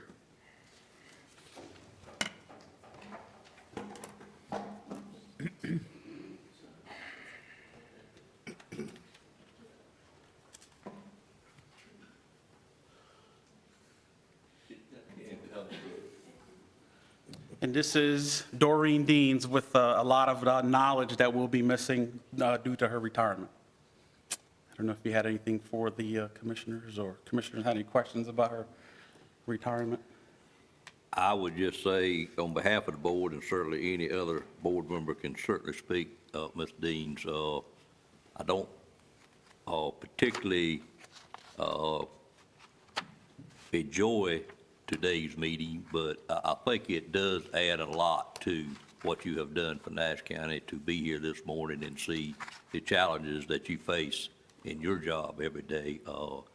I know there were better times than this time here, and I hope that didn't have anything to do with your retirement. Probably 31 years is an awful long time, but it really makes me appreciate what you've done much more, just being here today and witnessing the 2 sides of this opportunity that Nash County currently has before them to make things better. And I know you were a key part to keeping them together for many, many years in your service down there. I don't know what else I could say, but I'm just absolutely appreciative of what you have done in a very challenging job. Thank you. Certainly. Other comments? Yes, ma'am, Ms. Richardson. I would just like to say thank you so much for your years of service, and I just hope and pray that we'll get another replacement as strong as you are to keep us going forward. Yep. Thank you. Yep. Well, it's an honor to stay in one position, when I say position, with a department for 30 years. A lot of people don't do it. They change jobs at least 3 times before they retire, going to different agencies. But you stuck with it for 30 years, and to me, that's an honor. Thank you. Yeah. Ms. Deans, thank you. You're welcome. Thank you.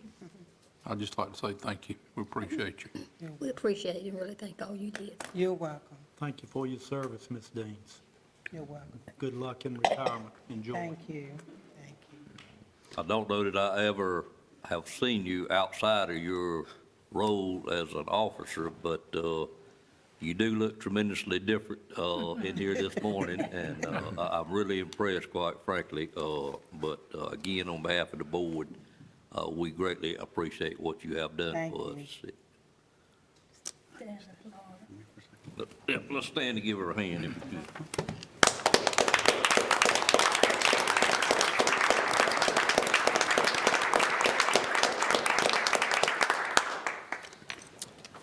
At this time, I'd like to make a recommendation to the board to consider donation of her service revolver to Lieutenant Doreen Deans. There a motion for that to be approved? So moved. Moved by Commissioner Richardson. Second. Second by Commissioner Wells. Any questions on the motion? Certainly wouldn't think so, but all in favor say aye. Aye. Any opposed by a like sign. Thank you again. Thank you.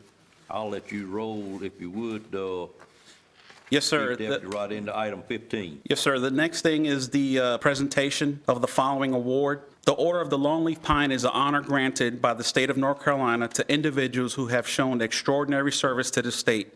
It is the highest award for state service granted by the Office of the Governor. Nominations can be made for individuals within 30 years or more of service to the state of North Carolina. We were able to get the award not too long ago and got it framed for us to present it to her. Wonderful. Says here, Roy Cooper, Governor, reposing special confidence in the integrity, learning, and seal of Doreen Deans, I do hereby present and confer the Order of the Longleaf Pine with the name of Ambassador Extraordinary, privileged to enjoy fully all rights granted to members of this exalted order, among which is a special privilege to purpose the following North Carolina toast in select company anywhere in the world. Here's to the land of the longleaf pine, the summer land where the sun does shine, where the weak grow strong and the strong grow great. Here's down home to the North State. Signed by Governor Roy Cooper, December 2nd, 2019.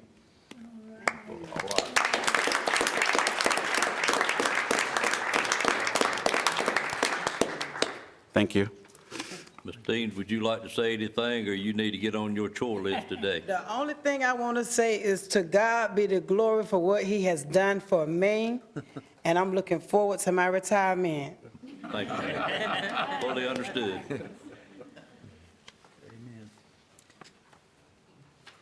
Did I have another request to change the agenda? See, I don't know what you showed me. The auditors are here from Columbus County.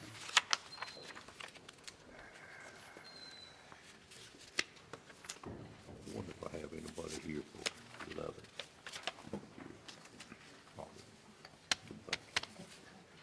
Adam, do we have anyone in the audience for item in number 11? To my knowledge, we have the applicant. We do have an applicant. Okay.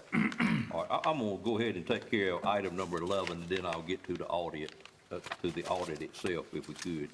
So, Ms. Tyson, if you can come on and make that presentation. Second and final planning item you have is a quasi-judicial public hearing on an existing conditional use rezoning.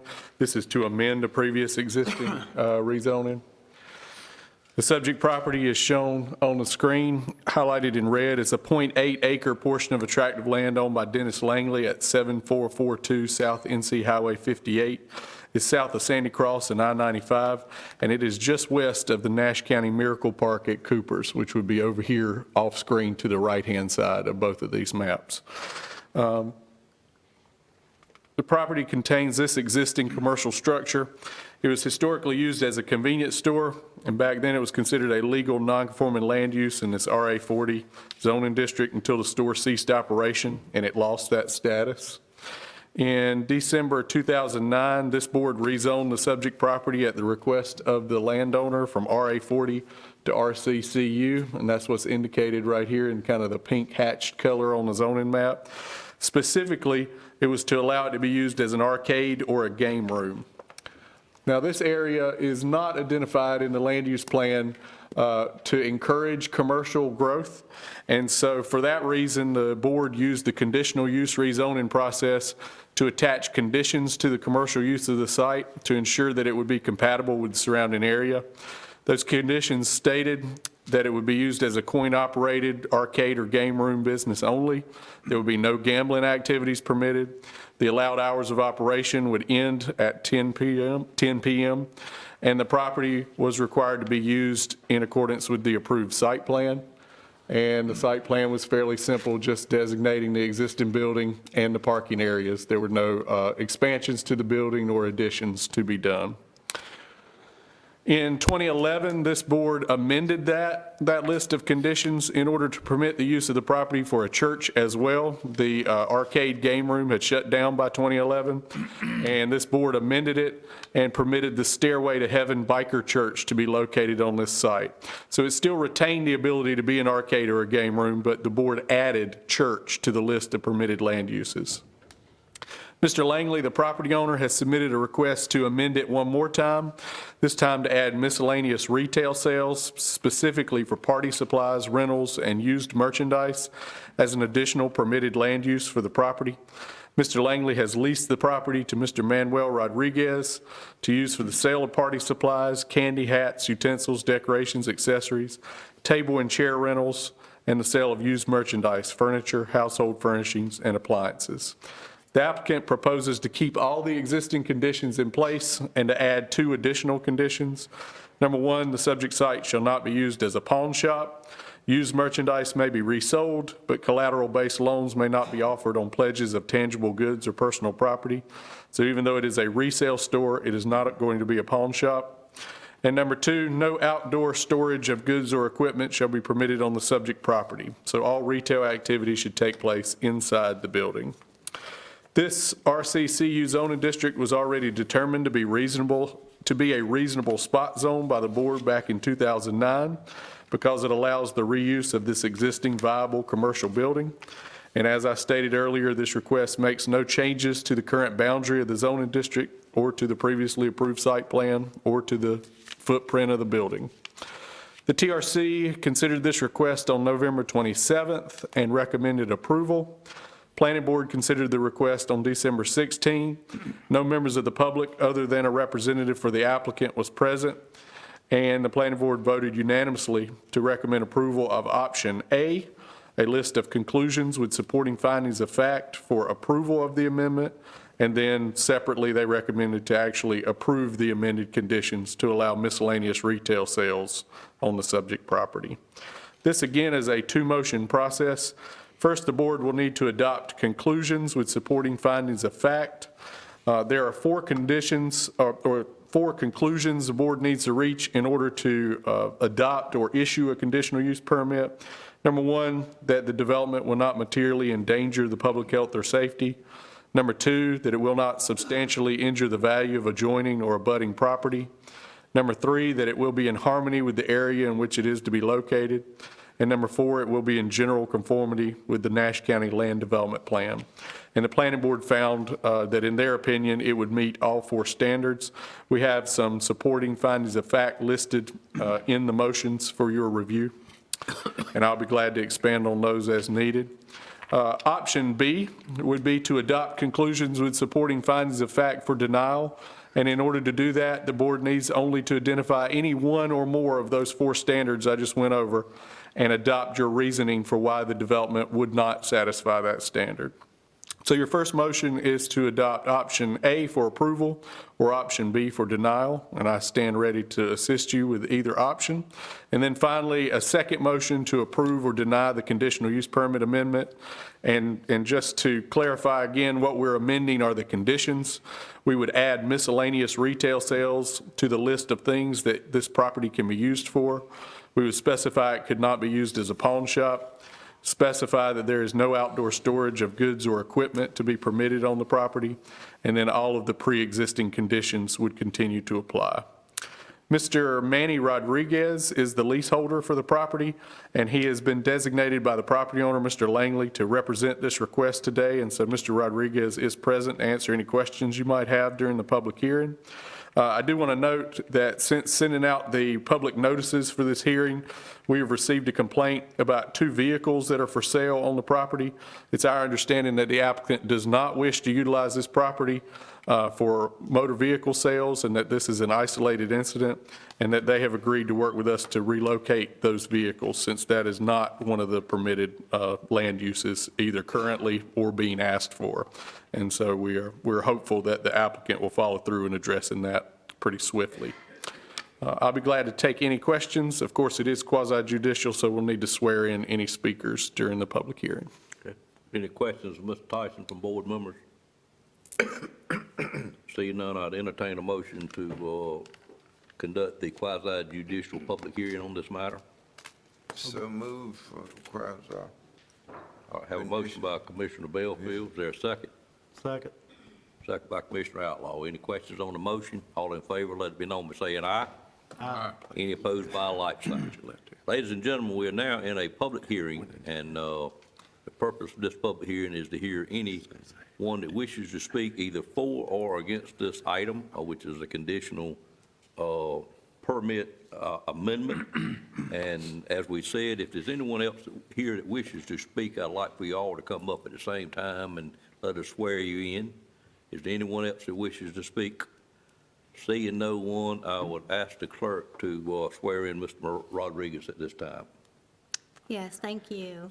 As Mr. Tyson instructed, if you would place your left hand on the Bible and raise your right hand as I administer the oath. Do you solemnly swear or affirm that the testimony you are about to give will be the truth, the whole truth, and nothing but the truth? So help you God.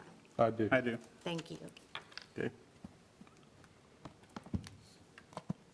Mr. Rodriguez, we'd be glad to hear from you if you'll state your name and your address for the record. Yeah. So my name is Manuel Rodriguez. I live in Nashville, North Carolina, up by Sandy Cross.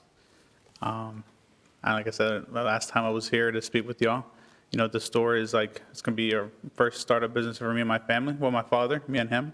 I was born and raised here in Nash County. I really love it here, and it's my home.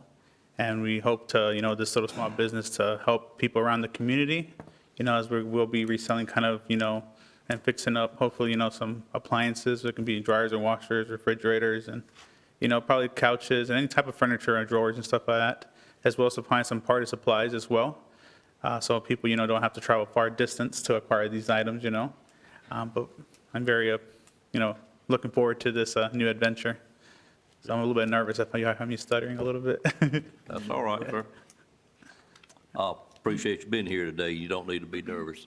You mentioned, speak to us again, that was at the planning board, I guess, Adam? He addressed the planning board. Okay, I think I would remember if you'd been here before. Yeah. But thank you for being here this morning.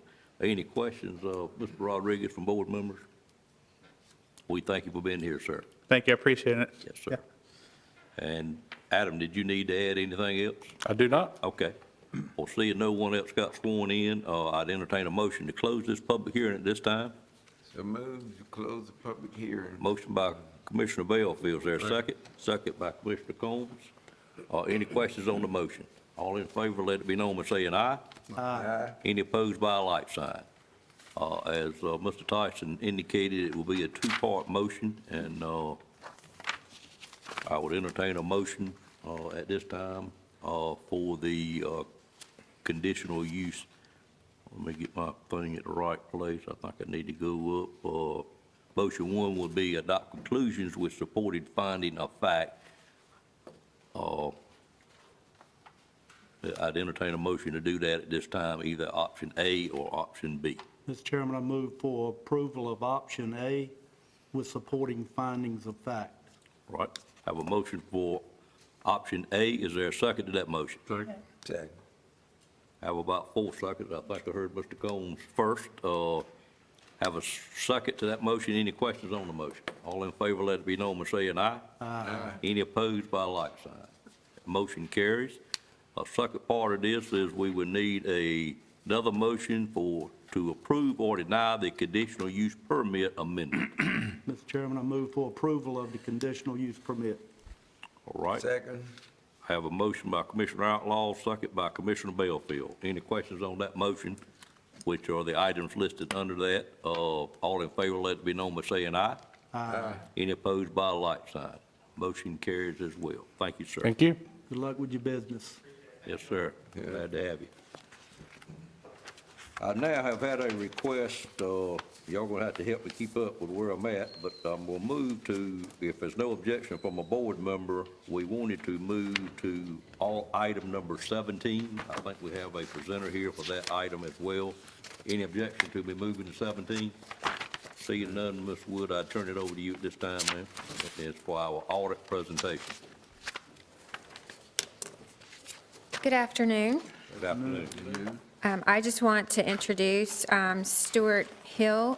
He's our CPA and the audit manager with Thompson Price, Scott and Adams, and he'll present the highlights from our fiscal year 2019 annual audit. And after his presentation, the action that I'm requesting from the board is that the commissioners accept the audit.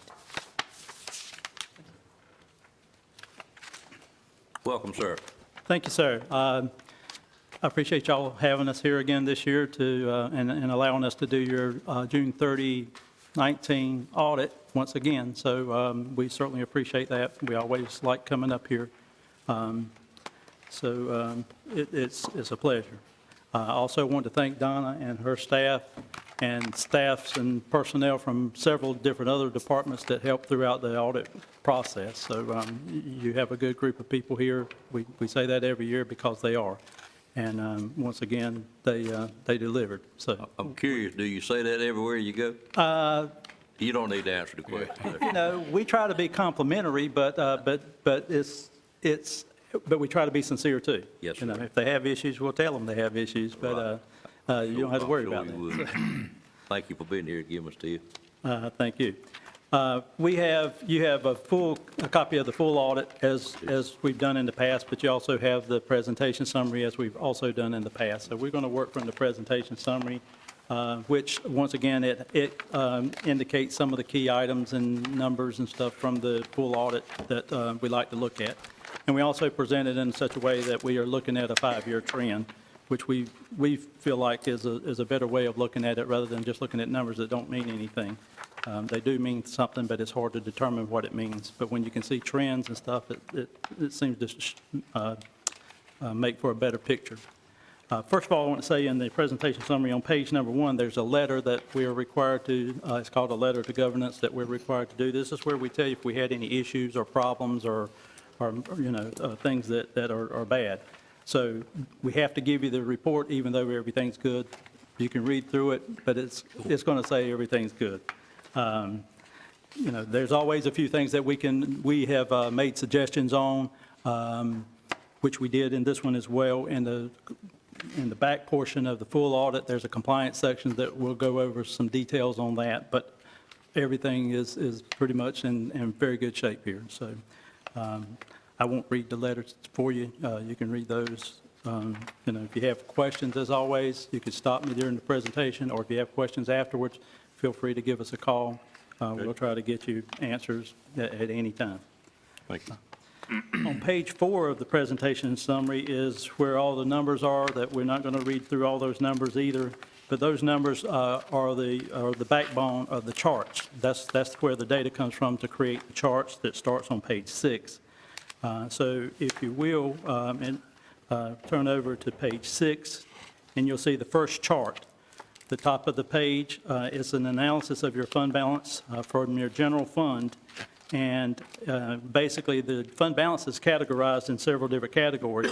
You have, of course, your total fund balance, which is basically the difference between your assets and your liabilities for the general fund. You have your total fund balance, and then you have different categories. Some things are restricted by state statutes. So those are restricted, so those are not available for your discretion. That's just setting that part aside. And then you do have some others that you've already assigned, or you as a board have committed and or assigned. So that's the other part. And so then you get the unassigned is the green. So the blue bars represents the total fund balance, the red bar represents what's available to you after the state restrictions, and then the unassigned portion is the remaining less the part, after you've taken away the part you've already committed. So if we look at that as a 5-year trend, in 2015, your total fund balance was about $41 million, and in 2019, this is at the end of June, $43 million. Your available fund balance was $35 million in 2015, and it's around $35 million still in 2019. The unassigned portion, $25 million in 2015, and about $27 million in 2019. Now, a comparison that we typically use is to look at your fund balance as a percentage of your general fund expenditures.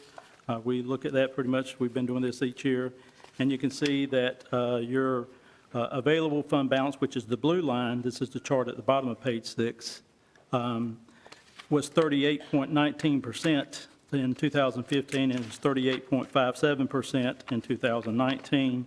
The unassigned portion was 27.38% in 2015 and 29.7% in 2019. So we're just kind of showing the trends of how your fund balance is flowing through those 5 years.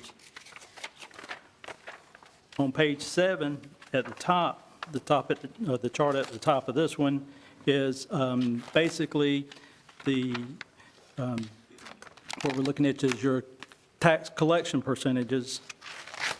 And the blue line represents Nash County. The red line represents North Carolina counties with a population between 50 and 100,000 people. We don't have the number for North Carolina for 2019 because they haven't published that yet. But you can see that your current year rate is 98.85% collection rate, and all 5 years you're trending a little above what the state average is again. So that's good. That's good. The chart at the bottom of the page reflects your property valuations on the left with the red bars and your actual levy amount with the blue bars on the right. You can see that for your property values in 2015 was about $7.2 billion. In 2019 was about $7.6 billion. Your actual levy was $48 million in 2015 and about $51 million in 2019. If I may say, for anyone wondering about the dip there, that was the reval. That was a result of revaluation. Yes. Thank you. On page 8, we've analyzed your general fund revenues and categorized them rather into the different categories so that you can see where the bulk of your revenues for your general fund comes from. You can see clearly that the blue, which is your ad valorem taxes, represents 54.94% of your total revenues. It certainly helps that you're getting such good collection percentages because that's a big thing. The second largest is the other taxes and licenses, and then the third largest revenue group is the intergovernmental revenue, which would be things like local option sales taxes and things like that. So, and then you have the others that are smaller portions of the remainder of your revenues. And then on page 9, we've done the same thing with your general fund expenditures. We've broken them down by the various categories that you see there, and you can see that education is your biggest category of general fund expenditures at 26.77%, followed by your public safety at 26.2%, and then your human services by 24.3%. I know that's just a lot of numbers that we're looking at, but we're comparing it with comparing your revenues and your expenditures in those categories. And the other charts, we were just comparing from 4 or 5 year trend. Hopefully, some of those numbers, mean things. If you're going, you can see what direction you're going in. And also, that's all that's in the presentation summary, but there's some other pages in your full audit report that I would call your attention to that has some really good information. There's a lot of numbers, a lot of financial statements in there, and if you're a financial kind of person, you might thrive on that. Most people aren't. But there are some sections in there, and I'll say on page 4 through 14 is the management discussion and analysis report in the full audit report. If you want to look at there, you can get a lot of good information if you can just read through that portion. Also, the notes in the financial report, starting on page 29 through page 68, is the notes that gives you a lot of verbiage on explanations of things, and you can see a little bit more detail and maybe understand some of the numbers a little better. And then there's a really good section at the back, starting on page 137 through 154, which is your statistical section. That gives you another good place where you can see trends. I think that's probably more like a 10-year trend, or I think. But so there's those 3 sections in the full audit report is worth looking at when you have some time to do that. So we just tried to make it short and sweet when we're doing this, because sometimes y'all have other things going on, so we don't want to take up all your time. Fully understood. Any questions at this time for Mr. Hill? Let me see if the commissioner's got any questions. Well, just a comment. Yes, sir. Public safety has caught up with education.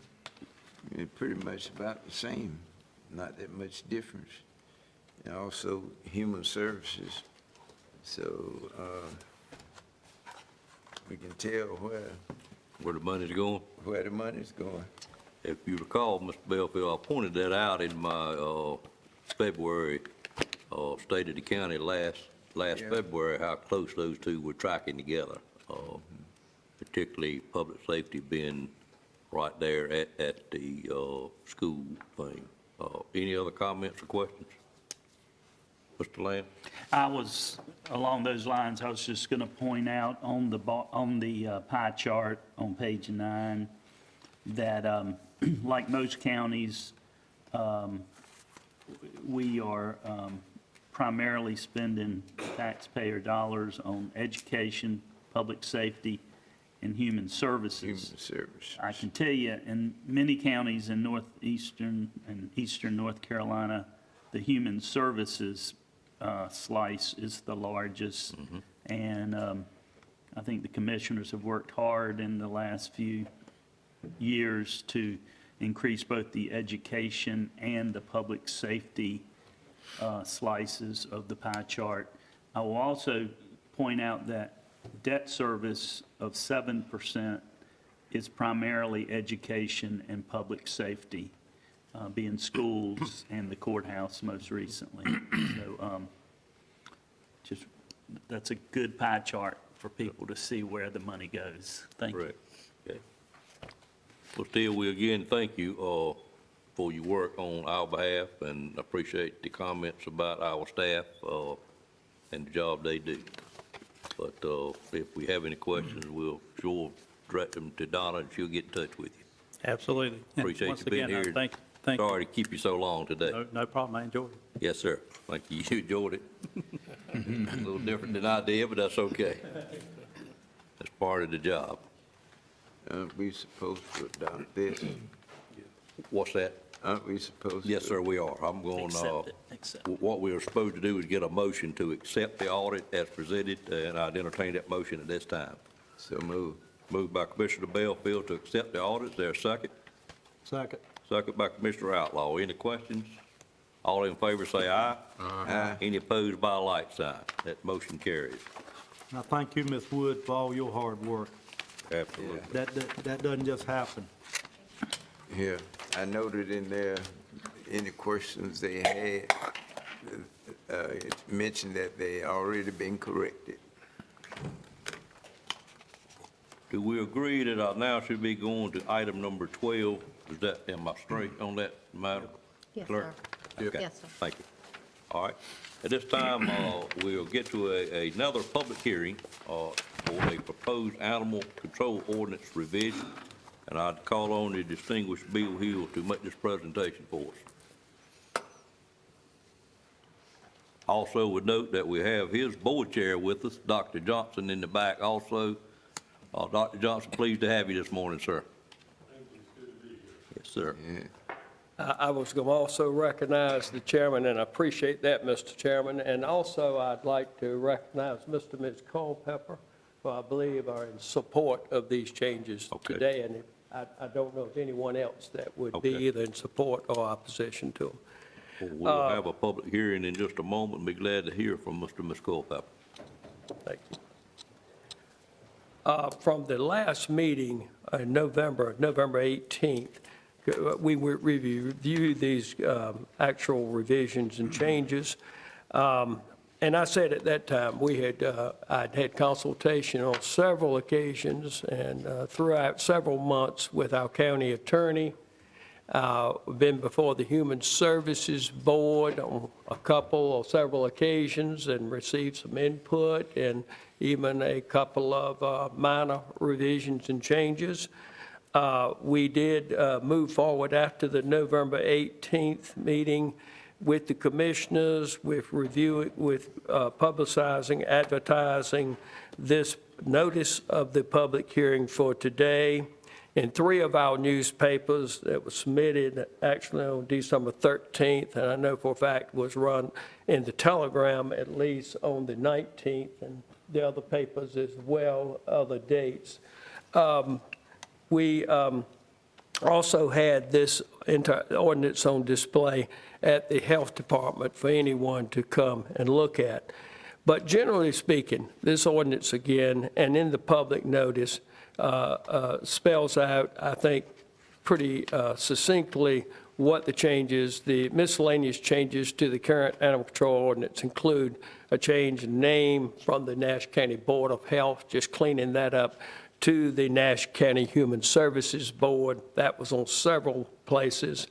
There was a revision of the ordinance concerning rabies post-exposure management for dogs and cats as specified and requested adoption by reference to the National Association of State Public Health Veterinarians guidelines in accordance with General Statute 130A-197. There was a amount of typo that went out in the advertisement that just said 130A-19 that I informed the county attorney of on Friday, but it is actually 130A-197. The new section of this ordinance, and we've talked about this before, includes regards to the tethering of dogs, including the prohibition of tethering more than 5 dogs simultaneously at the same location, and prohibition of tethering dogs at a vacant or unoccupied property. There are exceptions to this that we want to allow for, and of course would go to the hunters, to the campers, obedience training, legal training, field training, law enforcement, herding of livestock, and other legal endeavors, and for any activity in which a tethered dog is in the visual range of its own owner or keeper. Again, the copy of this ordinance and the changes were at the Health Department and publicized there at the Health Department and summarized in the notification of this public hearing. That pretty much sets the pace for what these changes are. All right, any questions of Dr. Hill at this time? The board members? Seeing none, I'd entertain a motion to go into a public hearing at this time. So moved. Second. Have a motion by Commissioner Outlaw, second by Commissioner Wells. Any questions on the motion? All in favor of the motion, let it be known by saying aye. Aye. Any opposed by a like sign? Motion carries. Ladies and gentlemen, we are in a public hearing now to hear any comments from anyone in the public that wishes to speak about these proposed animal control ordinance revisions. I know we have been looking at this for a very long time. Dr. Hill spent a great deal of time on it, as well as many of our citizens have an interest in it. But if there's anyone here that wishes to speak in favor of this or against it at this time, we'd entertain you to come up and give us your name and address. We'd be delighted to hear from you.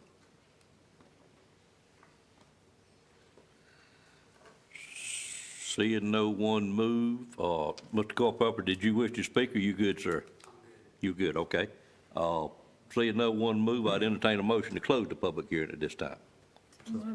Have a motion by Commissioner Richardson to close the public hearing. Is there a second? Second. Second by Commissioner Leggett. Any questions on that motion? All in favor of the motion, let it be known by saying aye. Aye. Any opposed by a like sign?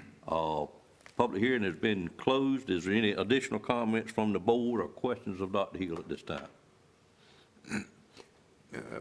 Just one question. Has it been a problem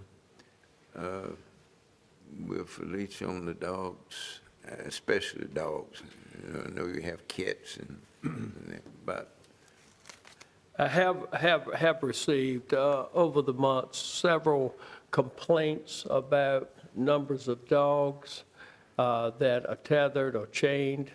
What's of even larger concern, I think, and more serious concern is when you see them on vacant, unattended, unoccupied lots that represents to us that they possibly are not being cared for as they should be. So there has been some, we have received some complaints. Okay. Other questions?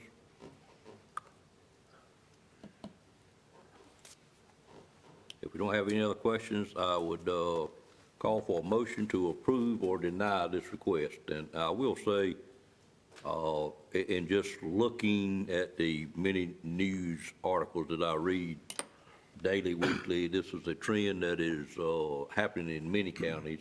People have more and more concern about our animal control ordinance. I think this is probably a first step that we're undertaking here today. I think a very good first step, and it would possibly down the road somewhere bring on additional looks at this ordinance, but I do think this is a very good move at this time.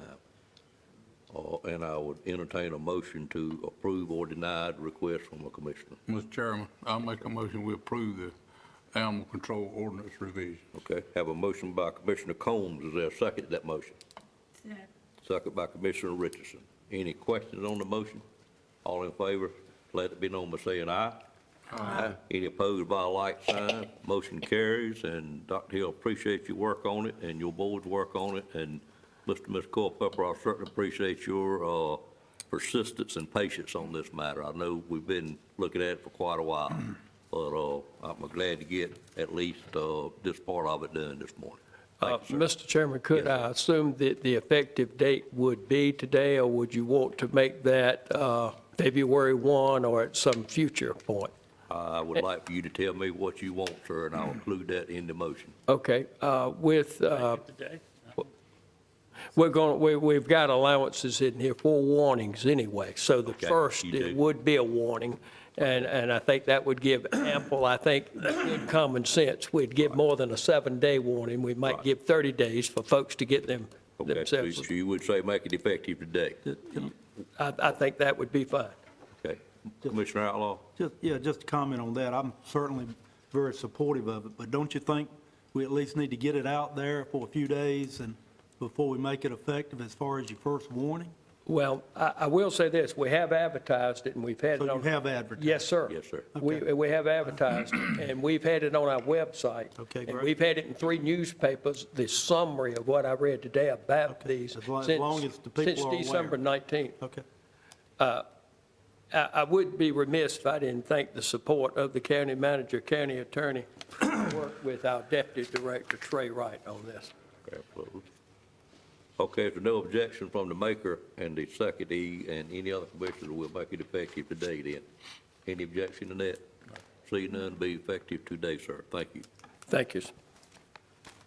Okay, that moves us on to item number 13, and I'll call on Sandy Hall to make this presentation. Good morning, ma'am.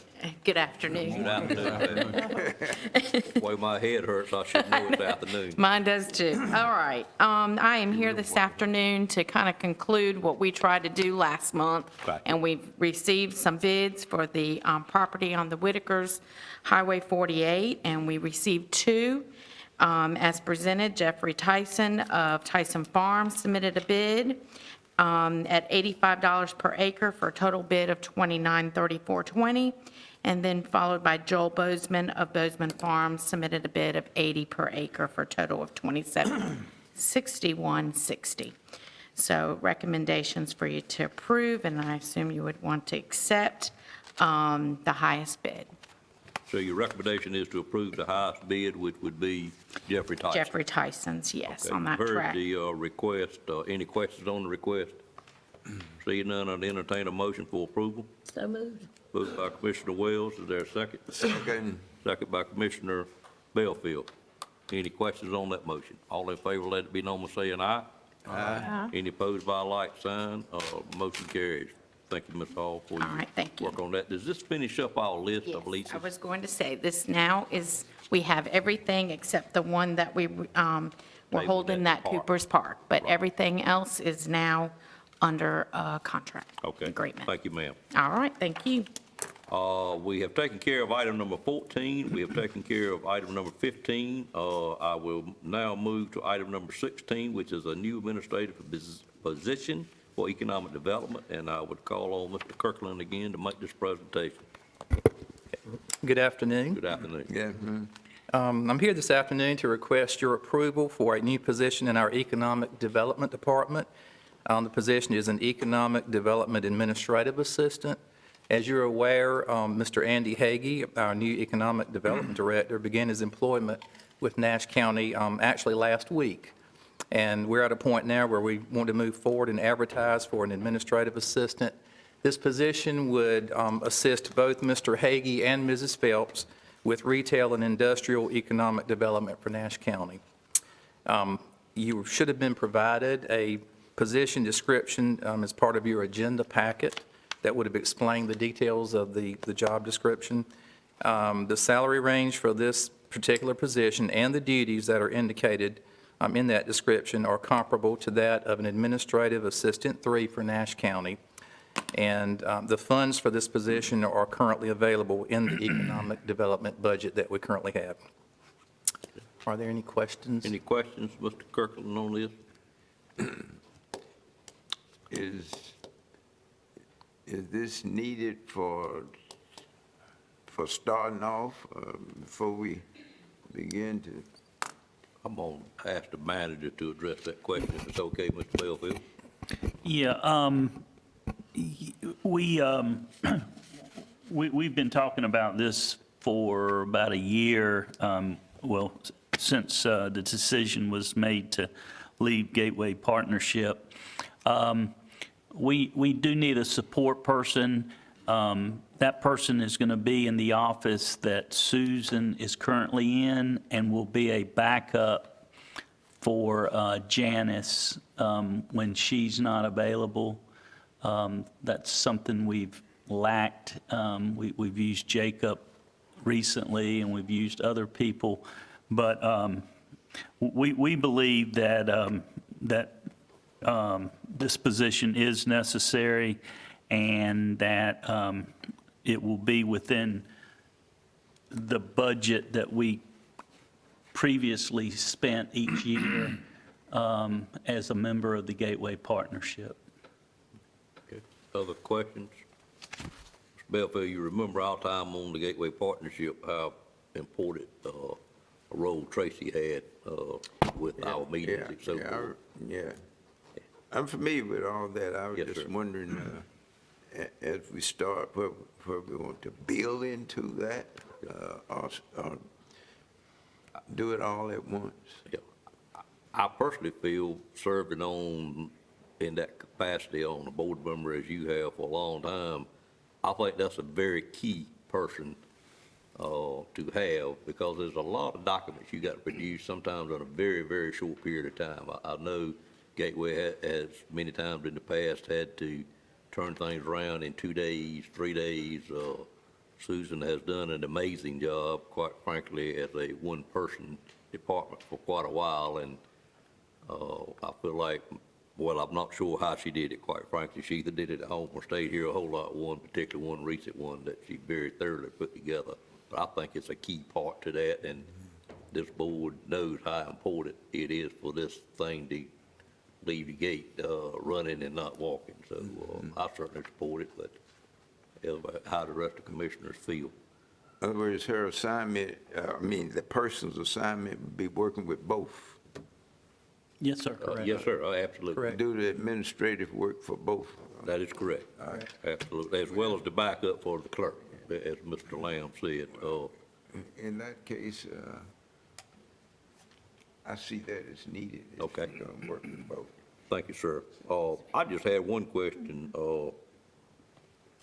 Anson, is when we do something like this, is this position, will it be open to existing employees and outside people at the same time, or how do we do that? It would be for both. Be for both? Yes, Okay. opportunities That's for good. both. That's great. All right, I would entertain a motion to approve this request at this time. So moved. Moved by Commissioner Outlaw, is there a second? Second. Second by Commissioner Belfield. Any questions on this motion? All in favor of the motion, let it be known by saying aye. Aye. Any opposed by a like sign? That motion carries as well. Thank you, Kirk. All right, thank you.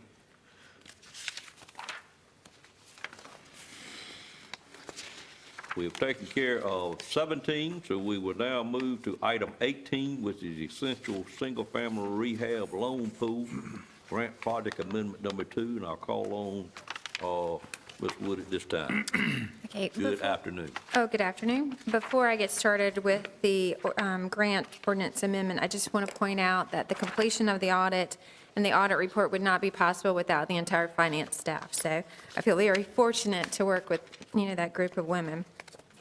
So I just wanted to say that. We agree with you, teetotaler. We see how hard all of you work. Thank you. Okay. The first item I have, as you indicated, is with the 2017 Essential Single-Family Rehabilitation Loan. The Nash County 2017 Essential Single-Family Rehabilitation Loan Pool Program requires a grant project budget ordinance amendment. The budget amendment will allow for a total of 23 home repairs, which is $35,000 maximum per home once approved. The loan program targets properties with moderate repair needs, which are essential. Eligible households must be in Nash County, including municipalities, and have household income at or below Nash County 2018 80% median household income mark. For a family of 4, that would be $42,400. Households must also be occupied by individuals with special needs, elderly, disabled, and other than dishonorably discharged military veterans or a child with elevated blood lead levels. This budget amendment is increasing from $490,000 to $805,000. It's adding 9 homes to the repairs.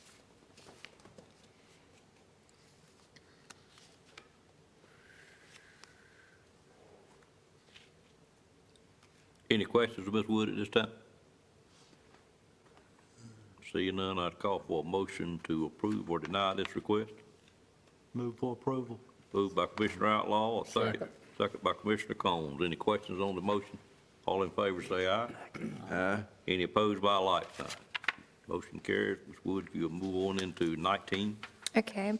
The next item is a project amendment for the Public Safety Radio Project. Although this project was completed in April 2019, this amendment is to clean up some of the items in the ordinance. This amendment is to budget the remaining funds from the capital project to be transferred to the general fund to be used for debt service on the project. In addition, it's adding, we had some funds remaining that we had financed, and those funds are what we'll be using to pay off the debt service. And we had some investment earnings, $923, that we're including in our revenue that will also be included in the transfer for debt service. What is the amount we had left that you're using for debt service? $3,695,000. Well, the total to be transferred, the total transfer was $3,695,880, but really it's $695,000. $495,880,000. So what we're saying is we borrowed that much more than we actually needed, therefore we're going to still borrow it and use it for debt service. Well, yes, we had to borrow. The funds were sitting there, and so we have to use that for debt service, the remaining funds that we financed. Do we always do it like that, where if we don't need all the money, we still borrow it to pay debt service with it? Yes, we do. Work against the way I think, but I'm probably wrong. You can either use it for debt service or additional expenditures on that particular finance project. Let's use it for debt service. That sounds good. One other thing that we normally don't have, this project has reimbursements from the. I was going to ask you about that next. That is included, and so that's why we had some remaining funds. So that revenue is coming in, so we want to make sure that what we're using is to pay that debt service off. Will you have to come back to us every year when these funds come in? Because I know some of them were over a period of time, were they not? No, I've accounted for all of those in this budget amendment. Now, what I will not do is transfer, I'll only use for this year what the debt service is for 2020, and so I'll use that amount, and next year, if there are any remaining, since it's already budgeted in a capital project, I could transfer that money over to the general fund. How long was the last department? How long is it before they pay out? Was some of it 3 years, 4 years? 5 years was 5 the years, maximum. which was the same amount as the loan? That's right. Okay, That's I correct. remember that now, thank you. Any questions for commissioners on this item?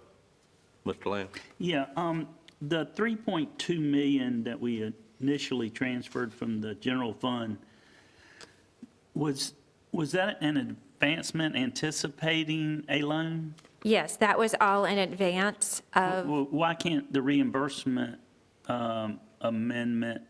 resolution allow us to transfer it unrestricted back to the general fund? the 3.2 million has been transferred back. It was already done. This is just amendment to the entire project.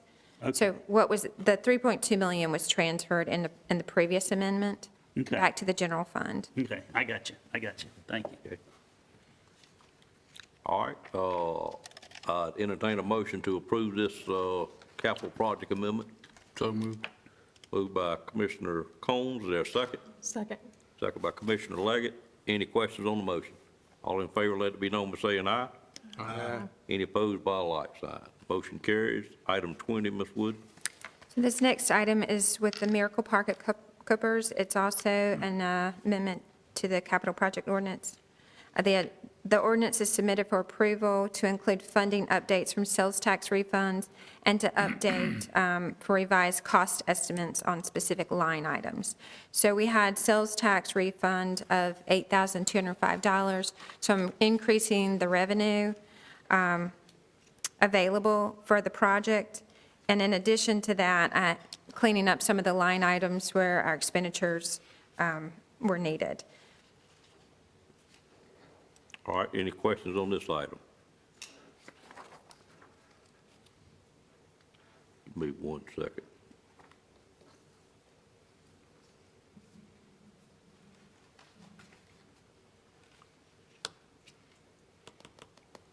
Ms. Wood, do you feel like we are able to recoup all of our sales tax on a project like this? That equates to about $115,000 of material that was bought for that project, which I think is an awful low number. Do you feel like that's all the sales tax we paid? And I know that's a very open question, but it just seems awful low to me, and I think it would be considerably more than that. This is the sales tax that we reported in 2000, from when, this was through July 1st. Through July 1st, so there Yes. will be another one of these. There should be, yes. Okay, all right, and it probably wasn't necessarily all of that amount. That makes me feel better about it. Okay.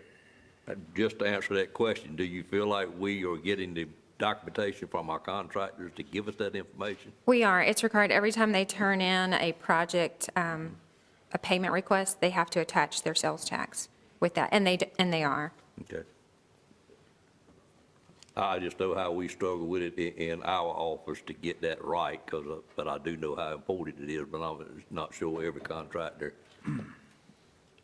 realizes the importance of it to local government to get everything that they bought on that sales tax report. But with the proper software, it takes care of itself, but I'm sure you're on top of it. It just looked low, but I understand why now. I've got the rambling. I need to get a motion on this to approve it. That's correct. For approval. I have a motion to approve. Is there a second? Second by Commissioner Wells. All in favor of that motion, let it be known by saying aye. Aye. Any opposed by a like sign. Motion carries as well. Item number 21, Ms. Wood. Okay, this is for budget amendments to the general fund for the fiscal year 2020. The first item is with County Capital. This budget amendments to budget funding for the Spring Hope Playground equipment. This was based on the interlocal agreement approved September 7th to include new equipment in an amount not to exceed $52,500. The winning proposal for the playground equipment project was from Site Concepts for $49,493. The estimated date for completion of this project is March 2020. So we're requesting to use $49,493 of fund balance. Okay. The next item is with insurance proceeds. This budget amendment makes funding available from insurance proceeds received from claims to cover vehicle repairs and a total vehicle in the sheriff's office and fence repairs at the maintenance warehouse. No county funds are requested. It's for $23,428 total. The next item is with JCPC funding. This budget amendments to budget additional funding for JCPC programs in response to the 2017 Juvenile Justice Reinvestment Act. and a raise the age budget. Considering the funding is late in the fiscal year, the county's match requirement has been waived.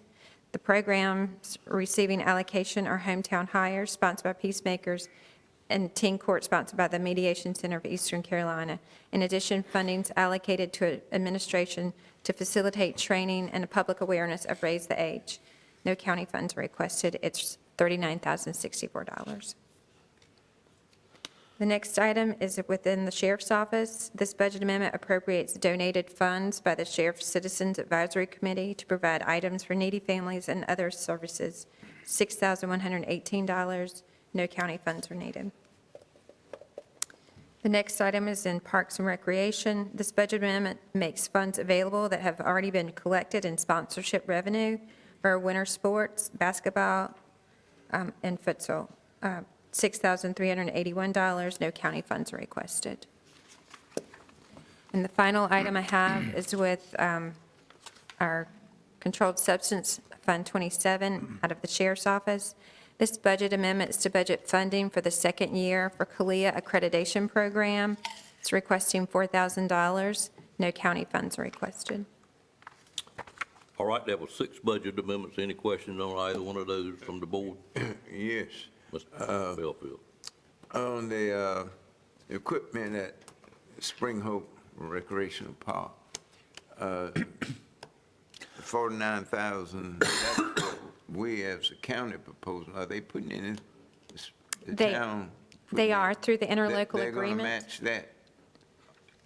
We have an interlocal agreement with the town of Spring Hope that they will, they have an amount that they reimburse the county every year. And so that's part of the agreement with this equipment. Mr. Belfield, we had an agreement where they would pay us $7,000 a month, a year for capital needs, and that happened in 16. And they're pretty much, the work we did on the bathrooms, different projects, they're pretty much even now. So we've increased it, did an addendum to the agreement where they will give us $10,000 a year for capital needs. So in 5 years, they will have paid us back for that particular project. If there are ongoing projects that are facility, that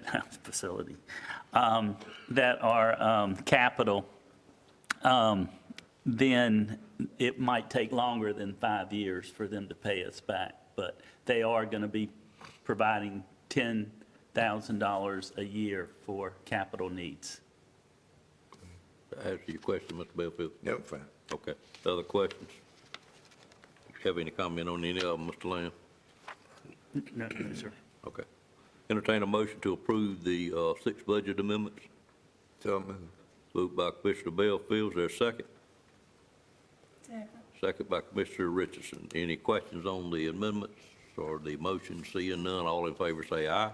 Aye. Any opposed by a like sign. Amendment stand approved, and thank you, Ms. Wood. Next item is board appointments.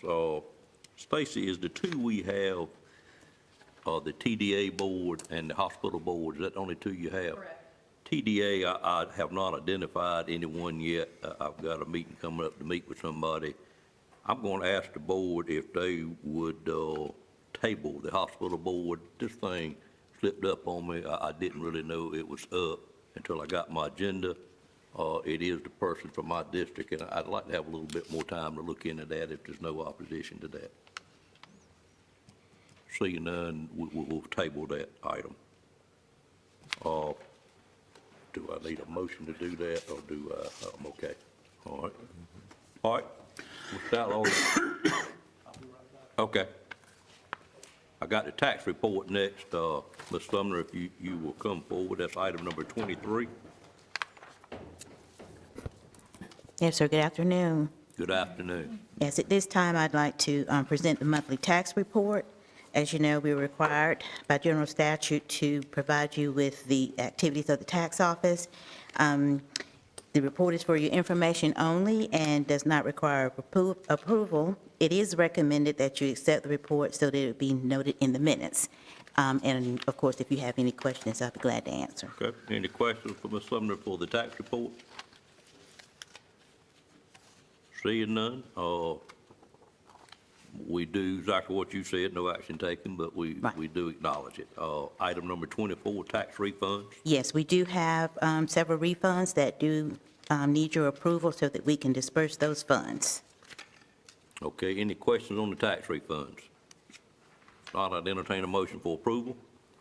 So moved. Moved by Commissioner Wells, is there a second? Second. Second by Commissioner Leggett. Any questions on the motion? All in favor, let it be known by saying aye. Aye. Any opposed by a like sign. Tax refunds stand approved. That puts us, Right, thank you. did you have anything else? Well, today is the last day to pay taxes before interest starts tomorrow. You have my money, ma'am, already. Mine too. And I thank hope all the you. rest of the commissioners, Thank you very much. very polite staff when I went in there to help me get through it. I appreciate it. What you say, Ms. Wells? Mine was a Christmas present. Santa Claus brought me my tax paid. Somebody gave you a present to pay your taxes? They paid the taxes. Well, that been a heck of a present. That must have been mighty nice. We are now on item number 25, which is commissioner comments. I call on any commissioner wish to have a comment at this time. Anybody have anything they want to say, Commissioner I Outlaw? just wanted to follow up on our earlier discussions regarding the detention facility. Do we plan to provide feedback to this board as to what where the state stands with operational and facility items? Isn't a letter due before we can, from the state approving that before we can open it up? From last Monday's meeting, which I attended along with Mr. Boone, we were told we would get a report from that in 3 or 4 days. Sometimes it takes a little bit longer. I'm expecting that most any time. Would that include operational and facility? That would include operational and procedure is what it would include, yes, sir. Would it address staffing? Well, one of the items that was requested on one of the items in the letter was to get a staffing plan, and what they are expecting the state is to provide, before they'll give us a number of inmates we can bring back, the operation side would have to present a staffing plan to allow that to be done. And talking this morning, Mr. Lewis did tell me he did not have a staffing plan, but he was willing to look at it once he got it. So he's going to send us a letter that will be on there, and then he'll review the staffing plan either before, if it's presented, or when he comes here to check off the items on there. So assuming we get that letter this week, he will tell us if we're ready to go or not? That would be my anticipation, sir. Okay. That's the best I can tell you. That's what I think I will happen. think if we can get that. Yes, sir. It will eliminate this confusion as to what's good and what's not. That's correct. Now, understand they will be items C, not necessarily items D, but C allows you to start bringing them back. That's right. Okay, and D, as you heard this morning, operation side, it was stated they were all done. In our case, I know that there are 2 that we're still working on. Yeah. But they, items D, they have a 30-day, which means we'd have to the 17th of January Okay. to finish Just those. Would hate to get here next month in the same type meeting and still be at this point. Lord, I hope not. Okay. Any other commissioner comments? Seeing none, I don't think I have any additional comments. I will move to 26, which is the manager's report. Mr. Lamb? Thank you, Mr. Chairman, members of the board. I've got several things, but following up on your comment, I do plan on meeting with the chairman and trying to see how fast we can facilitate at least partial repopulation of the detention center. It is very expensive, and I think we all know that, and hopefully we can begin that process very soon. Just per our policy, I want you to know that I did take $3,000 from IT and professional services and moved it to the governing board's account. We had some iPad issues due to the board effect update, and it gives me, the policy gives me the power to move money less than $5,000. I did take $3,000 from two different budgets, but it requires me to report it at the next meeting. So I'm just letting you know that I did move $6,000 from two budgets into the governing board's budget. The management team retreat is later this week. We'll be leaving Wednesday, and it will last until Friday. As with last year, the accommodations have been donated, and all meals will be prepared in-house by the department heads. We have different teams that are responsible for each meal, and so we'll be able to have this management team retreat at minimal cost to the taxpayers. Reminder that the second commissioners meeting is in January is Tuesday, the 21st, due to Martin Luther King's birthday holiday. So we will meet at, I believe, 2:30 or 1:30? 1:30 on January 21st.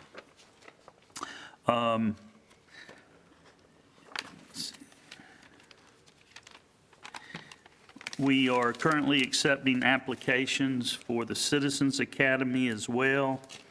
If you know of anyone interested, please let Patsy McGee know. It's been mentioned, but our new economic developer, Andy Hagee, did start last Thursday on January the 2nd. We have met with him and Susan and for an immediate game plan on getting out in the community, having meetings.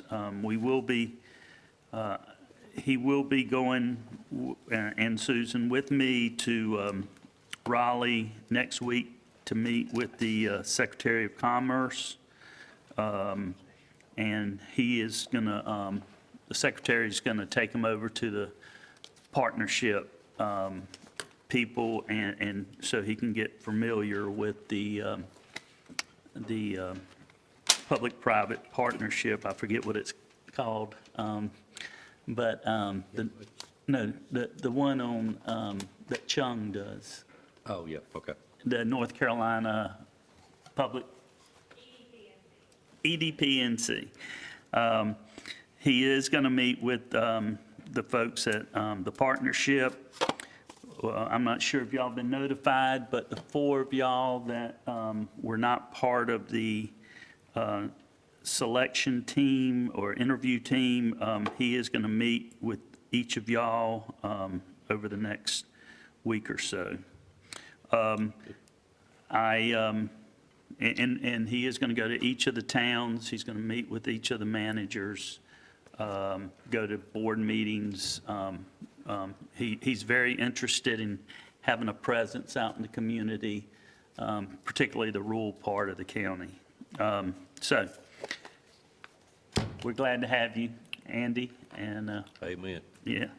Working in good. I would like to give a shout out to Alan Wilson, who spoke earlier. He provided our supervisors, probably over 100 people. How many people participated in the active shooting? Yeah, we had over 100 supervisors and department heads attend 2 different sessions here in this room.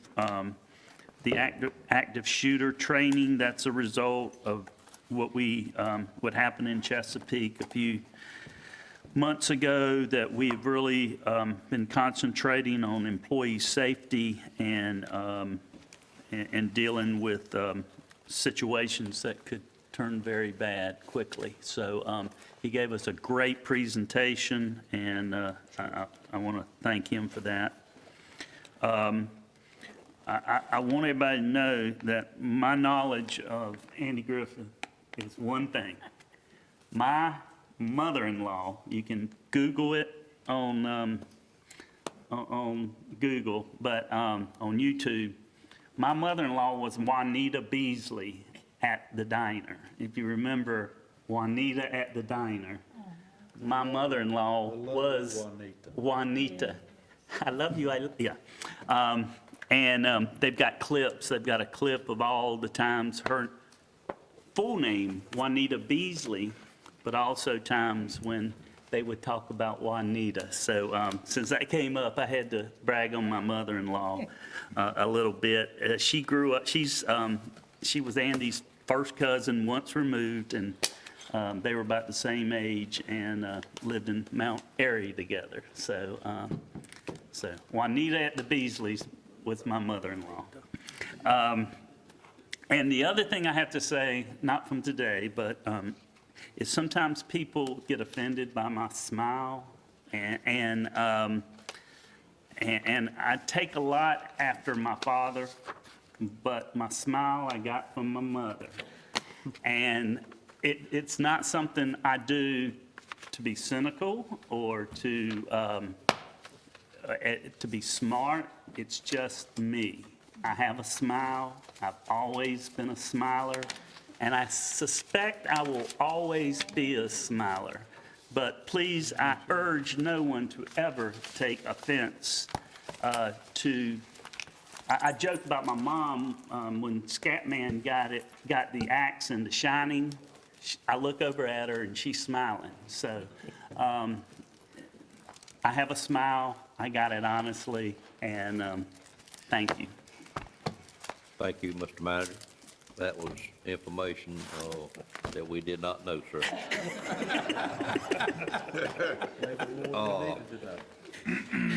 That brings us to the end of the agenda, except for a closed session. We do have a closed session scheduled, and it is for economic development. It is for a matter of attorney-client privilege, and it is one personnel manager personnel item, which is the board finishing up the manager's appraisal for the year. It looks like he would have withheld those comments after we finished that. Kid, we just heard. Yes, sir. My daughter is flying to Doha at 6 o'clock. Is there anything I need to do in closed session? Won't be there for the beginning. You'll be there for the beginning. I don't know of anything else we'd need you for. Okay. The manager stated he had a certain time he needed to leave to get someone to the airport, but that should be fine, Mr. Manager. Any other comment? If not, I'd entertain a motion to go into closed session at this time, in which we do not anticipate any action to be taken. But if we should, we will certainly contact you. You're always welcome to stay. If you like, a lot of the board members do have an additional meeting scheduled here at 4 o'clock, so we may well be coming out, dismissing, and going right into the next meeting for several of us, 3 of us. But I have a motion from Commissioner Combs to go into closed session. Is there a second to that motion? Second. Second by Commissioner Outlaw. Any questions on the motion? All in favor, let it be known by saying aye. Aye. Any opposed by a like sign? We are now recessed to closed session. I appreciate everyone's patience with us this morning. And thank you for being here.